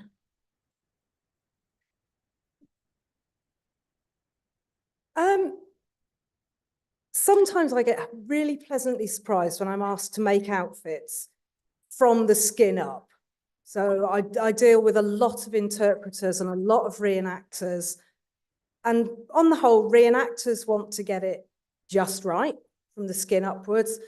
When you get into the more sort of interpretation side of things, especially when volunteers are concerned, and obviously budget constraints mean you can't have a costume for every person made to their measurements who might want to fit them. So quite often, certainly the corsetry for women completely goes out the window. And I think that in a way that's a shame. I think if you're telling stories as a character, if you're dressing up as a particular person, I think the phrase is something like, if you want to understand someone, you walk a mile in their shoes. And from my point of view, it's kind of, if you want to understand someone, walk a mile in their shoes and their stays. Because we have this kind of myth that women didn't do anything. And whilst that's true for quite a lot of very, very wealthy, very fashionable women, the majority of women have to do things. We have to be able to move around. So when you're telling the women's stories, what they wore is really quite important, because it shows how people coped and lived dressing the way they did. So, yeah, I mean, I do try and push when people want to do interpretation as a character, for the whole package, so because you stand differently, you hold yourself differently. And obviously women in the past were brought up from a very, very young age with being more constrained than we are. So it doesn't suddenly come as a horrible shock to them in their teens when you would start wearing full-blown corsetry. It's not a shock. They kind of grow into it. Whereas for us, you kind of put on a corset and it feels totally different. But then that's part of the story. That's part of the interpretation. And clothing is really important because it tells you such a lot about somebody's social status or their aspirations. There were a lot of sumptuary laws throughout the later medieval, through the Tudor period, which were in law telling you what you could and couldn't wear. So, you know, for furs, for example, only an earl could wear a certain fur, and a duke could wear that, and only a king could wear, you know, really posh ermine and things like that. But the reason there are so many sumptuary laws, I mean, there's 5 in Elizabeth I's reign, is because nobody took any notice of them. So even if you're not a duke or an earl or a whatever, you've got, you know, so people had the aspiration, and being aspirational, you show in your dress.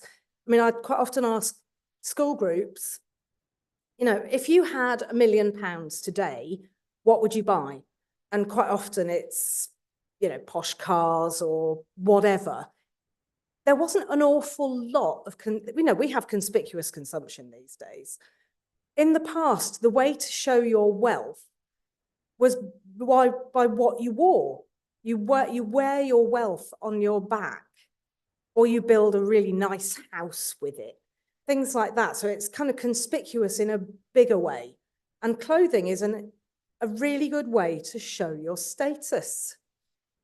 And I mean, thinking of Rome, ancient Rome, when, you know, you have so many more slaves in ancient Rome per part, you know, head of the population.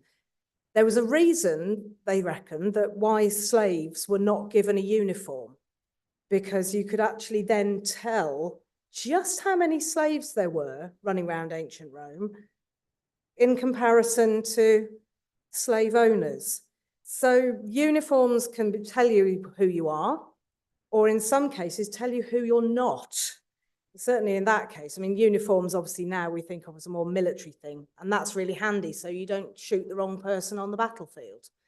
So dress and clothing is really important for men, women, and all stratas of society. And yes, it does really help if you're wearing the full kit. Thank you very much indeed, Jo, and thank you, everyone. Right,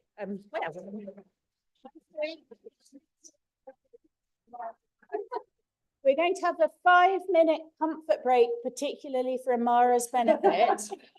We'll start again at 15:15, and we'll be in the final Q&A discussion-y bit, and then we'll get to go and have some drinks. So, yeah, start again at 15:15. Thank you.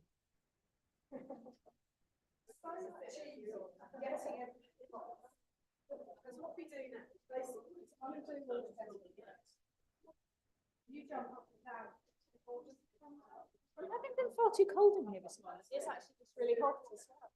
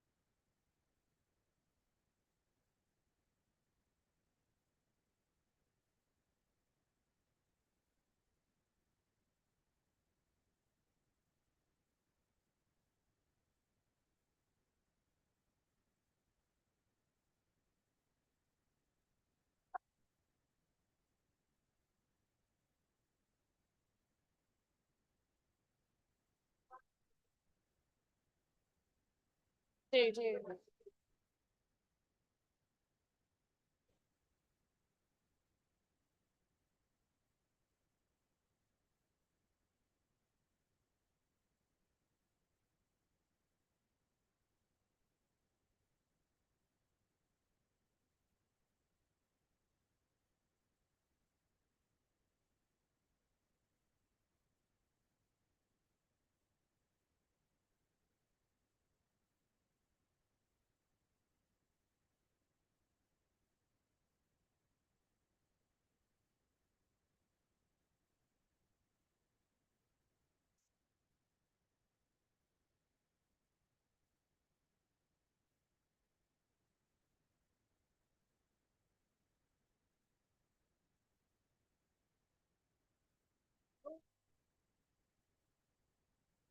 A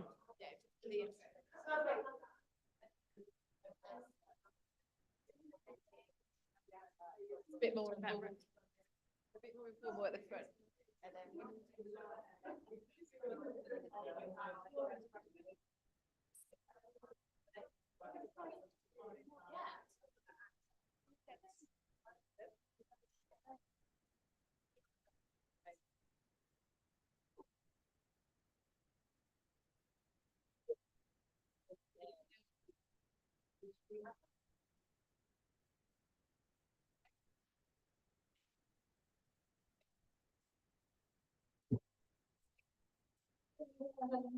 Mark, can you stand a little bit more that way? Because I'm going to try and get a bit. It doesn't have to be that far, but. I'm trying to avoid the very bright light. It's just that it'd be weird. Yeah. Trying to sort of bend this round a bit. Oh, right. Yeah.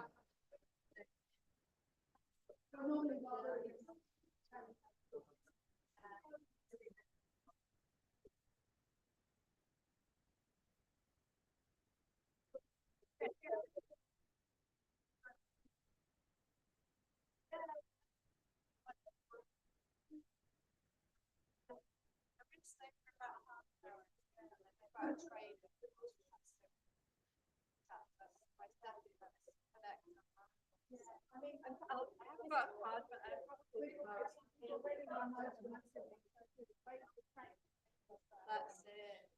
Because I've been away since Wednesday morning, I'm ready to go. Sit there, that's when see the family and the dog who saw for about 2 days. Get home. Does alert, she looks like so there's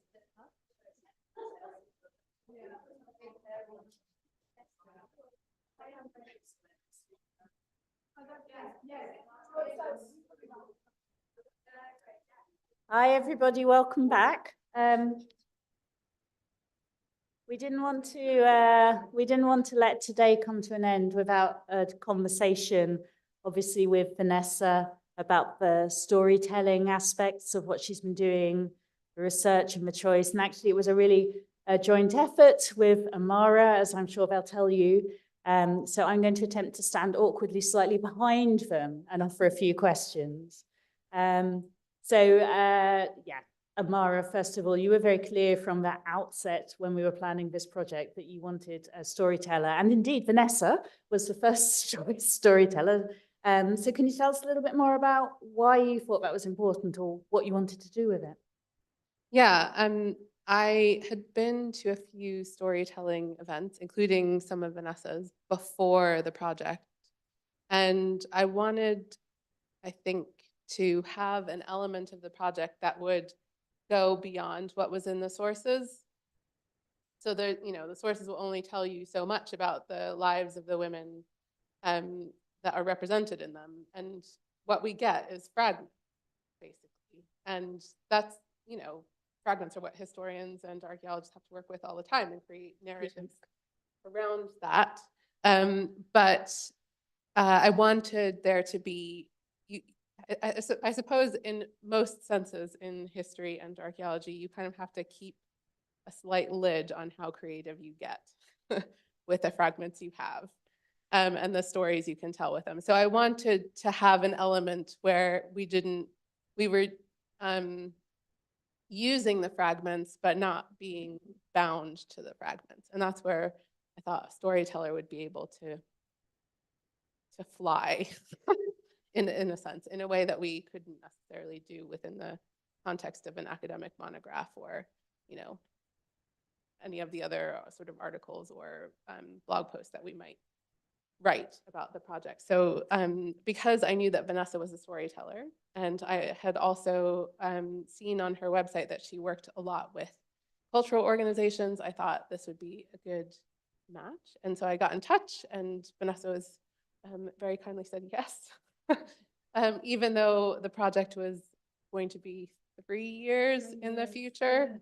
And we might talk about the nature of academic funding and what that can do to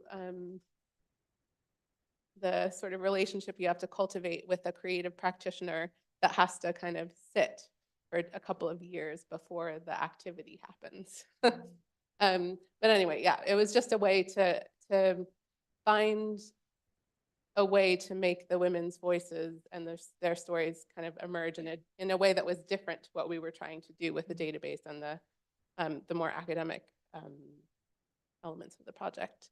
And luckily, Vanessa came on board and was okay with doing her regular stuff for 2 years before we really started collaborating. But yeah, that was my thinking. So yeah, we were very lucky that Vanessa said yes, even before we got the funding. So we then had to write her into the grant and then wait for, the AHRC to make up its mind and etc. So it's probably more than 3 years, really. Thank you. And I hope you knew what you were getting into, but maybe you didn't. So my question for you is, was this process very different from other stories you've created and developed? I do a lot of different kinds of stories, and it was closer to some kinds of stories than others. I think probably the thing that it was most close to was a time when I had just heard that there was a new museum of Jack the Ripper opening in Whitechapel, and I got terribly angry, and I thought I wanted to do something that was sort of an alternative to that. And so it was before the book, The Five, had been put out. So there was very little available evidence about the women who were involved in that story. And there was no kind of imagery or anything like that. So I wanted to create a story about Catherine Eddowes. And actually, it was probably the closest thing that I've done to this. in terms of trying to create a layered, what's the word when you've got like conflicting, lots of different elements of a human being and make that human being into something that people can relate to, rather than kind of telling a story with a hero or telling a story with lots of kind of twists and turns where there's loads of tension. It's really about bringing someone into your imaginations. That's what it was like, and that's the closest that I've done. But these kinds of stories are nothing like the normal story that I'll go out to a school or I'll go to a museum or anything like that and do, because they're not primarily designed to keep you on the edge of your seat. And there's not very much in the way of kind of twists and turns, and I actually practice this story at a story circle, which I visit sometimes, where people go and they tell folk tales usually and things like that. And I told the story, and at the end, everyone was really scratching their head because they kind of couldn't get their head around that this was also a kind of storytelling too. So I think the answer is, yeah, it is quite different to a lot of the stories that I tell. Anyway. No, thanks very much. Amara, thinking of now from the sort of project point of view, beyond notability and as a researcher, what were you hoping to get out of the stories? And you gave Vanessa, well, there was quite a lot of dialogue around which of our 800 women and 143 heritage sites and whatever it was to focus on. So, yeah, well, the way that we conceived it in the project application was that we didn't know how many women we would have in the database. So it was a bit hard to say, you know, when we originally got in touch with Vanessa, we said, we want you to create 4 stories. And my thought was that she would create 4 stories about 4 women. Other than that, I had no kind of idea in my mind of who the women would be, or what elements of their lives would be part of the story. And so what we wrote into the application was that we would present Vanessa with a long list of women, and she would choose from that long list the people that seemed the most appealing to her. And when Vanessa and I had an initial meeting in the first year of the project,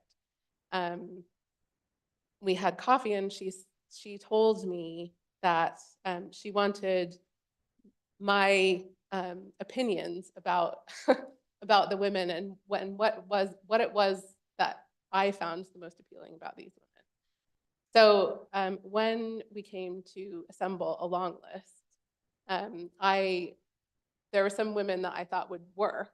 So Edith Blake was one of the people that I was hoping that Vanessa would choose. So I put her in deliberately, partly because my mom is from the Caribbean, so I wanted there to be a as is my mom. Yes. So I wanted there to be a Caribbean element in it. And Edith Blake she actually isn't in any of the records here in the Society of Antiquaries. I put her in. She's one of our a few ad hoc entries we have in the database. But because I felt her story was touched on a lot of things that we were interested in, colonialism and the fact that she was Irish and, you know, had this kind of love match, and yeah, she touched on a lot of different things. She was very interested in botany and was an artist and a writer, and, you know, there are lots of things going on there. So anyway, I hoped that Edith Blake would be one of the women, and she was. And I think Debbie, who had come into the project at that point, Debbie and I sat down and we thought, okay, we definitely want to have a series of women who are looking at that are representing different disciplines. So we had some historians in there. We had Jessie Mothersole, another artist. We had archaeologists. We had folklorists, because those were the kind of chief disciplines that were represented in our database. And then we also wanted to connect to different regions in the UK as well. So Edith Blake is Irish. We have Charlotte Stopes, who's Scottish, and then Jessie Mothersole and Elizabeth Hodgson, who are both English, but living regionally. Well, Jessie Mothersole was from Essex originally, but she lived mostly in London. And Sorry. And anyway, so the sort of short list that we came up with was partly shaped by us wanting to integrate diversity in experience and discipline into the database, into the long list, basically. I'm going to exploit Chair's privilege and ask a follow-up question. Which was the hardest story The hardest to story develop? to develop. Yeah. They were actually all except for Alice Gone. They were really hard. Partly, the Hadrian's Wall one was really, really difficult to do because there was so much information and so much that I wanted to put in, and it's just a short. It's really short. And Edith Blake was really difficult because I'm white and I don't know, you know, I didn't know much about Jamaica and I didn't know much about Edith Blake and I didn't know, you know, I just felt this kind of, that it was really important to get it right. And so I did the most research for Edith Blake, but I spent the most time struggling with the structure of the Hadrian's Wall one. Yeah, we cheekily wedged two women into one story, which probably made it harder for Vanessa. I think the other thing to say about the story creation process is that I think only one of the women had a really good text that was in her own voice that was kind of like useful. So Jessie Mothersole wrote this travelogue about Hadrian's Wall, and that is it has a very personal tone to it. But the other women, so Alice Gumm and Elizabeth Hodgson, and to a certain extent Edith Blake, and I'm forgetting someone, Charlotte Stopes, thank you. We had some more for Charlotte Stopes, but for the other three, we really didn't have very good source material that was in their own voice, that was not like a sort of vaguely scholarly article, which doesn't really give you much emotional content. And that was the key thing that Vanessa would always ask anyone we were working with, because we talked to a lot of people in the creation process.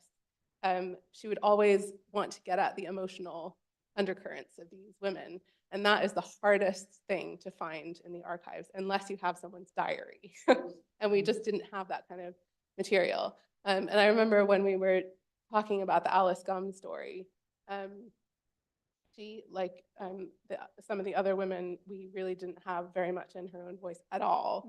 And we were trying to think of ways that we could get some emotion into her story, because, you know, we had sort of her book of children's games, which gave you a little bit.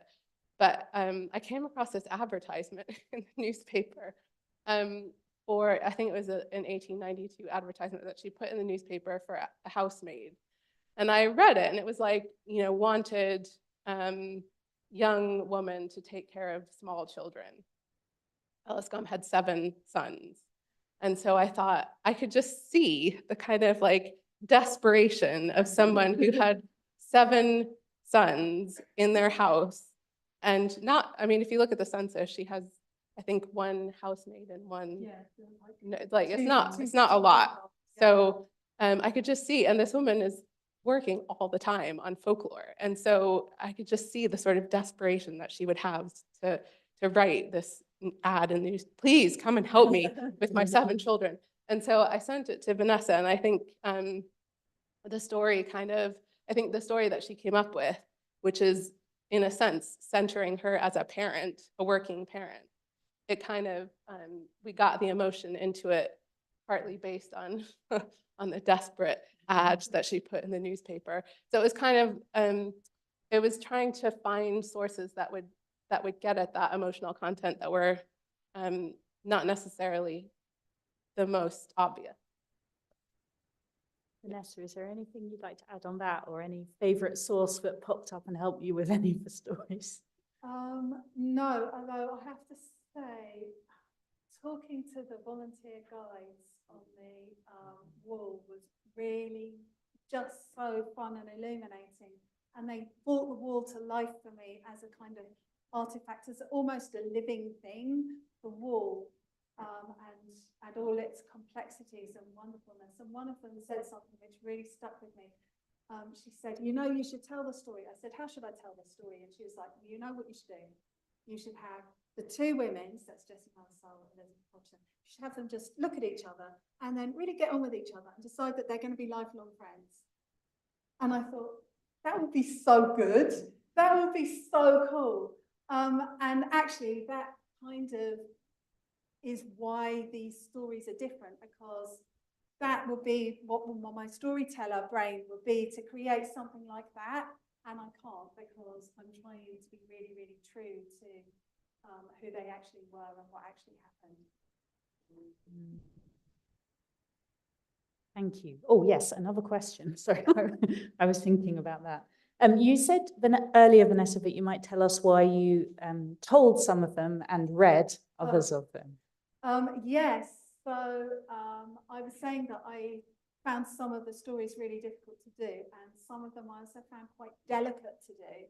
And the Hadrian's Wall story and also the Edith Blake story, I just felt as if I was stepping through raindrops or something like that, like taking a very delicate path through this story, and I didn't trust myself to do what I would normally do when I'm learning a story. When I'm learning a story normally, I'll get the kind of plot points of the story, I'll do the research, find out about it, and then I'll let myself kind of freestyle. But because both of the places where these stories happened are important places where there's a lot of emotion invested, and I didn't trust my own freestyling to make sure that I said everything that I wanted to say and included everything that we wanted to include. So that's why I read those ones.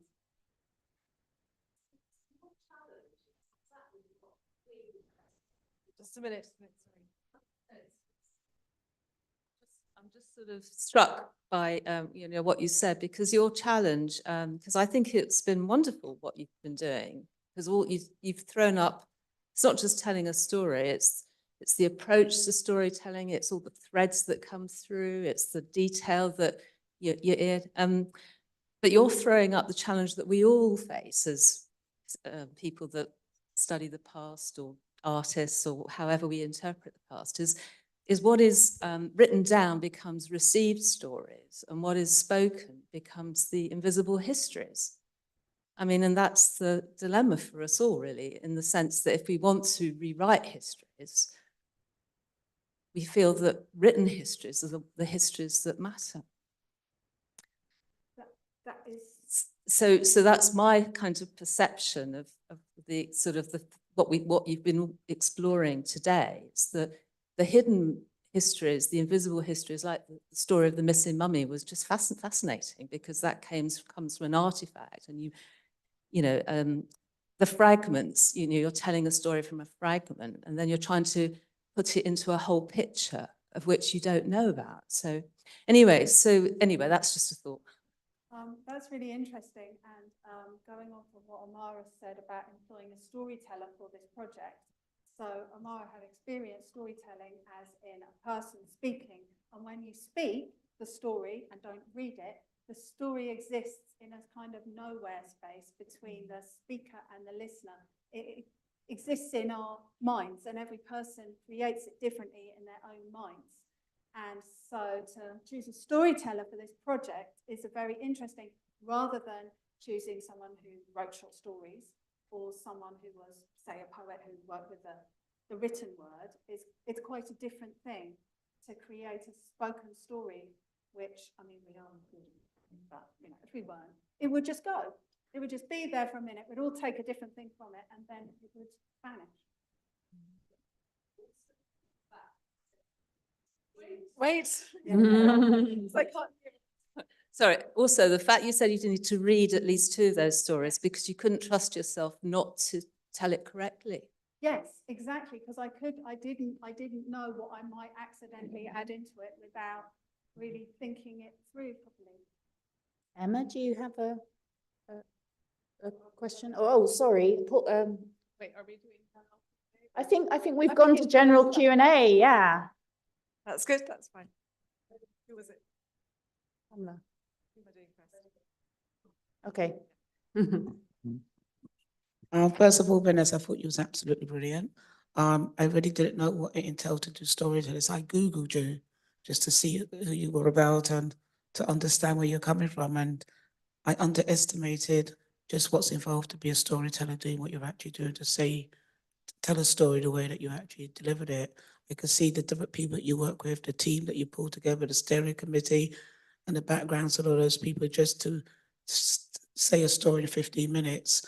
It wasn't 15 minutes of research. It was weeks and months of research to deliver a story in just 15 minutes. And I think you deserve a round of applause for the amount of work that you actually done. And I think the reason I like storytelling is because I'm dyslexic and also I've got autism. So for me, I think in pictures, I don't think with words. If someone gives me something to read, it's like, why did you do that? If you allow me to, when I create things from my mind in pictures, and then I see the pictures coming alive.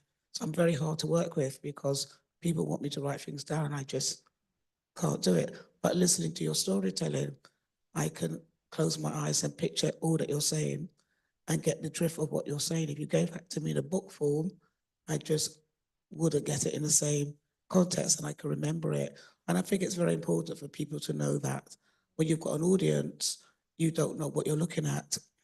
You don't know if you're looking at someone like me that's dyslexic or someone that's got autism or someone that might not even be able to read. But the way in which you've done your storytelling and the amount of depth that you've put into the research, that comes across. And it really made me appreciate storytellers much more. So thank you so much. And thank Amara as well for doing that as well.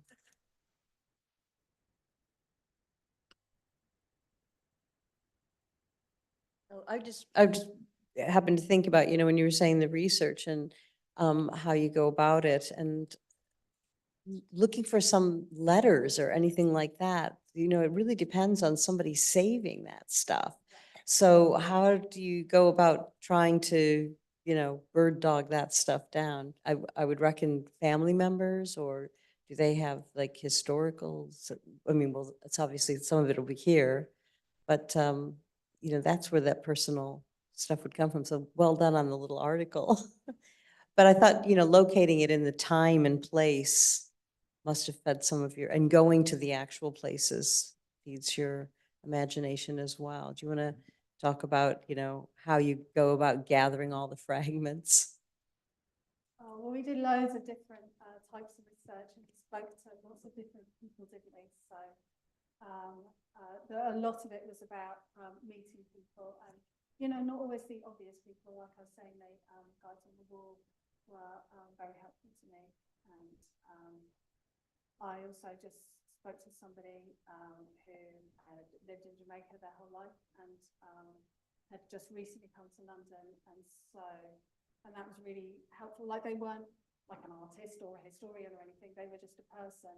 And I think that, we're all just people, aren't we, really? And these stories are human things, and therefore just talking to people, to me, is the most important way of getting into the story. Sorry, keeping me fit today. So I have two things. One on the archives. It is quite difficult often to find voices. I have actually now found some letters from Edith Blake, which were in the Natural History Museum. There are only 2 of them, so it's not like a vast ream of correspondence, but they are quite illuminating about her, partly about her collecting activities, but also the networks that she maintained in order to get material from other places to the UK. But yeah, it's just, I suppose, what I've learned over the course of having done quite a bit of research on women, particularly in archaeology and history and heritage, is that you have to have an open mind about where you find your source material. So the stuff that is here tends to be a certain kind of information. So, for example, you'll have, if someone is as a fellow of a society, you'll have their blue paper, which is kind of like a CV, if you like, or a combination of a CV and a census document, because it's a dated bit of information. And it gives you a sense of who they know, because fellows have to be proposed and supported by other fellows. But the other kinds of things that you have mainly are things that are in meeting minutes. So, you know, it'll be Mrs. So-and-so comes to speak at a society meeting or show something at a society meeting. There are some bits of correspondence here, which are also illuminating. But the thing that's frustrating about letters is that you often don't have both sides of the correspondence. You only have one side usually. The VCH is actually an interesting point here, because the editor's letters are always in, or almost always in, have been copied on carbon paper. So you have both sides of the correspondence, which is quite useful. But generally speaking, you will only have one side. So the Folklore Society archive, for example, has a huge collection of letters to Alice Gumm about cake and children's games, but it does not have her responses to those letters. So there's a certain amount that you can read into what is in the letters about what's happening in Alice Gumm's life. So for example, there's a lot of people commenting about how busy she must be, because in part that's the letters are dating from when she was organizing this exhibition of cake and other things to do with the International Folklore Congress, which is held here in the Society in 1891. So you can get a sort of sense of that. But yeah, you just have to be a bit open-minded. So advertisements, quite useful because they're dated, and you know, you can sort of read things into them that I think are quite useful. At least it was for our purposes.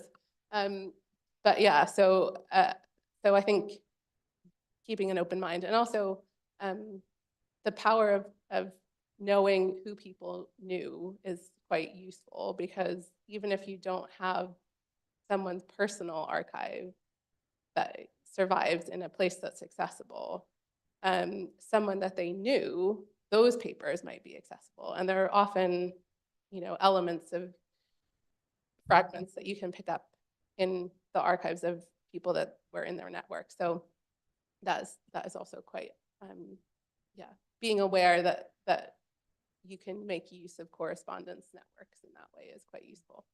The other thing I wanted to say about storytelling is that one of the reasons why I wanted there to be a storyteller is that there's something that I feel, as a person who's listened to storytelling, there's something that is really powerful about someone else telling you a story. So it's, when you're reading something, it's you reading the story. Whereas if you're listening to a storyteller, in a sense, the story is existing in the storyteller. And so you're watching the storyteller in the story, if that makes sense. So I wanted there to be a human element to the stories that were being told, not just a sort of disembodied hand that's writing something down or typing it into a Word document that will then go to readers and a publisher and editors and what have you. Yeah, I wanted the story to kind of exist in a person and then exist in this space. I can say that as someone who had read the text of Vanessa's stories before today, but not seen Vanessa perform them. It's, yeah, totally different. Totally different. Yeah, I think that's also just as when Vanessa started creating drafts of the stories, there was one, I listened to the first draft and I had a totally different experience of the story. And then the second story, you sent it to me on a piece of paper and I read it and I had loads of comments and stuff. And there was an exchange that we had in email about this process of having something, listening to something as opposed to reading it. Because there is something very different about listening to something as opposed to reading it. And I was much more, it inspired more comments for me to read something than it did to listen.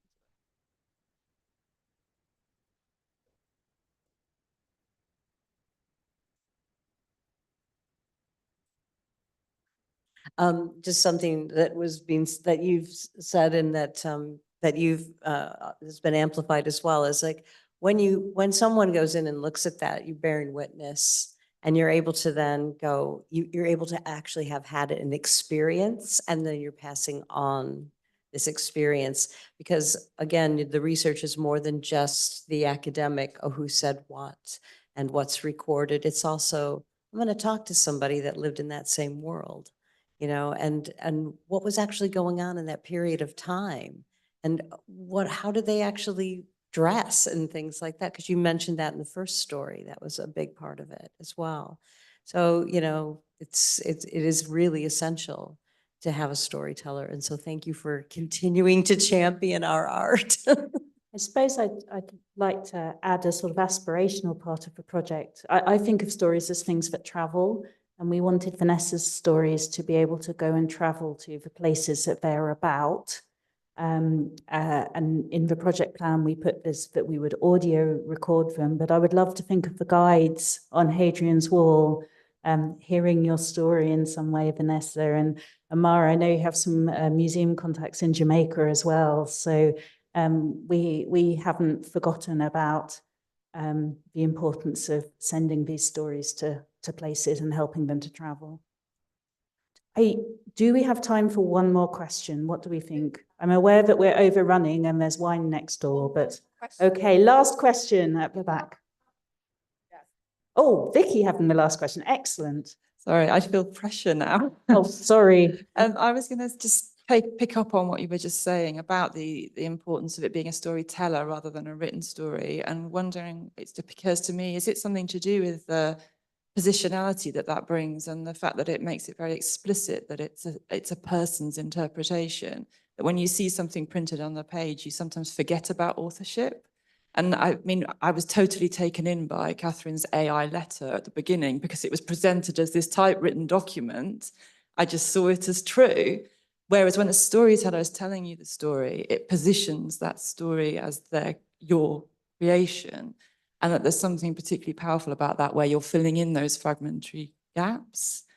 So it's just a thought. I'd be interested in your response.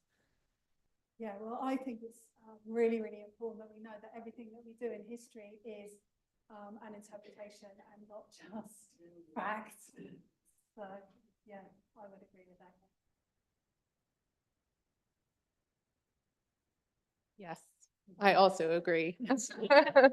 Great, we have agreement. Unless you were going to say something. No. I mean, I think it's yeah, I want us to recognize that that this is all a human production, and so a storyteller is a great way to do that. And that's also incidentally one of the functions that we built into the database, which I'm not sure we've employed that much, but we're both looking at James, the other co-investigator, who's been sitting quietly at the back all day. When we started the database, James encouraged us occasionally to add our own names into the database as people who had made the entries in the database. And I think I did that for a few of the entries, but it's not something I regularly did. But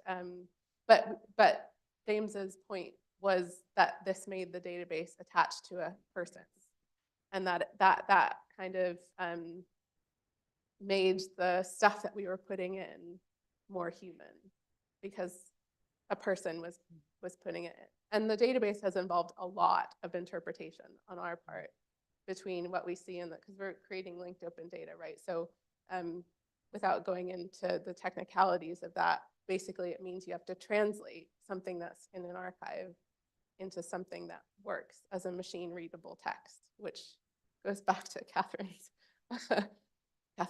presentation. So there is a lot of interpretation that happens. And the database has limitations on how much nuance you can get into the database. And that again is where having a storyteller is great, because you can put the nuance in, even if it doesn't exist on a page. Maybe that's a good place to. Thank you. Yeah.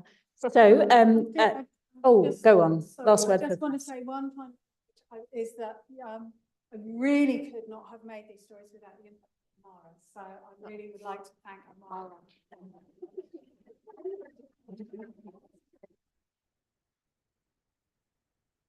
That's very kind. Thank you both. We are going to, the conversation can continue. There have been more hands up. So I know there are many people who would like to continue next door over wine. There are a few other people I'd just like to thank first. So first, let's thank Vanessa and Amara again. I would also like to thank someone who you've all seen a lot of and heard a bit of today, who is Debbie, who has been absolutely amazing throughout the entire project. Fortunately, as someone who Amara and I both knew separately before we knew each other, which has also been lovely. And yeah, just many of you will already know Debbie, but we couldn't have had a better person working with us on the public engagement. And today, everything, the design of, the plan was all them. So thank you, Amara and Debbie. There's also a Southampton part of the team hiding at the back there. Thank you, Southampton part of the team. But above all, the Society of Antiquaries of London, Kath did such a great job earlier at thanking people in the antiquaries. But I just want to again say that Dunia and Kat from the Library and Archives have been absolutely wonderful throughout the project. And Becky, different. And then on the sort of events and engagement side, Annabelle, Rebecca, and Mark, who have also been at the back today as well. Thank you very much. And there are many other people whose names I don't know who have obviously been keeping the building open, keeping us fed, and all of those things. And well, the speakers, yes, who already got thanked at various times, but actually all of you for coming here and engaging and making this such a wonderful event too. Have I forgotten anyone? No. Thank you all. Wine.